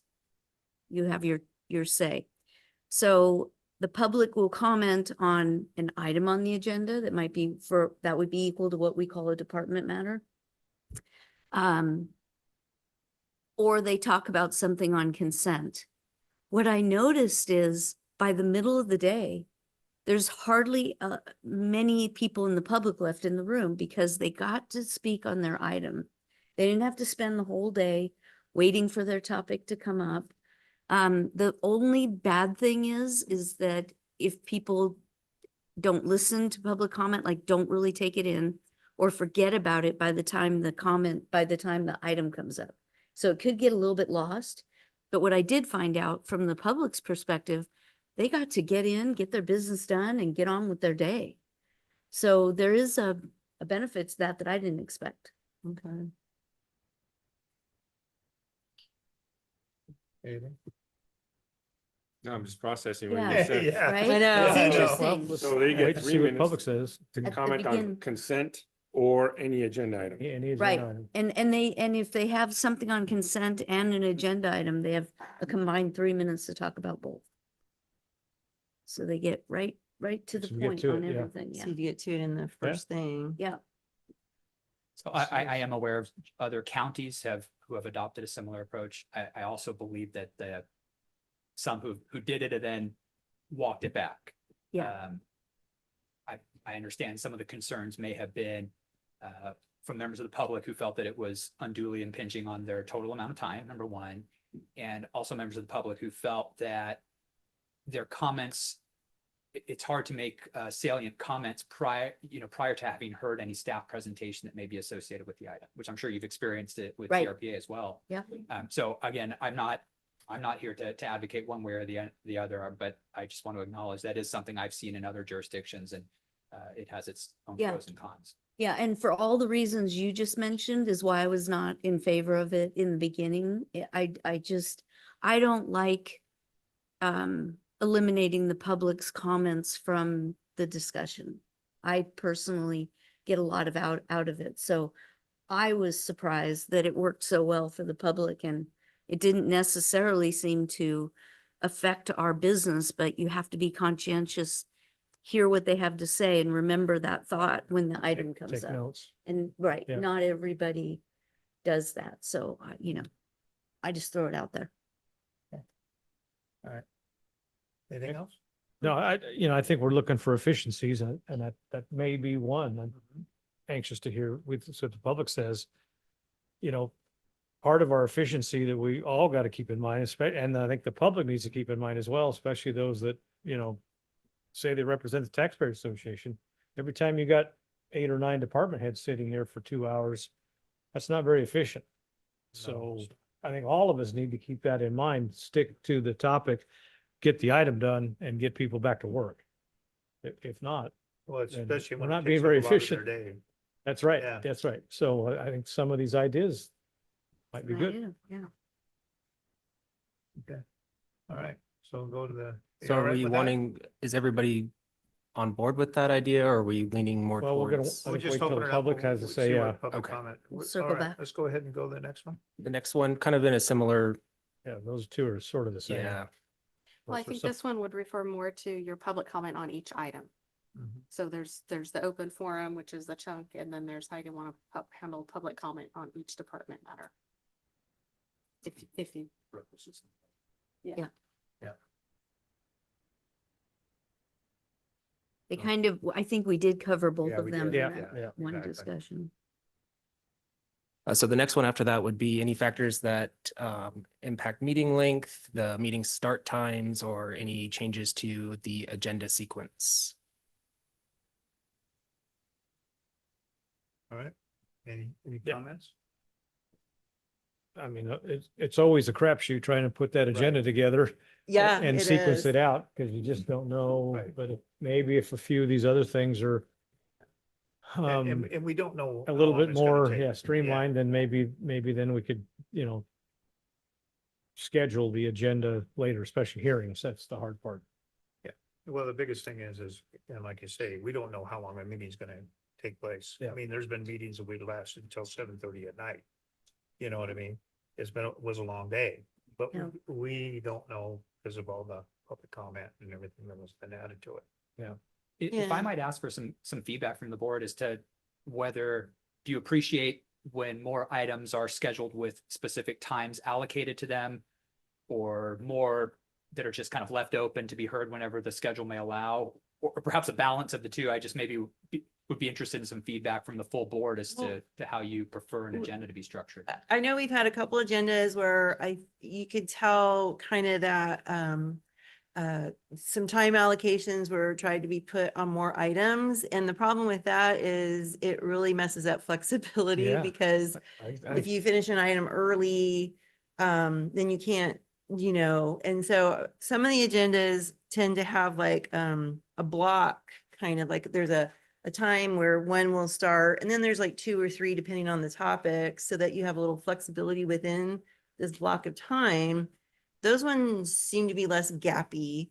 I mean, you can't make a perfect agenda. It's impossible. And sometimes I know we miss the mark and don't realize how much public interest an item has. We just underestimate the time allocated and we go over. And then others, then the next, we've done that several times actually, where we'll be like way behind because of And then we public. catch up. And then we then caught the up. next few items go like really fast because we overestimated the time. So, it's hard, but even though time allocations are kind of nice, they look nice on paper. I just think in practice, Well, most of the other committees and commissions we sit on, they're not, they don't have timed. times Yeah. either. and And hearings have to have times because those are publicly noticed. Right. So it's kind of like, it's good to, of course, the hearings have to have times and the other things.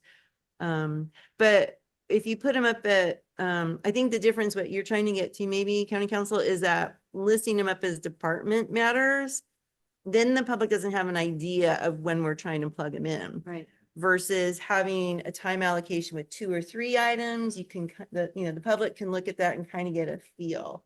But when they're up there on department items, they're just kind of floating. So like this item, I think, we actually heard there was some public interest and they didn't know when it was coming. So yeah, I can kind of see that. That wasn't helpful, just observation. Are you suggesting perhaps, it's challenging to get this to fine, right? It is. But perhaps within blocks of time, say 10 o'clock, and you may put a couple different items within that block of time, which at least signals to members of the public that in the scheme of an 8-hour meeting day, you can reasonably expect these items to be heard roughly at this time. Is that what I'm hearing from you, Supervisor Parlin? I think so. Okay. Yeah. And then the other bit too, the other part of this that we're not talking about is, and I think things have gotten better in the last few years, is that and Kim, I'm going to be looking at you, but as far as like the staff presentations and how long and how many slides, I mean, that's a factor. And I think that staff has gotten much better in the last few years of putting their estimated times on our schedule. Because when you're trying to create the agenda, you need to have a time estimate. So their presentation, board discussion, and then public comments. And all of that needs to go in that time estimate. So it is hard to create an agenda. It really is. Well, it was just like the presentation today. I mean, they didn't read everything in the presentation, which was really good because we got through it pretty quick and they knew Yeah. they only had a set amount of time. So it was perfect today and we caught up is what we did. So Yeah. anyway. So I mean, but yeah, there's gonna be days, I think that we all just need to recognize there's gonna be some days that are gappy and have gaps. Especially when we had the one day where a couple things fell off the calendar. Yeah. You know, we came in thinking they were gonna be there and then they weren't. And so it's like, just bring Right. extra snacks or something. I don't know. All right. Everybody okay? Yeah. I'm we'll sorry, get some just, public I'm sorry, input. one final thing on this topic. I do see it says start times.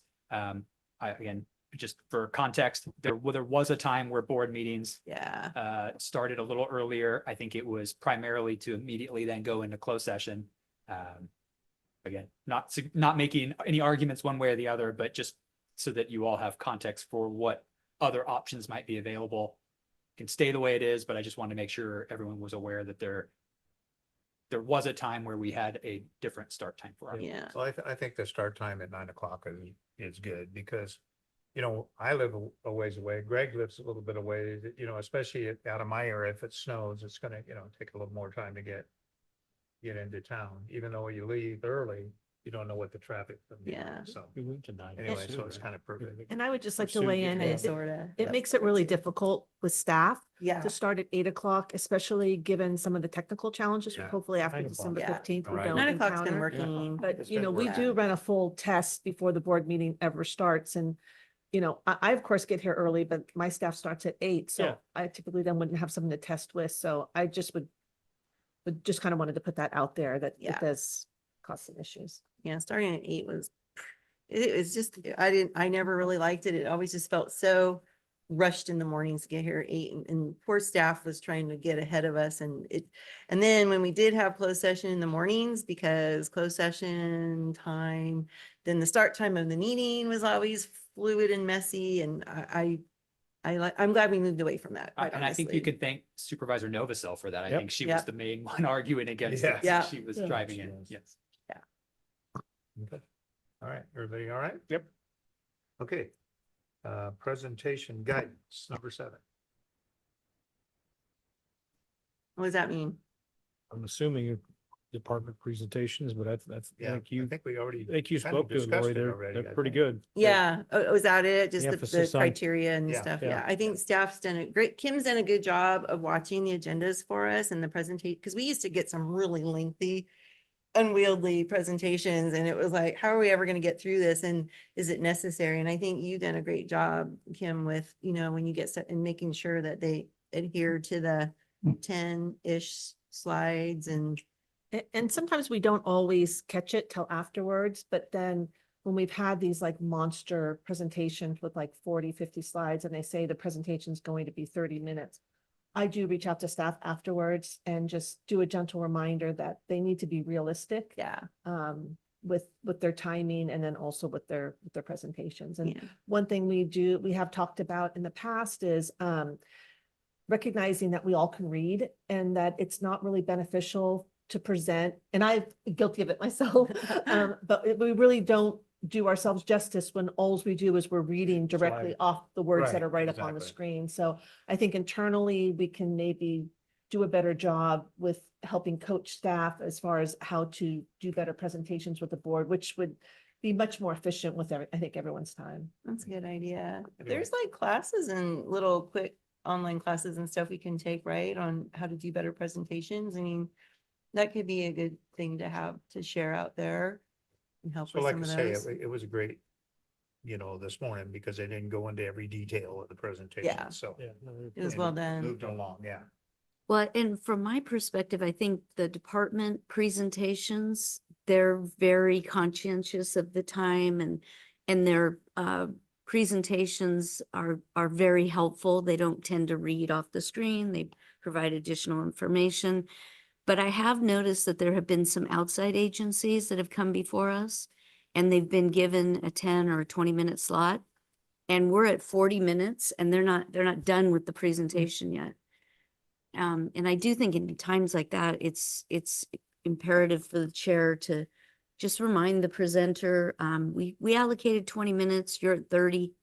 You know, you might just want to wrap this up because they're the ones who I've noticed really want to monopolize our time and don't care that it's throwing us off schedule. Okay. And so maybe that's something, Kim, you can kind of watch more for the outside presenters then, and get ahead of them a little bit. And we do continual reminders to them, you know, you only have 30 minutes, you only have 30 minutes, you only have 20 minutes. And, you know, once they're here, Yeah. what are you gonna do? Yeah. But that's what the chair gets to That's do. right. That's exactly Your right. big bucks right Come on. there. Right. And I do think right. we can, in our office, we can certainly, the presentations that come through us as part of agenda items, and part of the agenda guidance that we are putting together for departments, we can absolutely include all of that about, you know, not reading, thinking really about how many slides you have versus in a realistic time frame. We can help reinforce all of that with departments as well. And then if anybody needs some tutorials or something, and there really are a lot of good videos out there on presentations, you know, so to help people, it's not like, we're not trying to say, don't do this. It's like, here's how to do a great presentation. And then we'll make it a competition and then we'll have prizes and I know, right? Next. Yeah, exactly. Okay. All right. All right. Yep. All good on that one? Okay, let's go to the next one. The next one would be if you wanted to have any changes on how agenda items are introduced, discussed, or All right. Any comments? I think overall we do a pretty good job. If one thing, I think we wear Kim or whoever the clerk of the board is out is reading every damn time. Each item, you They're can so- do this for 4 minutes, blah, blah, blah, blah, blah. EID does it in the morning. We rarely went to the afternoon, but the next reading is please refer to your agenda for the dialogue on Yeah. Zoom participants. I mean, it's ridiculous. And I People would, can read. yeah. And you say it at the beginning of the day, and as far as I'm concerned, that'd be enough. But if you want to do it again, when we go to 1 o'clock, that's, Yeah. And But usually enough. I'll read it and then she reads it too. So sometimes. Yeah, it's pretty redundant, Yeah. especially when there's agendas out there on the wall. So I think. People don't read. yep. Yeah. I think that maybe we've seen it where, I mean, a lot of folks come regularly and they're aware, right? If we ever have, I mean, I think you've all seen it where there's a different topic kind of thing and there's definitely new faces in the room. I do think it's a good idea to repeat it then, and you can feel the room if there's new faces and stuff, and that would probably be a good time to remind folks because they're unfamiliar. And I don't know how many of you guys have been on the other side of the podium, Yeah. but if you're not used to this room and this environment, it is terrifying. Yeah. So, I mean, I do want to be sensitive to if we have a group of people and you can tell they're not familiar, we want to help explain it to them so it's Well, not an and in that unknown. case, I think the chair. Yeah. And you've said it as well. You're just saying it right now. Yep. Let's just talk about the quick protocol at that point. If we Yep. recognize how many speakers you think we're gonna have and please would like you to line up. And here's the protocol. Don't be nervous and Yeah. come on up. And yeah, it's really helpful. Yeah, it saves a lot of time that way. Instead of, because I've noticed a lot of times where I had to have these guys come up because they would wait until the person's done. Yep. And then there'd be like seemed like a minute before the next person gets up Yeah, there. it's nice for you to, Right. you're helping them as the chair to guide them up Yeah, to right. get them going. Exactly. That's good. Okay. And I think that now is this maybe regarding, when we make a motion and we have a second and it says acted upon to make sure that, you know, we take a pause to see if there's any further discussion and stuff like that. I mean, I think that that's something that, sometimes we get going and stuff and don't do that. But at the same time, because I've had to do it before myself, where it's like I have to interject really quick to say, whoa, whoa, whoa, before we, you know, so it's kind of it's a two-way street here, but just to remember to take that pause, just to make sure everybody's ready to move on to the Well, next that's thing. exactly what I do to Brooke, because I know she has other questions that she wants to ask, and that's why I say, Are you ready? Are you done? You know And that. I really appreciate that. I mean, Robert's Rules of Order is that, there's a motion and you can't do anything once there's a motion on the floor until you get a second or Right. it dies. Right. So once there's a motion on the floor and it has a second, now it's really laser focused us onto specifically what are we trying to do? Uh-huh. So the discussion that happens prior to a motion can be kind of all over the place. But once there's a motion and a second, then there needs to be a time to say, is there now specific discussion on the motion? And board members are allowed to then dive into, well, what did you mean by this? Specifically, what does that mean? But they're not allowed then to say, yeah, but what about instead of a roundabout, we make it a signal? I mean, no, that's not what's No. before us now. Right. yeah, So the that, motion that before. moment to discuss the motion is sometimes what we skip. And I think it is really important. So I appreciate you always giving me that opportunity because I start, then my wheels start Focusing, yeah. turning on the motion. I know, there's a Yeah. little pause there, but A anyway. little pause, discussion on the motion. Discussion on the motion, I think, is probably the Yeah. best The term. thing for a chair to say, to make Exactly. sure. Okay. Then if there's no discussion on the motion, then you can go to a vote. Yeah, I only got a couple more meetings to do that, so. but It's anyway. okay. We're expecting like perfection now. Yeah. Okay, all right. The one thing I would like to ask is because sometimes it's really hard to hear everybody is that we often, when you call for the vote, you'll say those in favor, and then you might all say yes, but it's sometimes hard for me to hear, and I'm sure it's hard for those in the room or on Zoom. If we could always remember, if we can say also, and those opposed, and if nobody says anything, it makes it easier for me Okay. because I'm sometimes Totally looking because understand. I can't always hear all of you. Okay, so it's kind of my fault too, so. No, I'm Blame it not on- saying it's your fault. No, it's all No, it his is- fault. It It's is, his fault. it is, it's blame it on me. I'm just So saying, there's just for clarity. I'll take, I feel I'll if I take credit can't, on if that I one. can't hear it and I'm sitting right here with all of you, I don't know how other people, and then, so, thank you. Yeah, and I've been talking to you for a couple of years about an electronic voting Yeah, system. EID You is know, one. any, Can't miss that. right, where, okay, vote. And then we all punch in the results show on the screen. Everyone can see it clear as day. Yep. You then announce motion passes 4-1. It's super easy. Is there any opportunity for something like that? Well, there are some legislative management programs that have that tied with them. Unfortunately, because of the funding, we will have our vendor out, the week of December 15th. That'll be something that we'll discuss as far as potentially being an add-on. And then maybe having a discussion with the CAO as far as budget constraints, as far as what it would cost to implement something like that. Well, I think it's super important because having come from an electronic balloting system, when the chair, says, okay, there's a motion and a second, is there any further discussion? Okay, seeing none, please vote. Lori votes right away. Brian and Greg vote right away. And I'm going, oh, shoot, I'm trying to weigh my thoughts. Might take me a second. I go, yeah, I'm just going to go, I'm going to approve this myself. But I had that little moment of pause. When you take a verbal, all those in favor say aye, aye. If you don't say it right away, the chair then says, any opposed?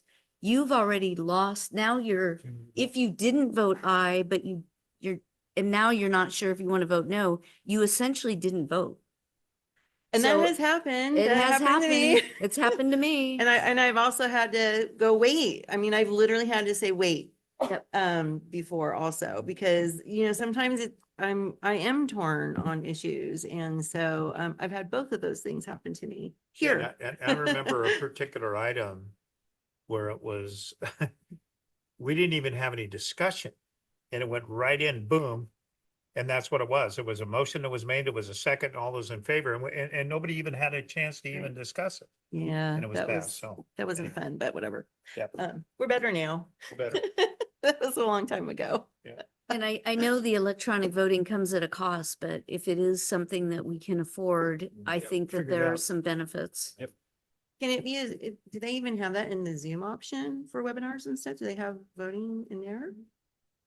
Not that I'm aware of, but there are Okay. some standalone programs that offer that electronic voting. Greg, would you really trust us with paddles? Come on, man.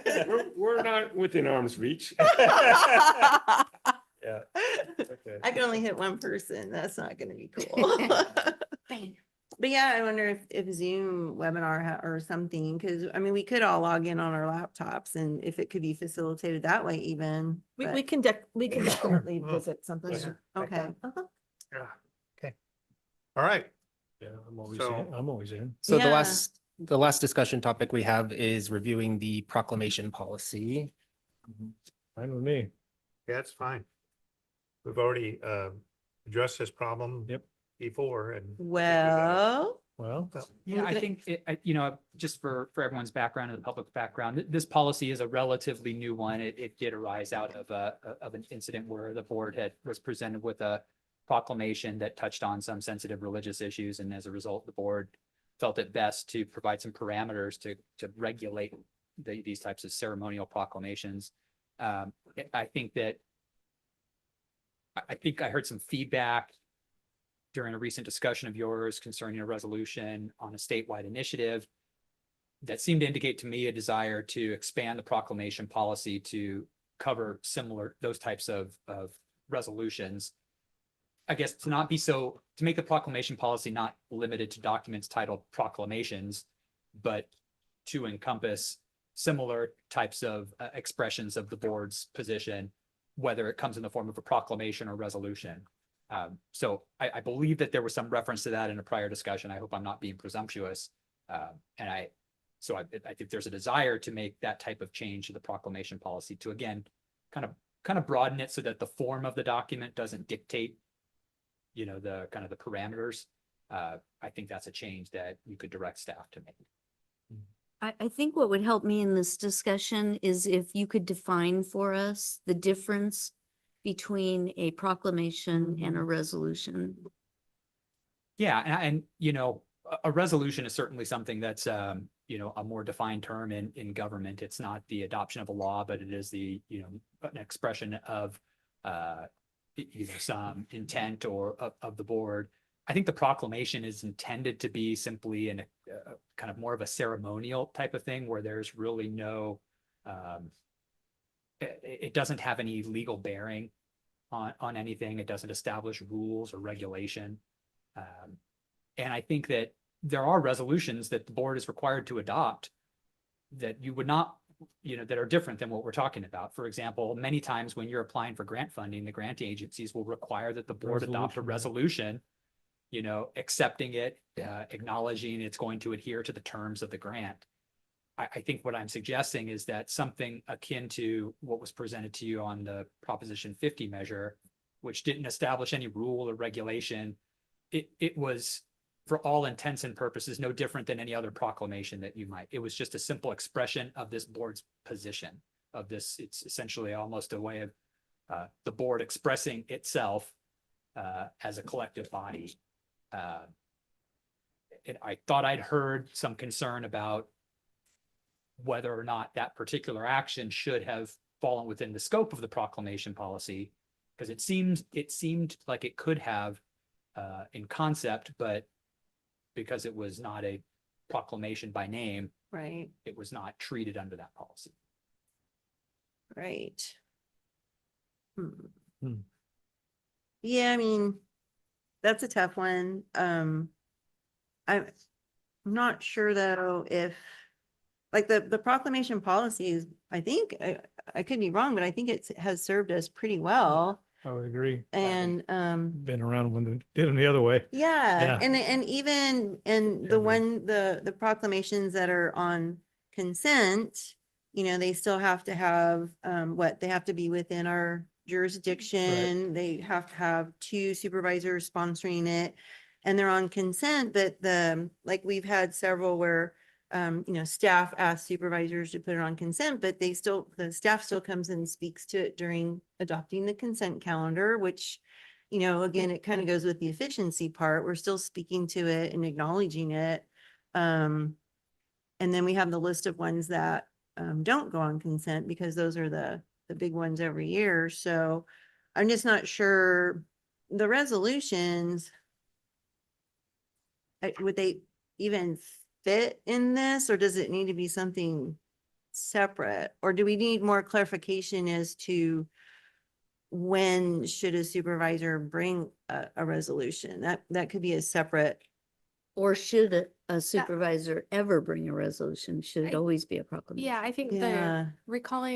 I think the conversation that David is referring to, that really was more the crux of the issue, was that right now, board members have the ability to place an item on the agenda, and it doesn't require any review by anybody else. So is that a practice you would like to continue, or did you want to look at revising that in some way?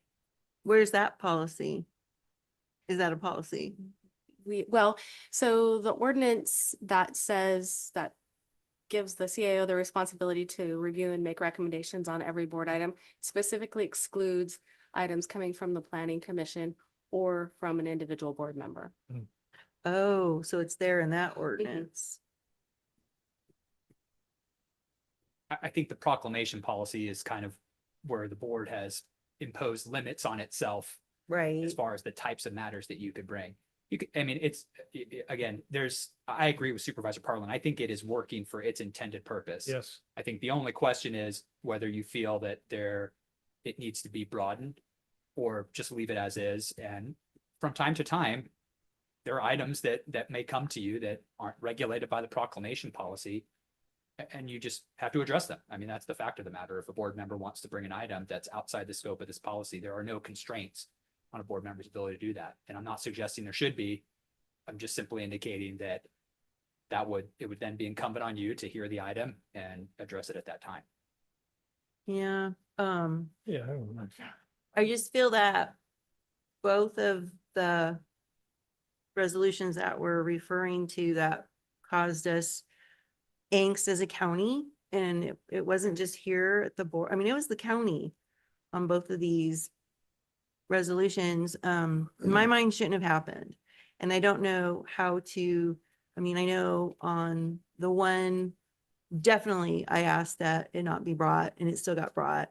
And the other one, I don't think I noticed it fast enough. So. But I took your role and I asked that it not be brought. Right. So I guess that's the part then when, a supervisor is asked not to do something and bring something like that because, we have a feeling that's going to be divisive in the county, and yet a supervisor does that anyway, that's problematic. And I do think that we need to have some thoughts on that so it doesn't happen again. Neither of those have been great experiences, neither of them.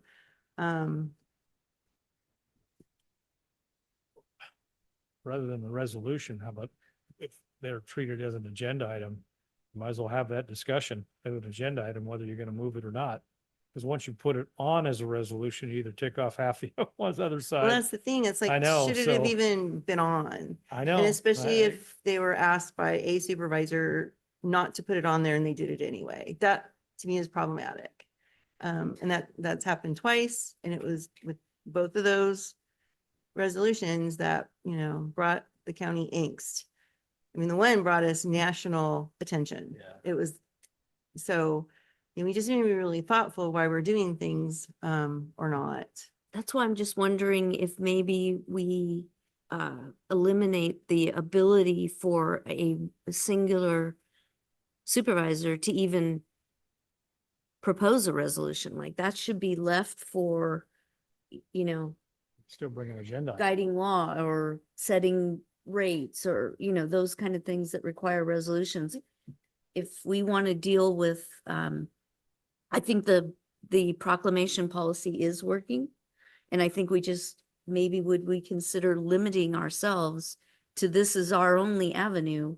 And that does require you get another supervisor, and it does require that it meet either policy 2B or 2C, which is educational or to recognize individuals that have contributed significantly to the county. And you have to get 2 people. Maybe that'd be our only avenue. Well, so having thought about this a little bit and kind of what could parameters you want to put around yourselves. Another thought that had come up was we are revisiting our legislative support policy. So there's a lot going on though here. We're kind of talking about resolutions versus proclamations. And I think as county council said, it's not so much the form of the document that I think is causing the angst. It's the content of it, and it's the ability of potentially, one board member to bring it without Discussion. support of the Yeah, others. And yeah. and I want to get at, what some of those objections were. And from my perception, some of those objections were that these aren't things that directly related to county business, and we should stick to county business. So in the absence of trying to anticipate every type of content that might come up, I mean, we could, if you feel like the proclamation policy is good, so we're good on proclamations, we can bring the ledge policy so we can, put some parameters around legislative support of things and maybe expand that to include countywide or statewide ballot initiatives. Because right now it really just contemplates state legislation. We can do both of those things, but it really is, I think, more of a protocol and sort of an internal relationship issue that you all are talking about. We do have the Good Governance Handbook, again, that refers to a lot about, how you interact with each other. We could look at some kind of a protocol on these things as well. Or as I think what Supervisor Lane was getting to, probably the most definitive way to address this would be to adopt some sort of policy that says a board member may, a lone board member may not place an item on the agenda. You either need another board member to sponsor you or something like that. I mean, that's pretty extreme, but it would be very clear. So those are some options for you to consider. If you wanted to kind of go the other route of trying to just work better together on these things, we can write up a protocol talking about, because it's referenced throughout your Good Governance Handbook that we're here to do the county's business. Right. And so kind of sticking to the county's business and then, working with get together on, some of us might have a little bit of an expanded or a narrower view on what county business is, and that's okay. But having those discussions and having a clear idea of how then things would get to the agenda. So we can take whatever direction you want. We can bring back the ledge policy to address that piece. Right. Let's and do see that how first and goes. then see if we need to go from there. Okay, Yeah. try Yeah, that. leave this in place. Proclamation, we're not touching. Yeah, it's pretty but good. It's been let's take a look working. at the ledge policy and then we'll Yeah. see if we need to do anything more. from And I there. do want to point out on the proclamation policy, the way that I read that D on the last page under the procedure, it says shall be placed on the consent calendar. So I take that as direction when we are reviewing items or during agenda review, that we'll put it on the consent calendar. But I don't think that removes any individual board members' right to Pull have it it off. pulled We on. just had that yeah. conversation. Yeah. Yeah. Yeah. There is that. So Yep. if that is still is the intent that you Yeah. still, want to provide for a board member's ability to pull it, and we leave it totally as is. If truly the intent when this was written was that they go on the consent calendar and they stay there, then we would need to modify it to say that. But as I read it, I think you still have the opportunity to pull it and discuss. Yeah, and back to the previous conversation, it just no surprises. If it's on there and you're planning on pulling it, you Let it really know. should let the Yeah. CAO know. Because usually then it's going to be, you're going to be recognizing somebody or something and it's going to Right. take more collaboration. Yeah. and- Well, it's gonna take two members to even get it on. Exactly. Yeah. Yeah. So, yeah, And that could be even discussion then, yeah. you know what I mean? So, But I do think that you're right. We do need to be a little more thoughtful, if we're asked by another supervisor, like, is this really a good idea? I'm asking you not to do that. I do think that should give some weight in conversations and really be thoughtful on things. I don't know. That's been hard. It's been really hard. good. Okay, so We got I it. take from that, we will try to address, we'll expand the ledge policy to try to cover more ground and leave the proclamation policy as it is. At Yep. least for now. I mean, we'll get final direction after after public comment. I understand. Can you just really in a nutshell, what are you doing with the ledge policy? Cause that's not on the list, but it's something that, Yeah, well, The policy, it's really just, I think it's mostly okay as is. What we're really doing around legislation is trying to build more of a program around it. So opportunities for departments to identify and bring up issues, and then how are we going to address them. But the policy basically right now says, generally, if you're going to take a position, it should be supportive rather than in opposition, and it should be used sparingly. And there should be a direct impact to county services and county government, direct local impact. So I think those are all really good foundational principles. And maybe if we just expand that to include other things that might come up, like countywide initiatives or positions on federal legislation, things like that, because it really does contemplate state legislation. Okay. Okay. Thank you. Do we have a resolution policy? We do not, because as county council said, Resolutions are all over a the map. resolution is really, there are so many different types of resolutions, and very often, more often than not, they truly are like working documents that provide some authority to do something. They're generally not kind of like a recognition or a position statement. Yep. And that's kind of why I go back to the idea that I think as supervisors, that's not an avenue that we should be utilizing. Right. But I as mean, we point out, in both the big things that got us into trouble were They were individual resolutions. supervisors utilizing the resolution process. And, you know, when I talked to county council, I said, you know, nothing against you, but how come you went ahead and approved it, you know? And he said, it's not in my lane to say whether or not we should or shouldn't be doing it. So I feel like the resolution process is an open-ended black hole that we're not addressing. That's why I'm thinking we should make it clear that supervisors are going to go through the proclamation process. The resolution process is not an avenue for them to be able to tap into. Because I Well, do that's- think it's more of a department use, And we right? could reference something around that in the ledge policy to We address can- that issue. Yeah, what I I'm mean, thinking. we can think about, we'll take that back and think about it. I think what you all had the discussion here today. You all have said, you know, hopefully you now come away with a better understanding of really what a resolution is and what it isn't and how it should and shouldn't be used. And we can work with that for a while and we can address these other policies. And then if we still tend to have a problem with it, and that is what our office is there to help direct also. So we're always there if a board member comes and says, hey, I want to do a resolution on XYZ. It really is incumbent upon us to say, is that really the right form? Do you really want to do it this way? Well, or what if we don't ask and we just submit it? Well, that is, Do you feel then comfortable saying, this probably isn't the right avenue? Because that's what happened. I personally do. She's pretty good at Had that. I been, Well, but tend it's to- happened I tend to try to recently. keep It my- got through everybody. Yeah, well, yeah, I missed that conversation. And I haven't had a chance to go back and watch the tape, but I think I feel we can do a better job of it. Okay. And we can, I think, work with each other better for Cool. now. Me too. All right, All right. okay, that's let's what go I ahead know. and open it up to public comment. We are now taking public comment specifically on item 21. Each speaker will have 3 minutes to address the board. A timer will alert you when 30 seconds remain and again when your time has ended. We will begin with comments from individuals present in the boardroom, followed by those participating via Zoom. If you're joining via Zoom, please ensure you unmute yourself when called upon. If you're joining the meeting by phone, press *9 to raise your hand. If you're on Zoom, use the raise hand feature to indicate your interest in speaking. We ask that you voluntarily state your name for the record before beginning your comments. All right, I don't see anybody in the boardroom, Kim, so let's go to Zoom participants, please.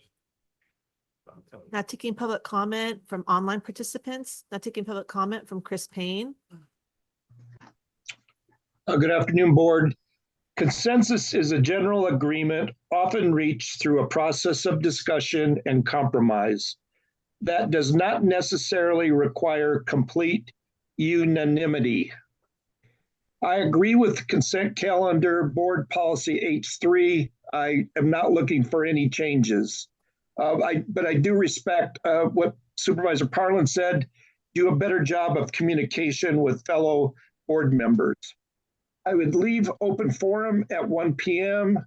I would leave the 3 minutes for individuals and organizations, because if you start changing that, then the question is, and I think somebody had commented that whole organizational aspect of 3 people, 9 minutes becomes kind of chancy. I would leave the proclamation policy as is, or with the addition of the CAO's comments. No on combining consent calendar and open forum public comment because it's too confusing, and it'll be confusing if you try to implement that. Use of closed session, public does not understand. I am recommending a new board policy describing closed session and the type of items possible. For instance, conference with legal counsel - existing litigation, conference with legal counsel - significant exposure to litigation, pursuant to Government Code Section 54957 - public employee performance evaluation, license permit determination, and finally, pursuant to Government Code Section 54957.6, conference with labor negotiations. I believe that was the intent of my trying to get county council to explain with an educational 101 on what these are. And I believe you need to have a board policy, because I believe some people have commented that you guys are doing things behind the closed doors. Finally, general discussion on the question of voting. I think the question comes down to general discussion leading to the first motion, and second, leading then a discussion period for the vote. But then what if there's a second motion and discussion? It gets confusing. I need to think you should talk about that a little bit more, because I think you're not ready. Electronic voting, I totally agree, but that second motion aspect, I don't know how you deal with it. Those are my comments. Thank you for the time. Thanks, Chris. Now taking public comment from 390.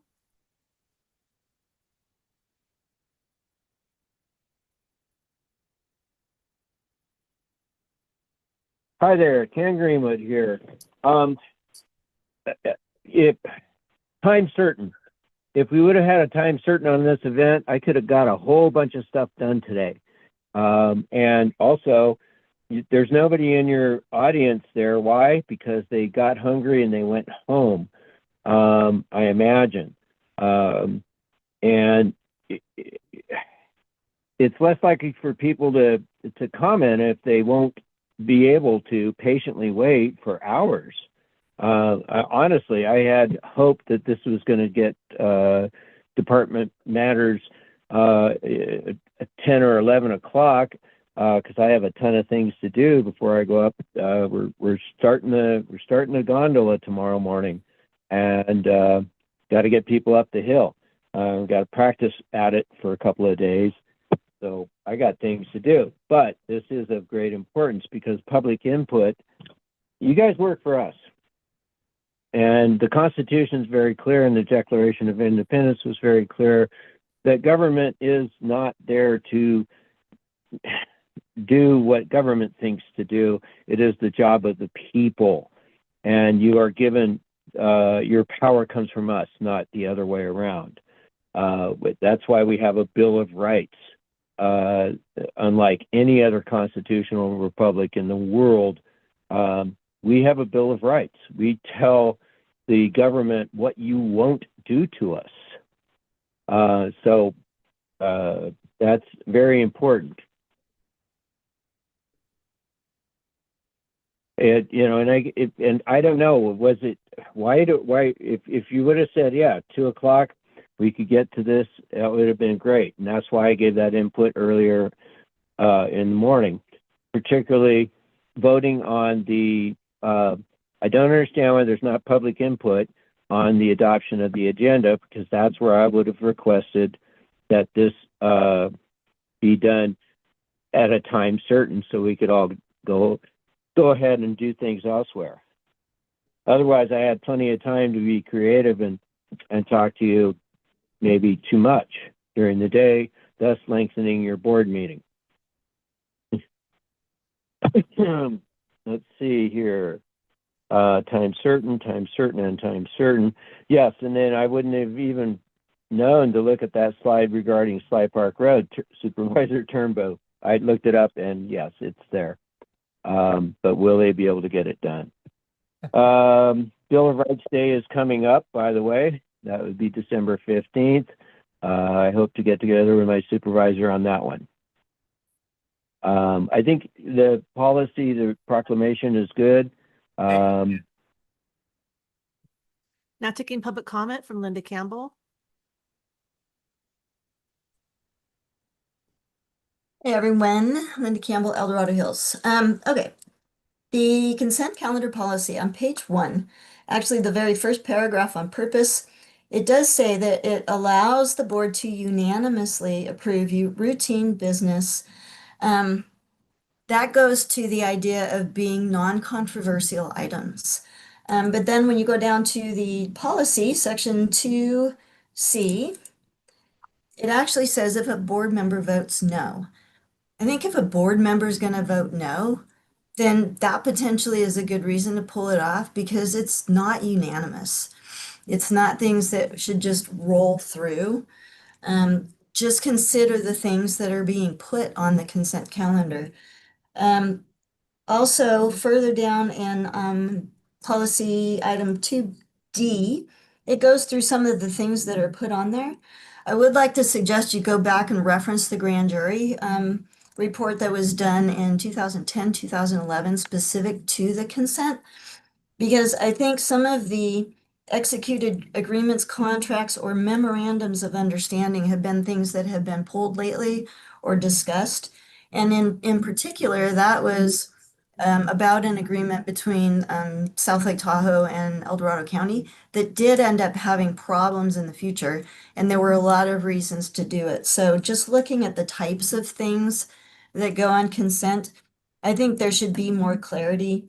If there's updates to county policies or existing ordinances that have not been discussed at all with the public, I think also those should be pulled off and then maybe just a final approval on the consent. Maybe also include some for contracts, if they're brand new contracts, have cost limits associated with that, because if something's pretty pricey, then maybe the public would want to have input on it. Then page 2, I do want to recommend that you don't limit who can pull. You guys all vote on things across the county. Supervisor Lane put it pretty good. If somebody has a reason for pulling it, I think any supervisor should be able to pull it. Maybe it's something from public comment that raises the concerns with them, and it should be able to come out for discussion. Honestly, I think that requests from the public to pull an item should be allowed. Then under those procedures, item 3, at the very end, it says agenda approval and consent at the same time. So basically, those are still really lumped together in your policy right now. Definitely shouldn't have moving department matters, put them in a specific time slot so we know, just like the ones today. And then don't blend consent and closed session because we have a 3-minute period of time, dozens of consent items, and then potential closed session. I don't think we'd have. Thank you. Kim. Now taking public comment from Dean Getz. I submitted the the cure and correct related to the board's agenda adoption item. And that was really my concern about the substantive moving to new dates or times, or just flat out pulling an item that would limit the public's participation. I mean, that's the core of the issue here, is this agency is a service agency to its residents, its citizens. it appears that you all are moving in the right direction and have heard that concern. I just want to make sure that we don't blur the line between adoption of the agenda and discussing minor tweaks. Minor tweaks to an agenda item are going to come up where the public will get a chance to address that. It's when the item is removed altogether or shifted to some other time that might not allow public or full public participation that needs to really have more guardrails. I think County Council Livingston is addressing that. I would urge you all to consider his comments, including he suggested it was possible we could scrap it altogether, that procedurally. And that's because, in my opinion, all the boards I've served on, the items that are posted and published for 72 plus hours in advance have been well vetted, and they would seemingly be appropriate when posted. So therefore, there shouldn't be a reason to rip them off the agenda. The electeds, and I would stress this, the elected should be able to bring any matter within the purview of the county, any resolution, any agenda item that's the public's business. In fact, George and I had kind of worked toward in the past a gift of public funds agenda item that made it to Legistar and still hasn't made it to the public agenda. And you really have to ask, what is the mechanics behind that? You all should be hammering these issues out in front of us, and that includes anything that's controversial. That's what the Brown Act expects. Yet we have this discussion about a good governance handbook and that you all should coordinate and get along amongst yourselves and the county staff, which is really concerning to me. Again, I would really urge you to listen to county council, take some of these items under submission here and come back with stronger, better policies that serve the community, because the community is increasingly finding ways to engage with each other. And I don't think you really recognize the power of being able to reach people and let them know how they're being wronged, if that's what it really is. And in this case, coordinating the public's business where you only deal with the issues that you all have pre-vetted is very concerning. Thank you. Thank you, Dean. Now taking public comment from Gina Posey. Good morning, board. I know it's been a long day. I would have liked to have seen this item agendized with a time so that you could have had more folks respond. I won't reiterate what everyone else has said. I, in particular, agree with a lot of what Supervisor Lane has said, as well as Linda Campbell. But in particular, I would like to see more discussion about the public's ability to pull an item from consent. There was a lot of discussion about a supervisor, but very little discussion about the public. Other counties allow the public to pull items off consent by simply asking to do so. Now, I recognize that if you had 20 items pulled regularly off the consent calendar, that would be a significant problem. But I have not seen that, having listened to many, many board meetings, of how many items the public wants pulled off consent. And I would encourage you to have some kind of a policy that details when the public has the opportunity to pull something off consent. I also would like to see some more descriptions of when items should not be placed on consent. One of those includes civil grand jury reports. The public is very interested in what the grand jury has said, and there hasn't been a real opportunity for them to comment on those. So I don't think civil grand jury reports should ever be on consent. I think they should always have an opportunity for the public to respond, as well as looking for other criteria of maybe when a contract was worth a certain dollar amount. I've seen that regularly on other counties, a consent calendar be pulled. So maybe there's a threshold of $300,000 of a contract would require that not be on consent. Anyway, those are my comments, and I thank you very much. Have a great day. Thank you, Jan. There's no additional public comment. All right, so I'll bring it back to the board. Any other discussions or comments? Yeah, there is, and I know it's okay. So I think something that is interesting about, so sometimes projects especially can take decades to work through the system, and I'm not making that up, decades. And if a project is so far along, you know, and was controversial when it started, but is so far along in the process, a contract is on there to do the next step. There really isn't much point in pulling it or having it as a discussion item. You know what I'm saying?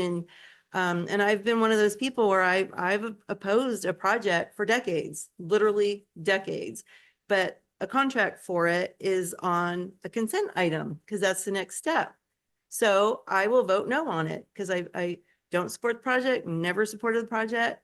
I never thought the county should have done the project, but I'm not going to be able to pull the item off and stop the project. It is so far along. And I do think that that's a really tough thing when you're a member of the public, you know, but there are things that just take forever in the world of government. And so, you know, I heard what Linda said about, well, why can you vote no if it's on consent? And it's like, well, because things take so long. And it's like, when it first started, I didn't support it, but it got approved and it keeps going. And there really is no sense in my mind of pulling it off. Not going to change anybody's mind. It's gotten so far along. So to me, that's a really clear example of why we are able to put a no vote on the consent. Because in theory, it is something that isn't controversial, but you know, things just take so long. And I know that's a hard one.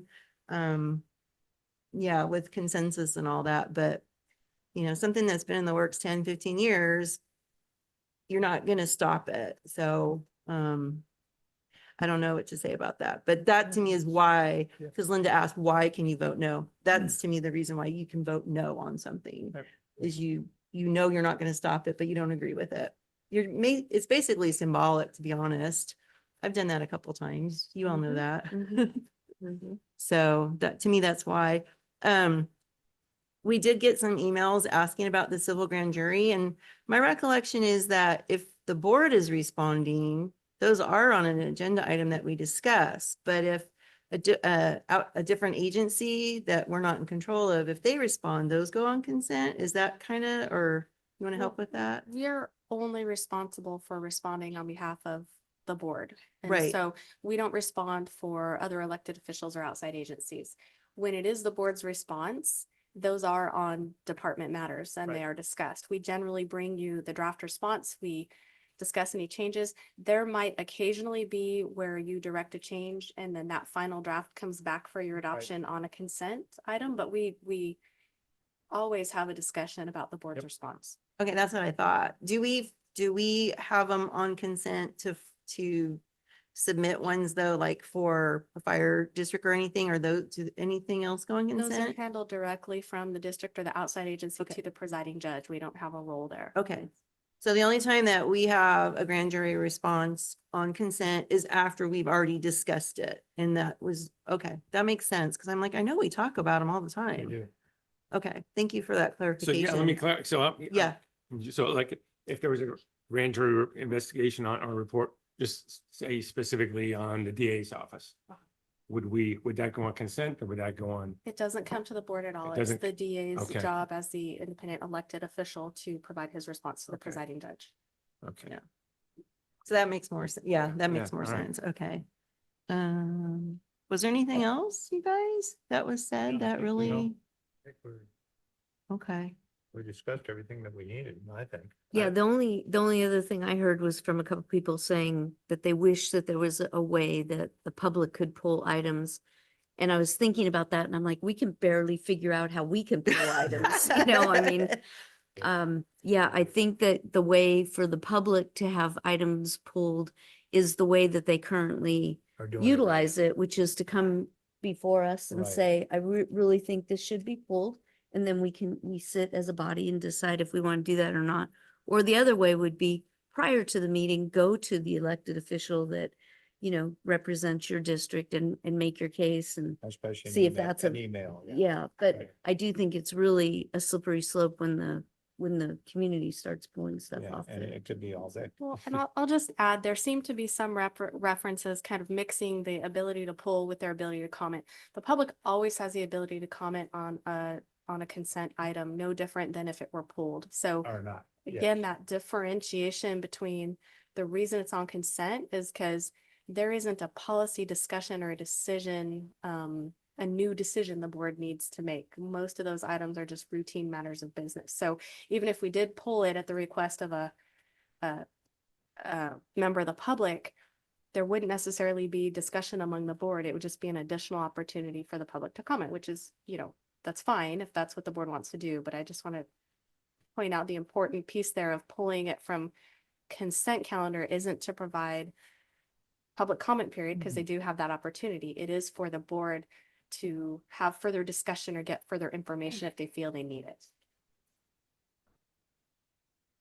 Okay, so, Any- oh, here we go. It's on our screen to see what we've captured. Thank you. No problem. So it sounds like some of the stuff we had pretty firmed up. The other stuff we were kind of waiting on public comment for.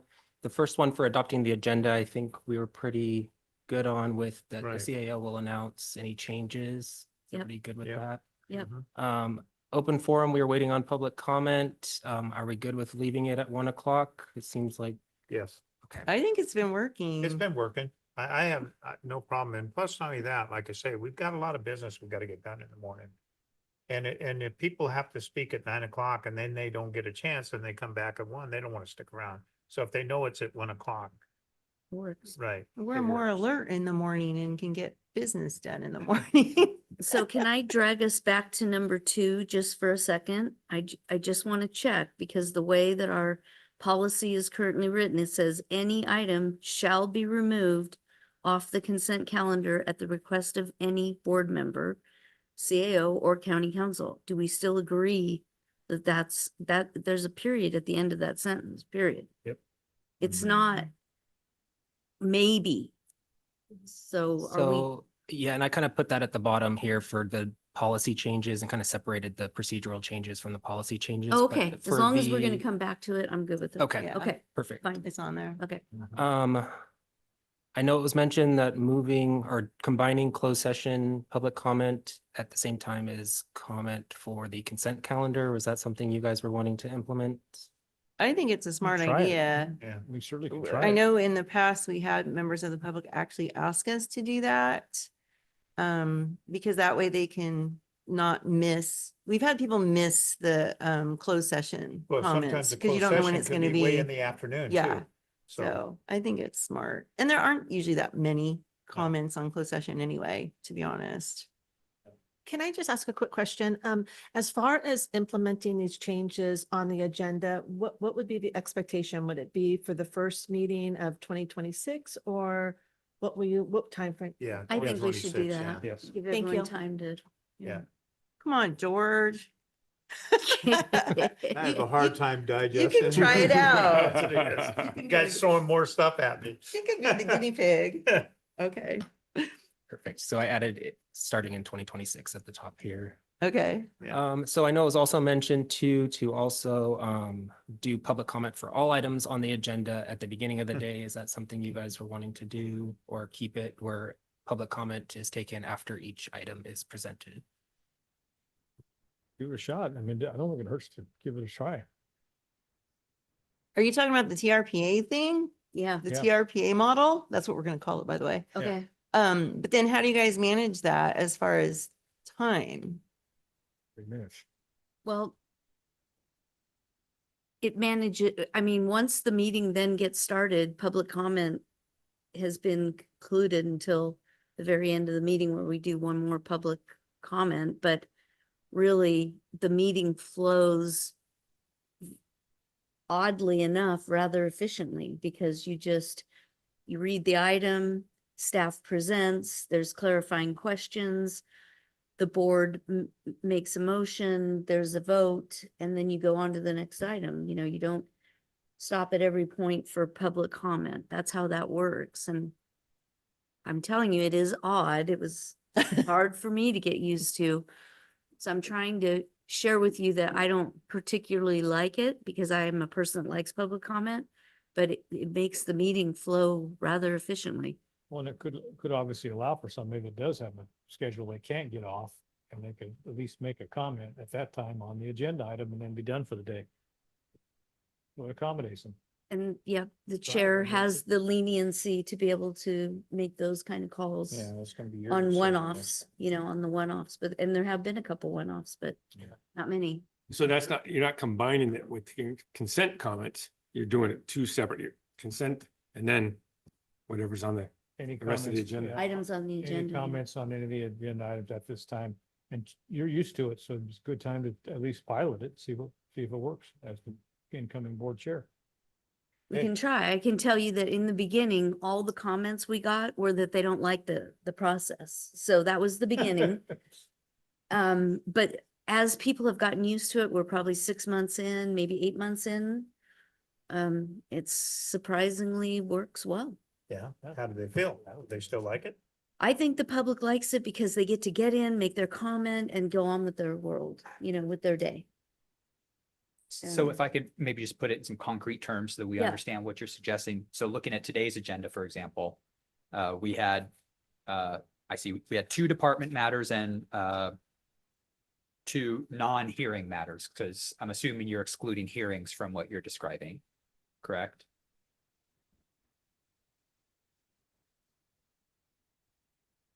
We don't have as many hearings as you guys do, so I'm trying to think.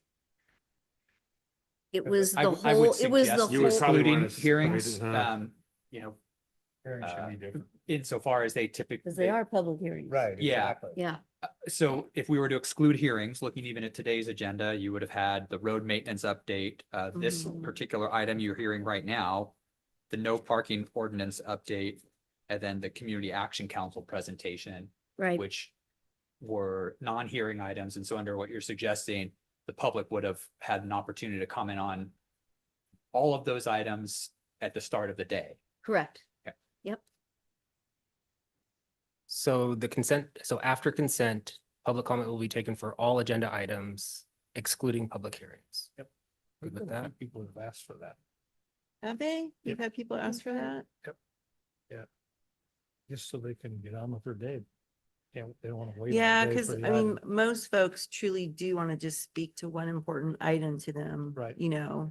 So that actually does make sense. It doesn't work, doesn't work. So just to clarify, we'll have 2 separate public comment periods in the morning. We will have consent calendar and closed session. So 3 minutes to comment on those, and do then another together. 3 minutes to comment on anything else that is on the agenda as a department matter, not a public Right, hearing. not a hearing. Yep. Right. And then you'll have a third opportunity, right, at 1 o'clock for open public forum on any item not on the agenda or on the agenda. Public comment. Not on the agenda. Not on the Not agenda. on the agenda. You know what they're going to talk about for a long time. Yeah. I warned you. You just set us up I for just that. warned you. Okay. That'll be the beginning. But then if we're gonna do that, it is gonna change our mornings dramatically. And so we wouldn't be able to, we wouldn't want to put time allocations within the 9 o'clock hour, probably. Keeping it real, how are we gonna do that? It will be a challenge. It will change your mornings. I was already thinking based on a lot of the comments, and we have kind of started doing this more in agenda review in blocking out the day. So, I think we could at least get to a point where we're thinking that's going to be a morning item and that's going to be an afternoon item. And Right. maybe we could work towards even refining just that stay in more. order. And then, like I said, we kind of do that internally and intuitively, but we can be more, we can actually break those down into blocks on the agenda, probably moving forward. But so that will help, I think. But you're right, that's 2 public comment periods. They're limited in what they can comment on though, which, cuts it down from the open forum, which is just kind of wide open to everything. I don't honestly know how it'll work out, but we'll see. Try. We will have to be flexible with those mornings in the beginning and not Well, really have a lot of and if expectations. it doesn't work out, we can always go back, Mhm. correct? Yeah. Yeah. Yes.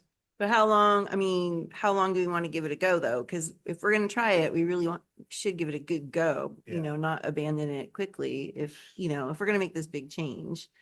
Yeah, I'm I just mean, saying like Anything commit like that, I think you should at least do a minimum of 6 months and see if it and works. reevaluate. Okay. Yeah. That's a All right. commitment. Okay. You all right, Greg? Yeah. It's gonna be, it's gonna be incumbent on the chair to make sure that they stay on topic for the correct agenda items that they're talking about. This Yeah, person right yeah, here. yeah. But yeah, anyone. I'm willing to try it. Okay. All right. Okay. Yeah. All right, so I know it was also mentioned that the clerk doesn't have to introduce the full title of the item, and it is put on the board chair at their discretion to announce any clarifying language on the title or the item, and also to talk about any board meeting protocols. Is that something you guys were wanting to do, or? I think let's just clarify, she will read the full item, but she would not read the full public comment protocol, which I think Yeah. based on what we just said, Agenda item. that's gonna take that's care gonna of change itself. anyway. Yeah, Mhm. it's gonna take care of itself.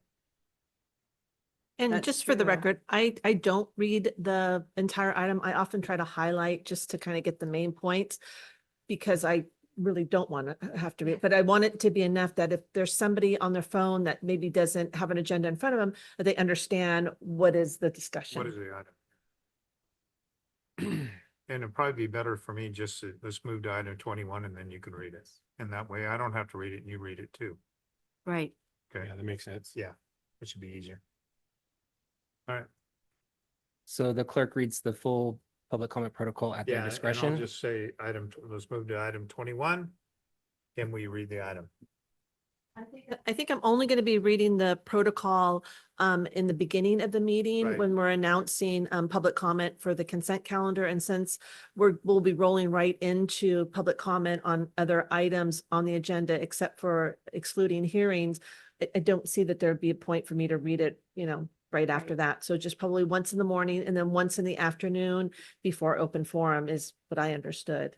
Right. Got it. Yeah. Got it. Unless we see.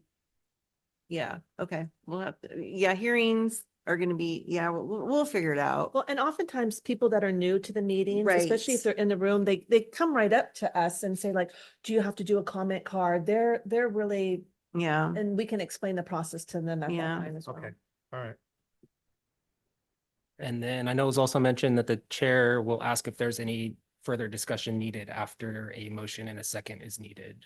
Right. Yeah, And I'm keep that already doing highlighted. Keep that highlighted. Yeah, because I always refer to her because I know she has more to say. She's just thinking a little bit first. Okay. So we're good That's with okay. that. Yeah. Okay. And then did you want to direct staff to explore an electronic voting system? Yeah, they already Yeah, are, we can- so, we but can yeah. explore it, yeah. Okay.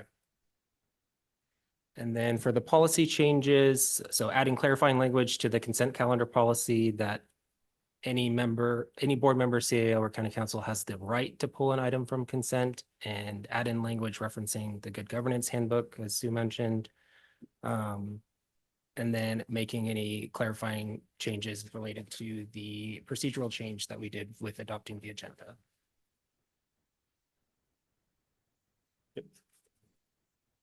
Good? Yeah. And then it looks like we were good on the proclamation policy, but wanted to expand board policy A4, the legislative policy, to address items that are brought by the board must be sponsored by 2 board members and include language on statewide ballot initiatives and positions on federal legislation. Okay. Good on It's that. gonna take 2 board members. But you're gonna look into it anyway, correct? I'm gonna look into the policy or, Yeah. Talking about, yeah, the policy. right, yeah, Awesome. those are, so we'll bring back a revised policy Okay, perfect. meeting those 2 goals there. Okay, all right. And then the last one was just directing the CAO's office to return to the board with other adjustments that create efficiencies at regular board meetings. So other policies that we can look into, or places where there could be signature delegation. Okay. I'm good with that. Okay. That is it. Job. Thank you. I'll move the item for approval. Second. All those in favor by saying. Discussion. Oh. George, let's start now. Let's start. I thought it was a 26. The 26. All right, go ahead. Is there any further discussion, Brooke? Nope. Okay, all right. All those in favor by saying aye. Aye. Opposed? Motion passes 5-0. Oh, my God. Yeah, Thanks, that's sir. funny.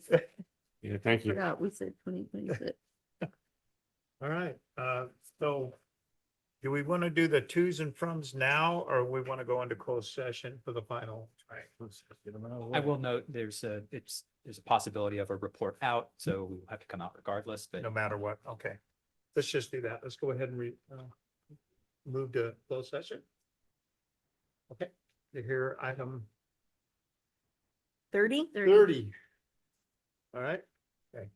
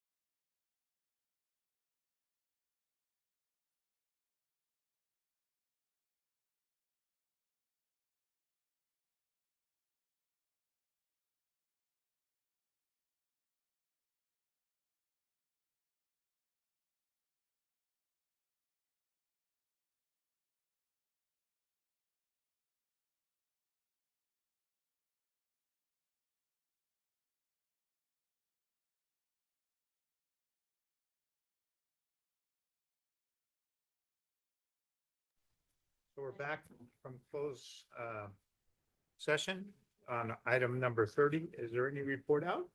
No, Mr. Chair, there's no action to report out. All right, so I'll go ahead and adjourn this Mr. meeting. Chair, could we adjourn in Mark Ackerman's honor? He was a past volunteer firefighter in the county, predominantly in El Dorado Hills. He was also worked for FEMA and was very instrumental in the Angora protocol. And he passed away yesterday afternoon. So Yeah. very, very. Yeah. All right, so I'll adjourn at what, 5:33? 2? 2, Okay. 3. And wish everyone happy Thanksgiving. Happy Thanksgiving. Because we're not going to see everyone for a And couple I'm gonna weeks. be absent from our next meeting at CSAC, so Oh my don't make gosh, any it's big decisions time. without me. We'll make a bunch of Hey, no- decisions. no decisions. Yeah.